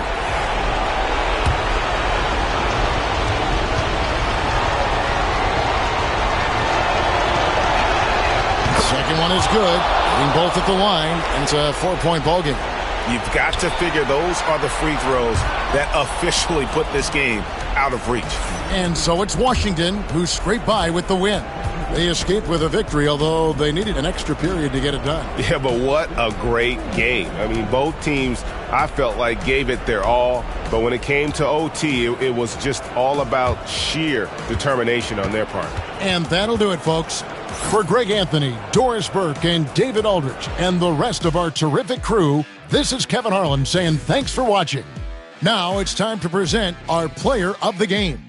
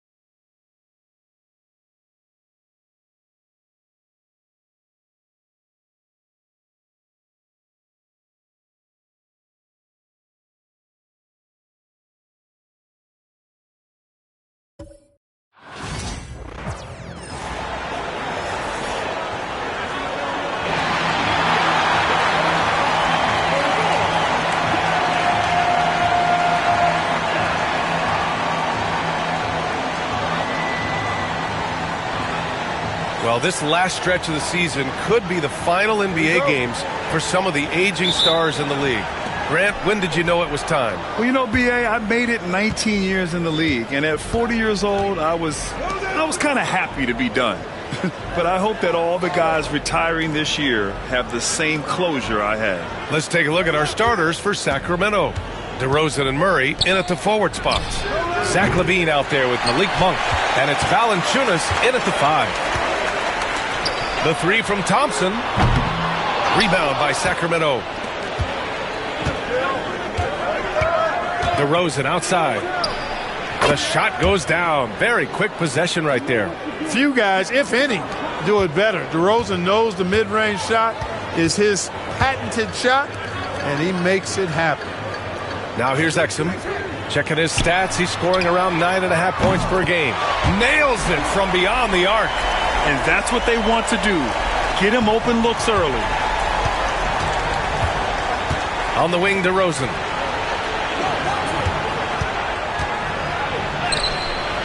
The rebound by Klay Thompson. Despite the miss, those are the kind of looks coaches hope to create.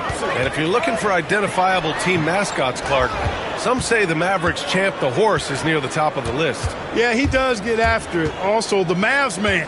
Dallas is rolling out a couple of iconic figures to keep that crowd on fire. Now here's DeRozan. He's been an important part of this offense, averaging around 22 points a game. 4 on the clock. Over Thompson.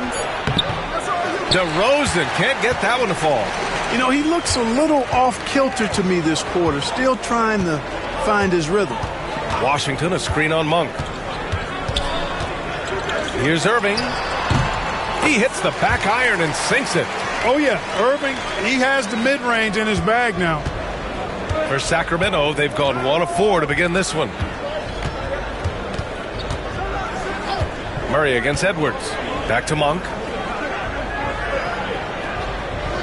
Valanciunas with a screen on Irving. And it's Monk missing. Just 1 for 5. Not the start they were looking for. Obviously, there's still plenty of time to get on track. Edwards a screen on Monk. Irving goes in. The teardrop. And he's going to the line for 2. The official saw contact while he was going up. Malik Monk picks one up. Well, you've got to be careful and skillful in how you guard Irving. I mean, he's really adept at drawing fouls.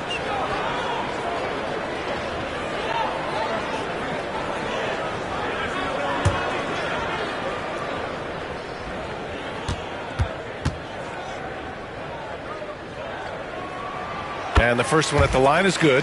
You know, Clark, watching Kyrie Irving, he still does things you just can't believe. His ball handling ability is just remarkable, and his finishing ability surpasses his rush hour handles. And that's saying a ton.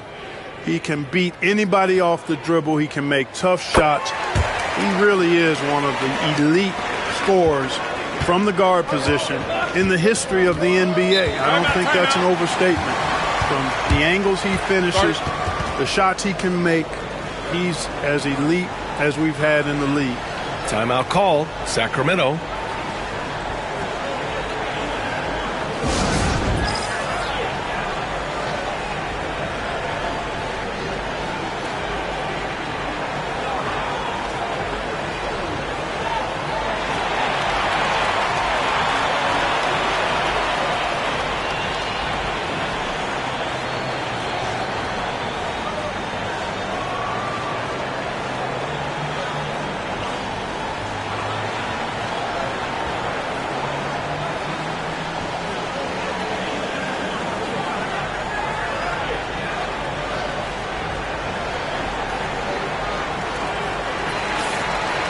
With the playoffs around the bend, here are the Western standings. You look at Dallas, the season is winding down. They sit 9th on the outside looking in currently. And of course, Sacramento just barely behind them, only 1 spot down. Well, I think for the Kings, they've had some terrific moments this season.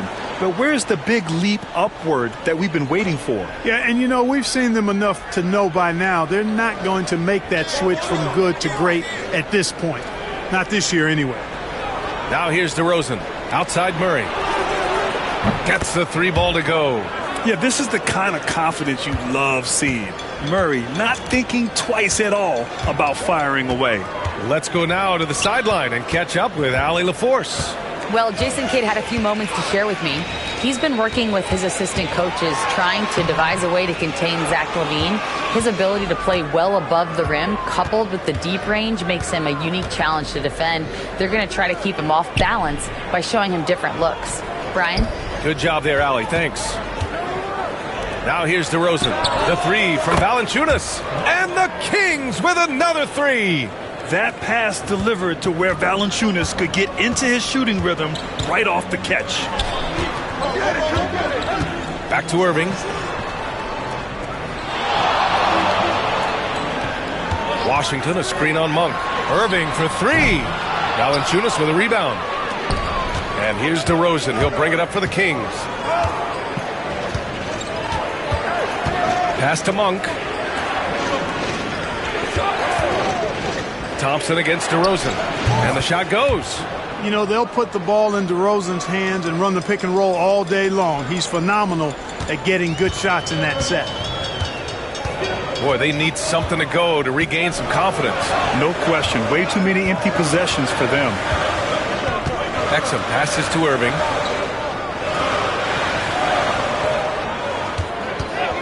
Shoots over Monk. And that one's good. Irving's got 6 points. He's somebody that's really comfortable carrying the offensive load. Pass to Valanciunas. Back to DeRozan. Now here's LaVine. He's guarded by Exum. Got a piece of it. And stolen by Irving.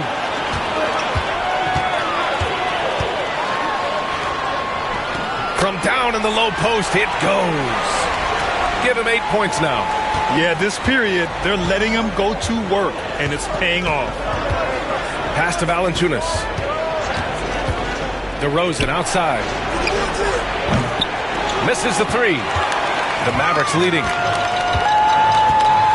Here's Irving with the tip. He's putting them to the test this quarter, attacking every chance he gets. There's 47 seconds left to play in the first. Outside Murray.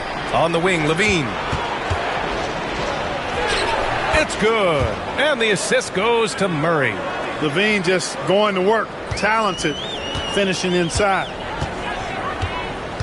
Pass to Washington. Irving with a deep three. DeMar DeRozan grabs the miss. The Kings have gotten 50% of their shots to fall so far. They're 5 of 10. Monk passes to DeRozan. So it'll be 2 free throws. He was fouled in the act of shooting. You know, I don't know how many guys have bitten on DeRozan's pump fake over the years, but I do know it's a bunch of them, and because that fake is so good, it's a weapon for him.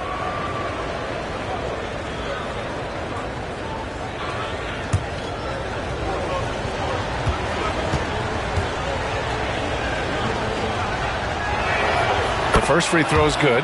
It's pretty clear that DeMar DeRozan is an outstanding athlete. He can outrun you, he might outwork you, and he's able to be everywhere on the floor, and he does it with kind of unique grace and finesse.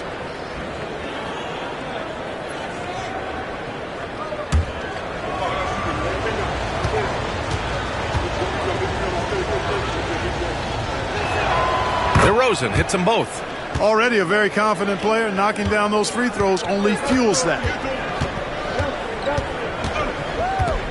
Dinwiddie with it, giving this team some energy, averaging a little over 10 points a game.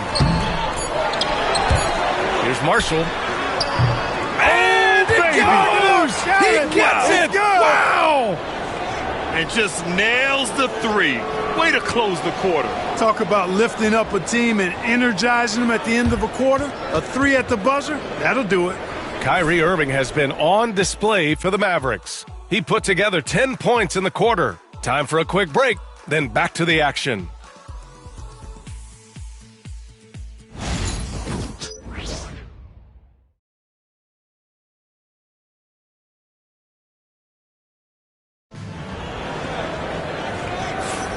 And it's been a pretty even game here after one quarter of play. And when you consider how Dallas is doing, guys, your thoughts? Oh, what I love was that first quarter was all about leaking out and capitalizing in transition. Yeah, I like the way they play. They're looking to get up and down the court every time. Racehorse basketball here tonight. Strap it up. Don't look down. You'll miss something.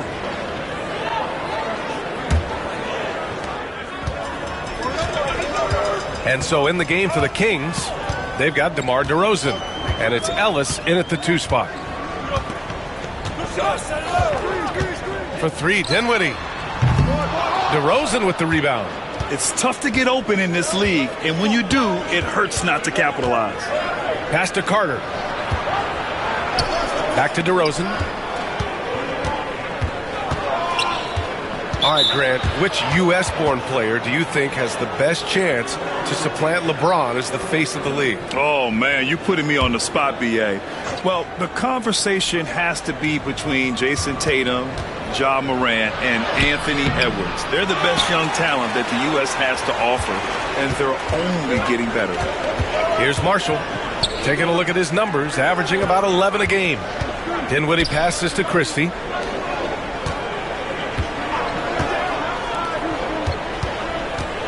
Tries the 9-footer, and he gets that one. And the Mavericks lead by 4. I think this is important for Dinwiddie's confidence. I mean, when he's knocking it down from there, I think it makes him more aggressive. Carter, the pass to Arabia. Crosses over. And it's good on the lay-in. Well, I love watching him carve his way inside and capitalize. And we've got a timeout from Jason Kidd. He'll take the opportunity to regroup.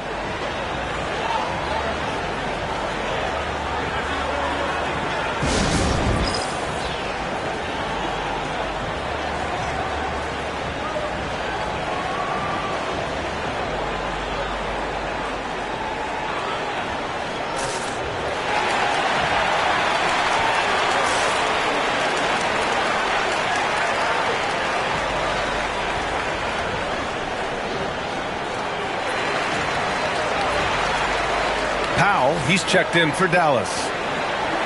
And let's check in on the league's top three-point shooters this season. These are the real stats, real scores from the real NBA.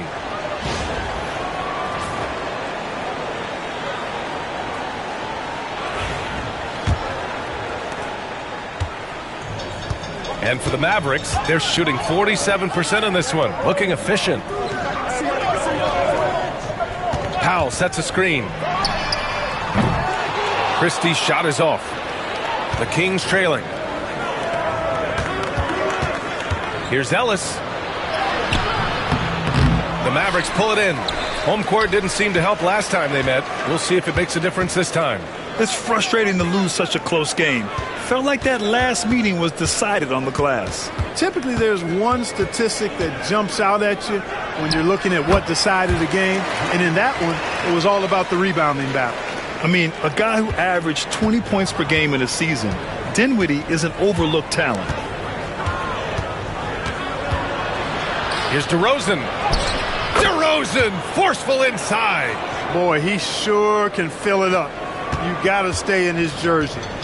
And here's Dinwiddie. He'll bring it up for the Mavericks. DeMar DeRozan, an impressive scorer who takes relatively few three-point shots, Grant. Yeah, the arc is not his primary focus. He'd rather pick you apart in the mid-range, but he does it so consistently that the points pile up quick. He made the most of that opening, teaching the defense a lesson. Pass to Lyles. Here's LaRavia. Ellis passes to LaRavia. Shot clock at 6. Inside. The shot. Carter, good. That's why you keep your head up. If the assist is there, you can pounce. The Mavericks lead by 3. Now here's Dinwiddie. He had a 12-point outing in their last game against Milwaukee. No coverage that time. Christie's got his first 3 points of the game. Backing up that last 3 with another 3. The defense has to stop giving them so many clean looks. Pass to LaRavia. And stolen by Edwards. Here's Marshall. Outside Edwards. It's Dinwiddie on the wing.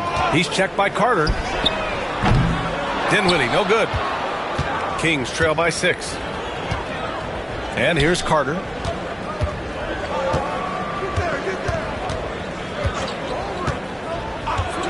Pass to Ellis. From outside the arc. Dinwiddie with a rebound. Given his range, you'd expect him to capitalize on that opening.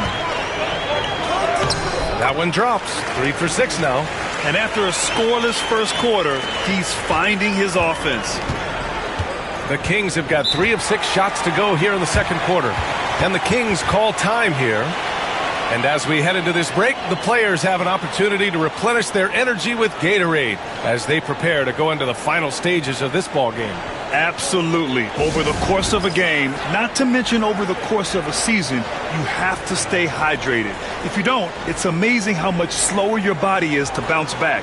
It can have a serious effect on performance, no question.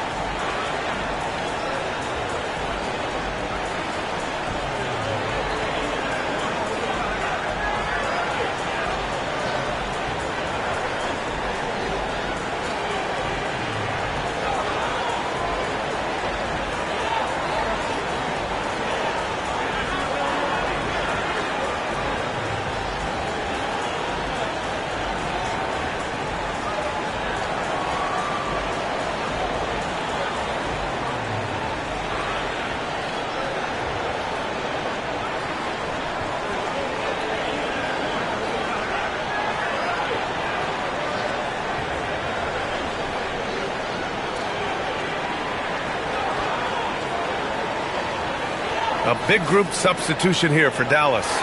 Washington's checked in for Powell. Klay Thompson comes in for Marshall. Exum's checked in for Christie. And Kyrie Irving is subbed in for Dinwiddie. And the Kings will go for a different look here. Valanciunas, he's checked in for Lyles. Keegan Murray comes in for LaRavia. Zach LaVine, he's checked in for DeRozan.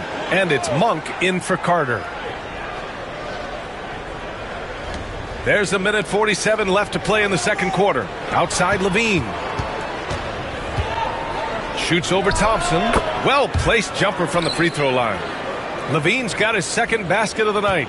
Mid-range, no problem for LaVine. He easily adjusts his shot as needed. Thompson outside. The three-pointer off the mark. Kings trail by 6.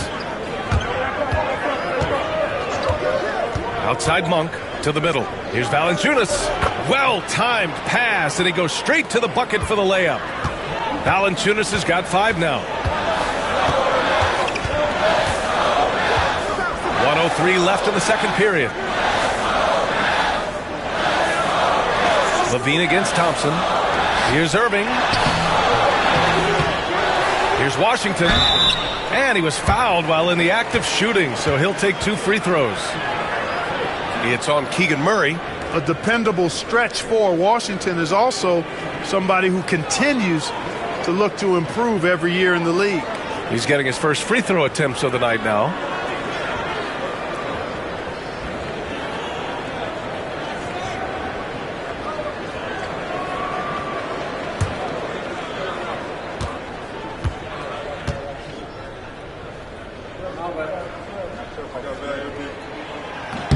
First one falls for him.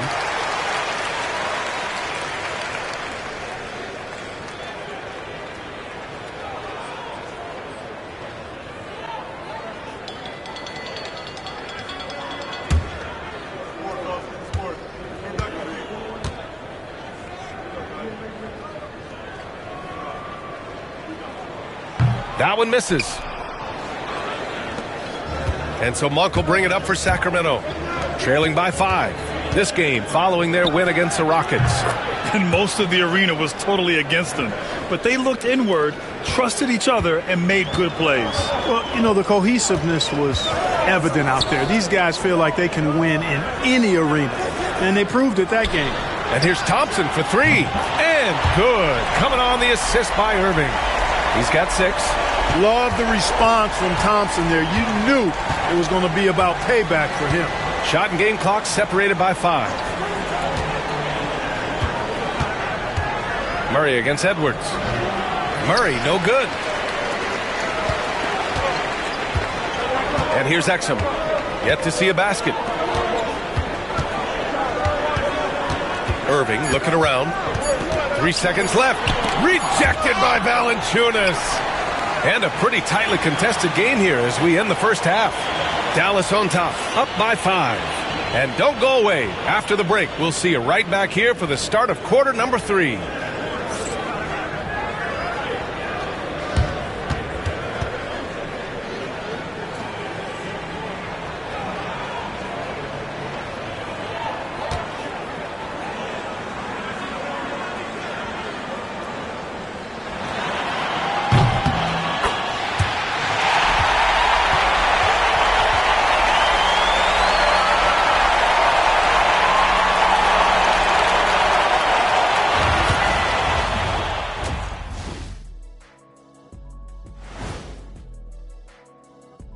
Thank you for joining us. And guys, Kyrie Irving has taken over in the first half.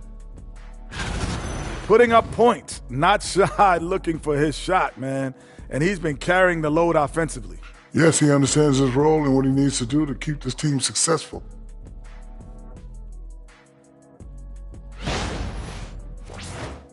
And now, as the season winds down, a look at the Western Conference picture. A look here now at the Mavericks. They've played okay, but unfortunately, that's not getting you into the playoffs. They were hoping to take the next step this year.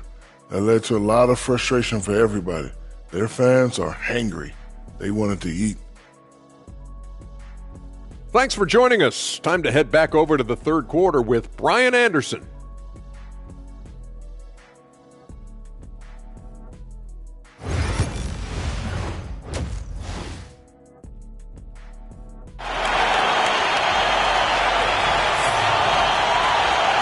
After a fairly even first couple of quarters, this second half could turn out to be a great one as both teams trying to gain an edge.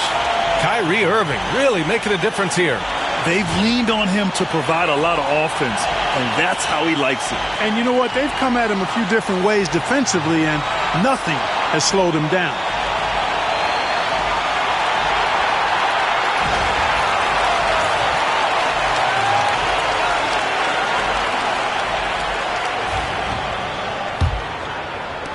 Dallas leading by 5. Klay Thompson is out there with Edwards. Then it's Kyrie Irving. Then there's Dante Exum. And it's Washington in it to 5. That's the lineup in the game for Dallas.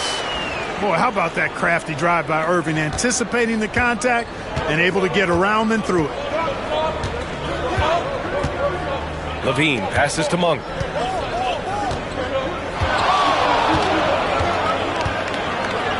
Over Irving. And it's Monk missing.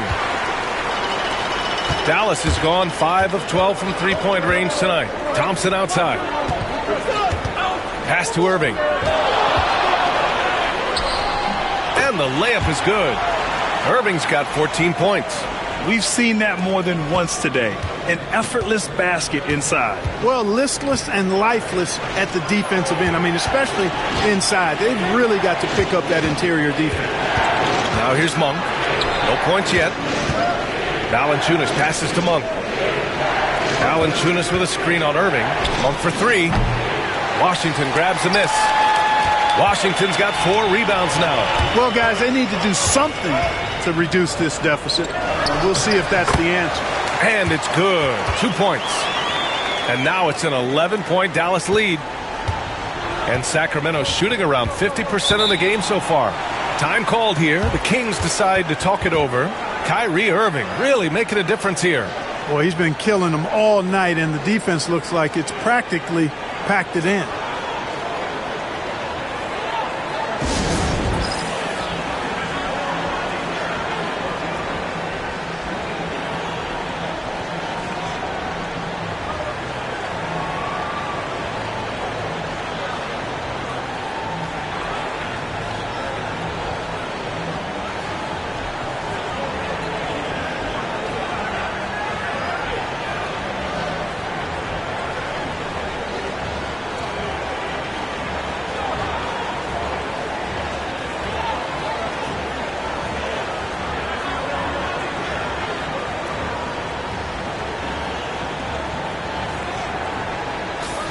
Taking a look at some numbers here for him.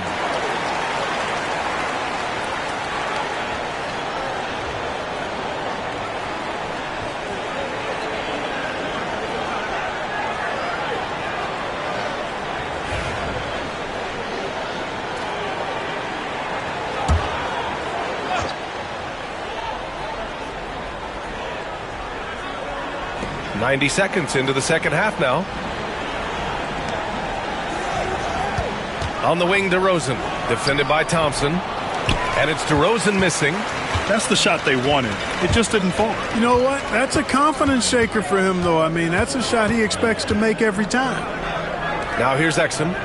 They lead by 11, largest margin of the game. Here's Irving. Rebound by Sacramento. This offense's first miss after 3 straight makes to start the second half. Here's Murray. The shot off that time. Some solid defense from Edwards. Pass to Irving. Exum outside. And they call an illegal screen here. And this is what the schedule looks like for the Sacramento Kings. On Wednesday, they'll be playing against Russell Westbrook and the Denver Nuggets. Then on Friday, they'll go up against Chris Paul and the San Antonio Spurs. One way you could look at this difficult stretch against some of the best in the league, it's a tremendous chance to prove to the league just how good your team is. It could provide a huge statement. Valanciunas uses the glass to finish the layup. Valanciunas has got 7 points. Yeah, he's a top-tier offensive rebounder. Valanciunas uses his size and strength to his advantage to do damage on the boards. Now here's Thompson. 6 points for him. The open shot by Edwards. And it's Sacramento with the rebound. Valanciunas has got 6 rebounds here tonight. All right, let's check in with Allie LaForce. The NBA is focused on the next generation. Commissioner Adam Silver said a lot of top draft picks are incredibly skilled, but that doesn't necessarily translate to being team basketball players. There's an opportunity for us to be more active participants in developing younger players and getting kids active. BA? One step ahead, Allie. Thanks. Now here's Thompson doing some damage on the offensive end, putting up a little over 14 points a game. Here's DeRozan. Money on the 19-footer. He's got 10. Guys, you remember when DeMar DeRozan first came into the league? He was just really a raw athlete. Now he's a finely tuned offensive juggernaut. Here's Thompson. And here's Edwards outside. The basket's good. Off the assist from Thompson. Thompson's got 3 assists tonight. Defensively, there was a lack of aggressiveness, and it really made it easy for him to knock that shot down. Now here's Monk. No made baskets yet. The 3-ball. Again, the miss by DeRozan. The Mavericks lead by 10. Pass to Irving. There's the 3. Monk grabs the miss. And so Monk will bring it up for Sacramento. Grant, we all know how good Kyrie Irving is, but he's especially lethal in the fourth quarter. And his clutch moments go far beyond his series winner in the 2016 finals. He thrives in high-pressure moments and has done so his whole career. And a chance to catch up on some numbers here. The scoring breakdown for the Mavericks. Their offensive game plan has been simple. Look to shoot it often from outside the arc. And the results have been outstanding. And the thing I've seen that I've really been impressed by is they've gotten everybody involved. Unselfishly making that extra pass, getting that ball to the right guy at the right time for the good shot. The first one falls. DeRozan has that old school game, a throwback wing. He's not just a three-point chucker, and that makes him a different kind of matchup. LaRavia is checked in for Sacramento. Ellis comes in for Murray.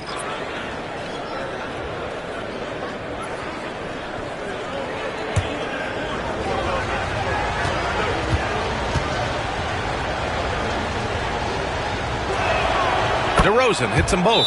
And we've got a timeout from Jason Kidd. He wants to make sure everybody's on the same page. Adjustments are a part of every game and every quarter of a game. I think Coach sees something here. And you know what? We'll see what changes he makes coming out of this timeout.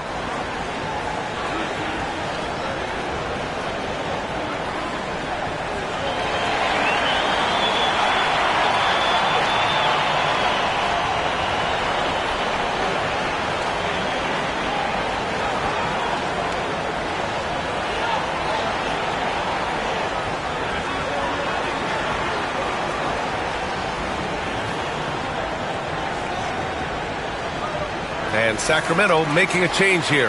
Lyles is checked in. Let's look at the leaderboard and see which teams are making the most of their trips to the line in the second half of the season. The Kings, number 1. Ever since the break, they've been shooting with great confidence from the line, and their numbers reflect that. Here's Dinwiddie. He has 6. Lets it fly. Oh, and that one had the right spin on it. It's good. Dinwiddie's got 8 points. Dinwiddie has become much more comfortable from that mid-range distance, and it really shows. Here's Monk. And he lays it up and in. Monk's got his first basket. In the NBA, you let anyone shoot inside 5 feet, you're putting yourself at a disadvantage. Here's Marshall. Yes, and a nice assist from Thompson. Thompson's got his 4th assist in this one. The assist numbers certainly stand out. They've really emphasized ball movement here today. Clearly just an example of a different mindset between these teams. Here's Ellis. No points so far. Monk for 3. Nails it from 3. Nothing quite as good as seeing Monk shoot that 3-ball. I mean, fantastic. Measuring those long-range shots up and knocking them down. Thompson in the post. He's covered by Levine. And he banks in the layup. Give him 8. Since halftime, they have been efficient and effective, making Coach very happy. Boy, I like the disposition and attitude since halftime. They're patiently looking for good shots. Now here's Levine. 7 points in the game. Back to Monk. 6 on the shot clock. Outside Levine. Takes a 3. And the rebound goes to Dallas. Fires away from way outside. And as we end the third quarter, a great game. Both teams playing well. Mavericks ahead, leading by 9. And we're coming right back after this break to get the fourth quarter started.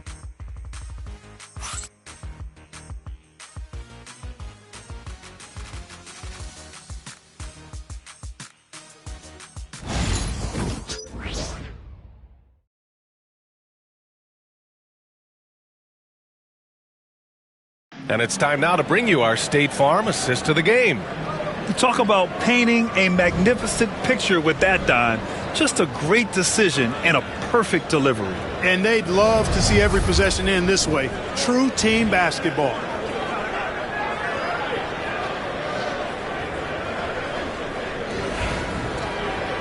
Fourth quarter action is upon us. Thanks as always for joining us. On the court for Sacramento, Jake Crowder is out there with DeMar DeRozan. Then it's Skal Labissiere, and it's Carter in at the 1. And the whistle blows. It's going to be on Dwight Powell. That's his first foul.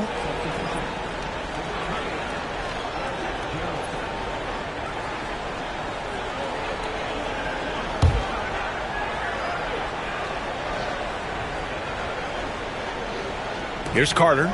Long range from the inbound. That's in. Coming off an assist from Jones. D there, guys, was pretty much non-existent. I mean, you can't leave a good shooter like that open. Powell, a screen on Carter. To 3, Dinwiddie. Jones grabs the board.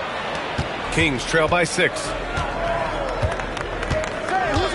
Carter, the pass to Jones. Stolen by Dinwiddie. In transition, here they come. And it's thrown down hard with both hands. Dinwiddie so efficient, making the most of his opportunity with good effect. And it's the Kings ball.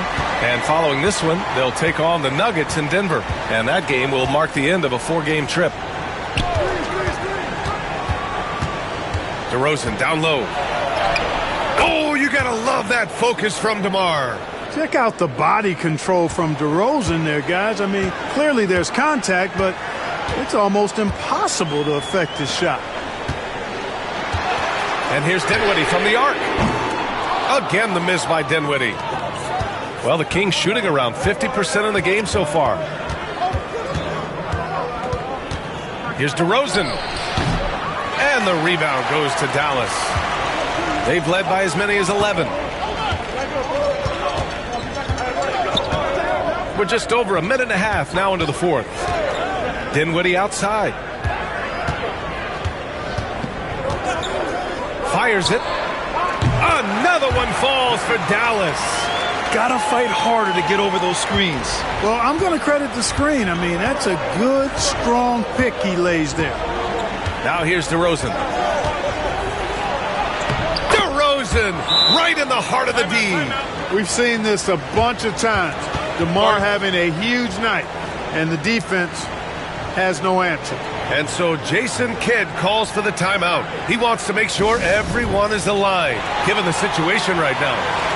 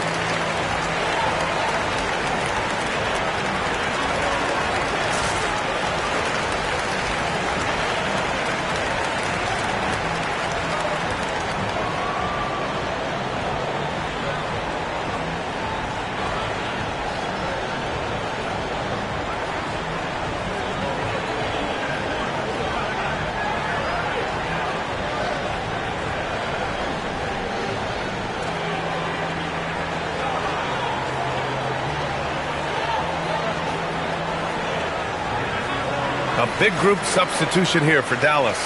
Washington's checked in for Powell. Thompson comes in for Marshall. Exum's checked in for Christie. And Irving is subbed in for Dinwiddie. LaRavia is checked in for the Kings. Malik Monk comes in for Carter. Let's check in with our reporter, Allie LaForce. Thanks, guys. Jason Kidd had some words for his team over the break. He said, keep it going, guys. Ride this wave of momentum. We're playing great right now, but we can't let up. Guys, back to you. Thank you for that, Allie. Pass to Thompson. Now here's Washington. Exum outside. Down to 5 on the shot clock. Launches a 3.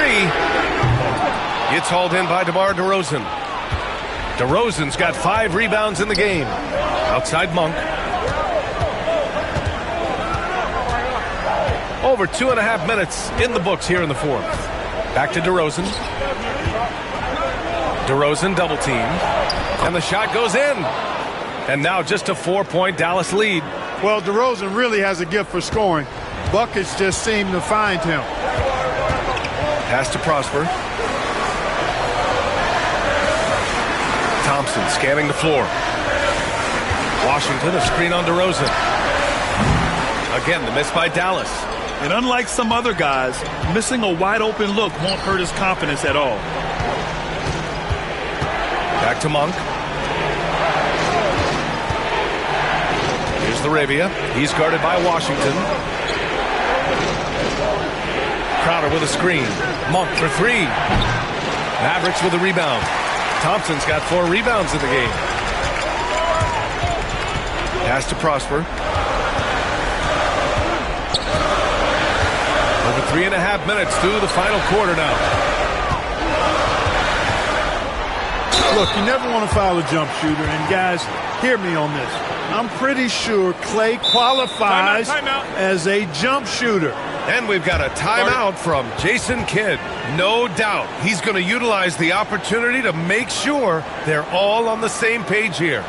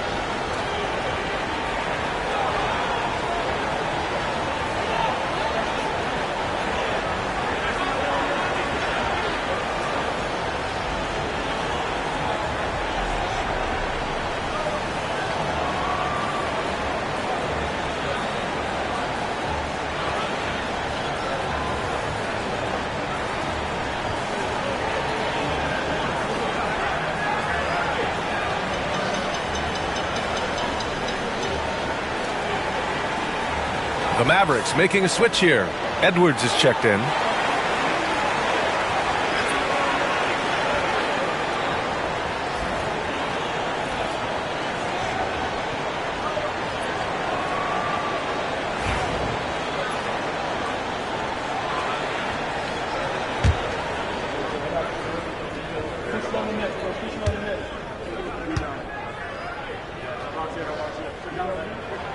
And he drops it first. A taller guard with a quick trigger, Klay Thompson, is also an impressive perimeter defender and playmaker.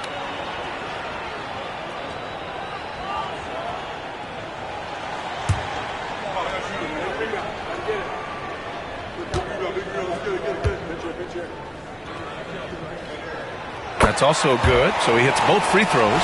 They're one of the greatest shooters ever. Thompson's confidence is what makes him so dangerous. Outside for Levine. Pass to Monk. Shot on the wing. Washington grabs the miss. Washington's got 5 rebounds tonight. Left side Irving. Thompson with it. It's Exum on the wing. Irving, pass to Washington. Here's Thompson, fires the three. Oh, Thompson buries the tray.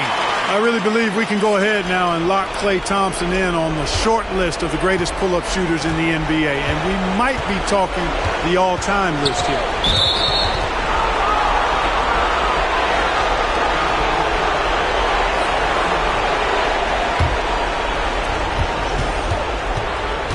Here's DeRozan. Thompson knocks it away. So disruptive. Thompson's defensive instincts are off the charts. Outside Edwards. Thompson outside. Washington, a screen on DeRozan. Thompson, another score. His 5th make out of 10 tries. An elite score, demonstrating once again how fast he can fill it up. Here's DeRozan. No good again that time. They've got time on their side here, Grant. And if they're smart, they'll milk the clock a little. And this is a game they can build off of. They kept their focus all game long, and it will get marked as a win for the Mavericks. They had to fight for this one. With the game hanging in the balance a couple of times, they've made winning plays, Grant. It's all about having a strong mentality. What's interesting is that any time momentum turned against them, instead of folding, they responded with their own attack. And they're getting ready to notch their 33rd win of the year. And they finally learned their lesson from the first 2 games and manage a win to end this season series at 1-2. Too bad they couldn't pull it together until their final game against Sacramento. And even the opposing fans can't deny this was a sensational game for Klay Thompson. I'll tell you what, this guy worked his behind off on both ends of the floor. He was really an intimidating presence out there.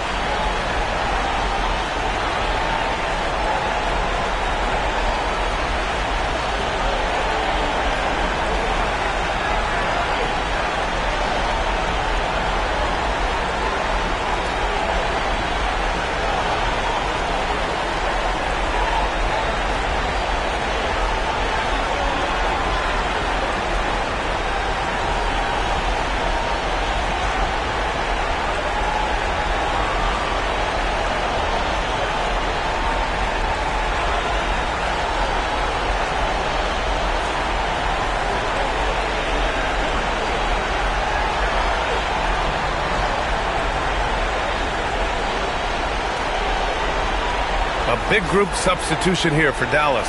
Jones, he's checked in for Washington. Prosper comes in for Edwards. Christie's checked in for Exum. And Spencer Dinwiddie is subbed in for Kyrie Irving.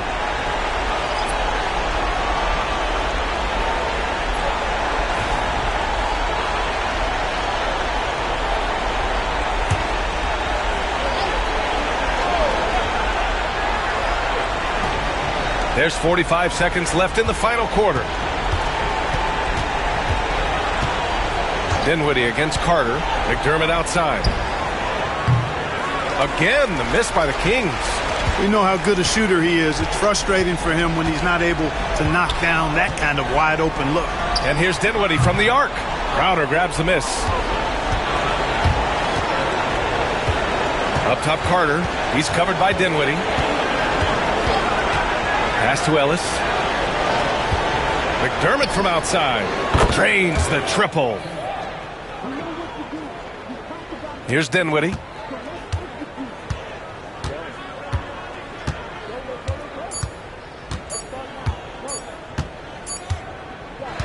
And so it's the Mavericks taking care of business in this one.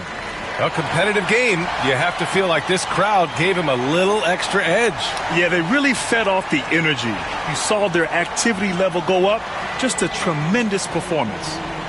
And now we have Allie LaForce standing with the player of the game. Allie, take it away. I'm here now with Klay Thompson. And Klay, congratulations on the win. How satisfying is it winning games in front of this devoted crowd? Well, we always want to put on a show for our fans. They deserve it. They show up every single night. And it's just fun to protect home court. It's one of the best places to play in the league, no doubt. Thanks, Klay. All right, Allie, thank you. And that's going to do it tonight, folks, for our broadcast. For Allie LaForce.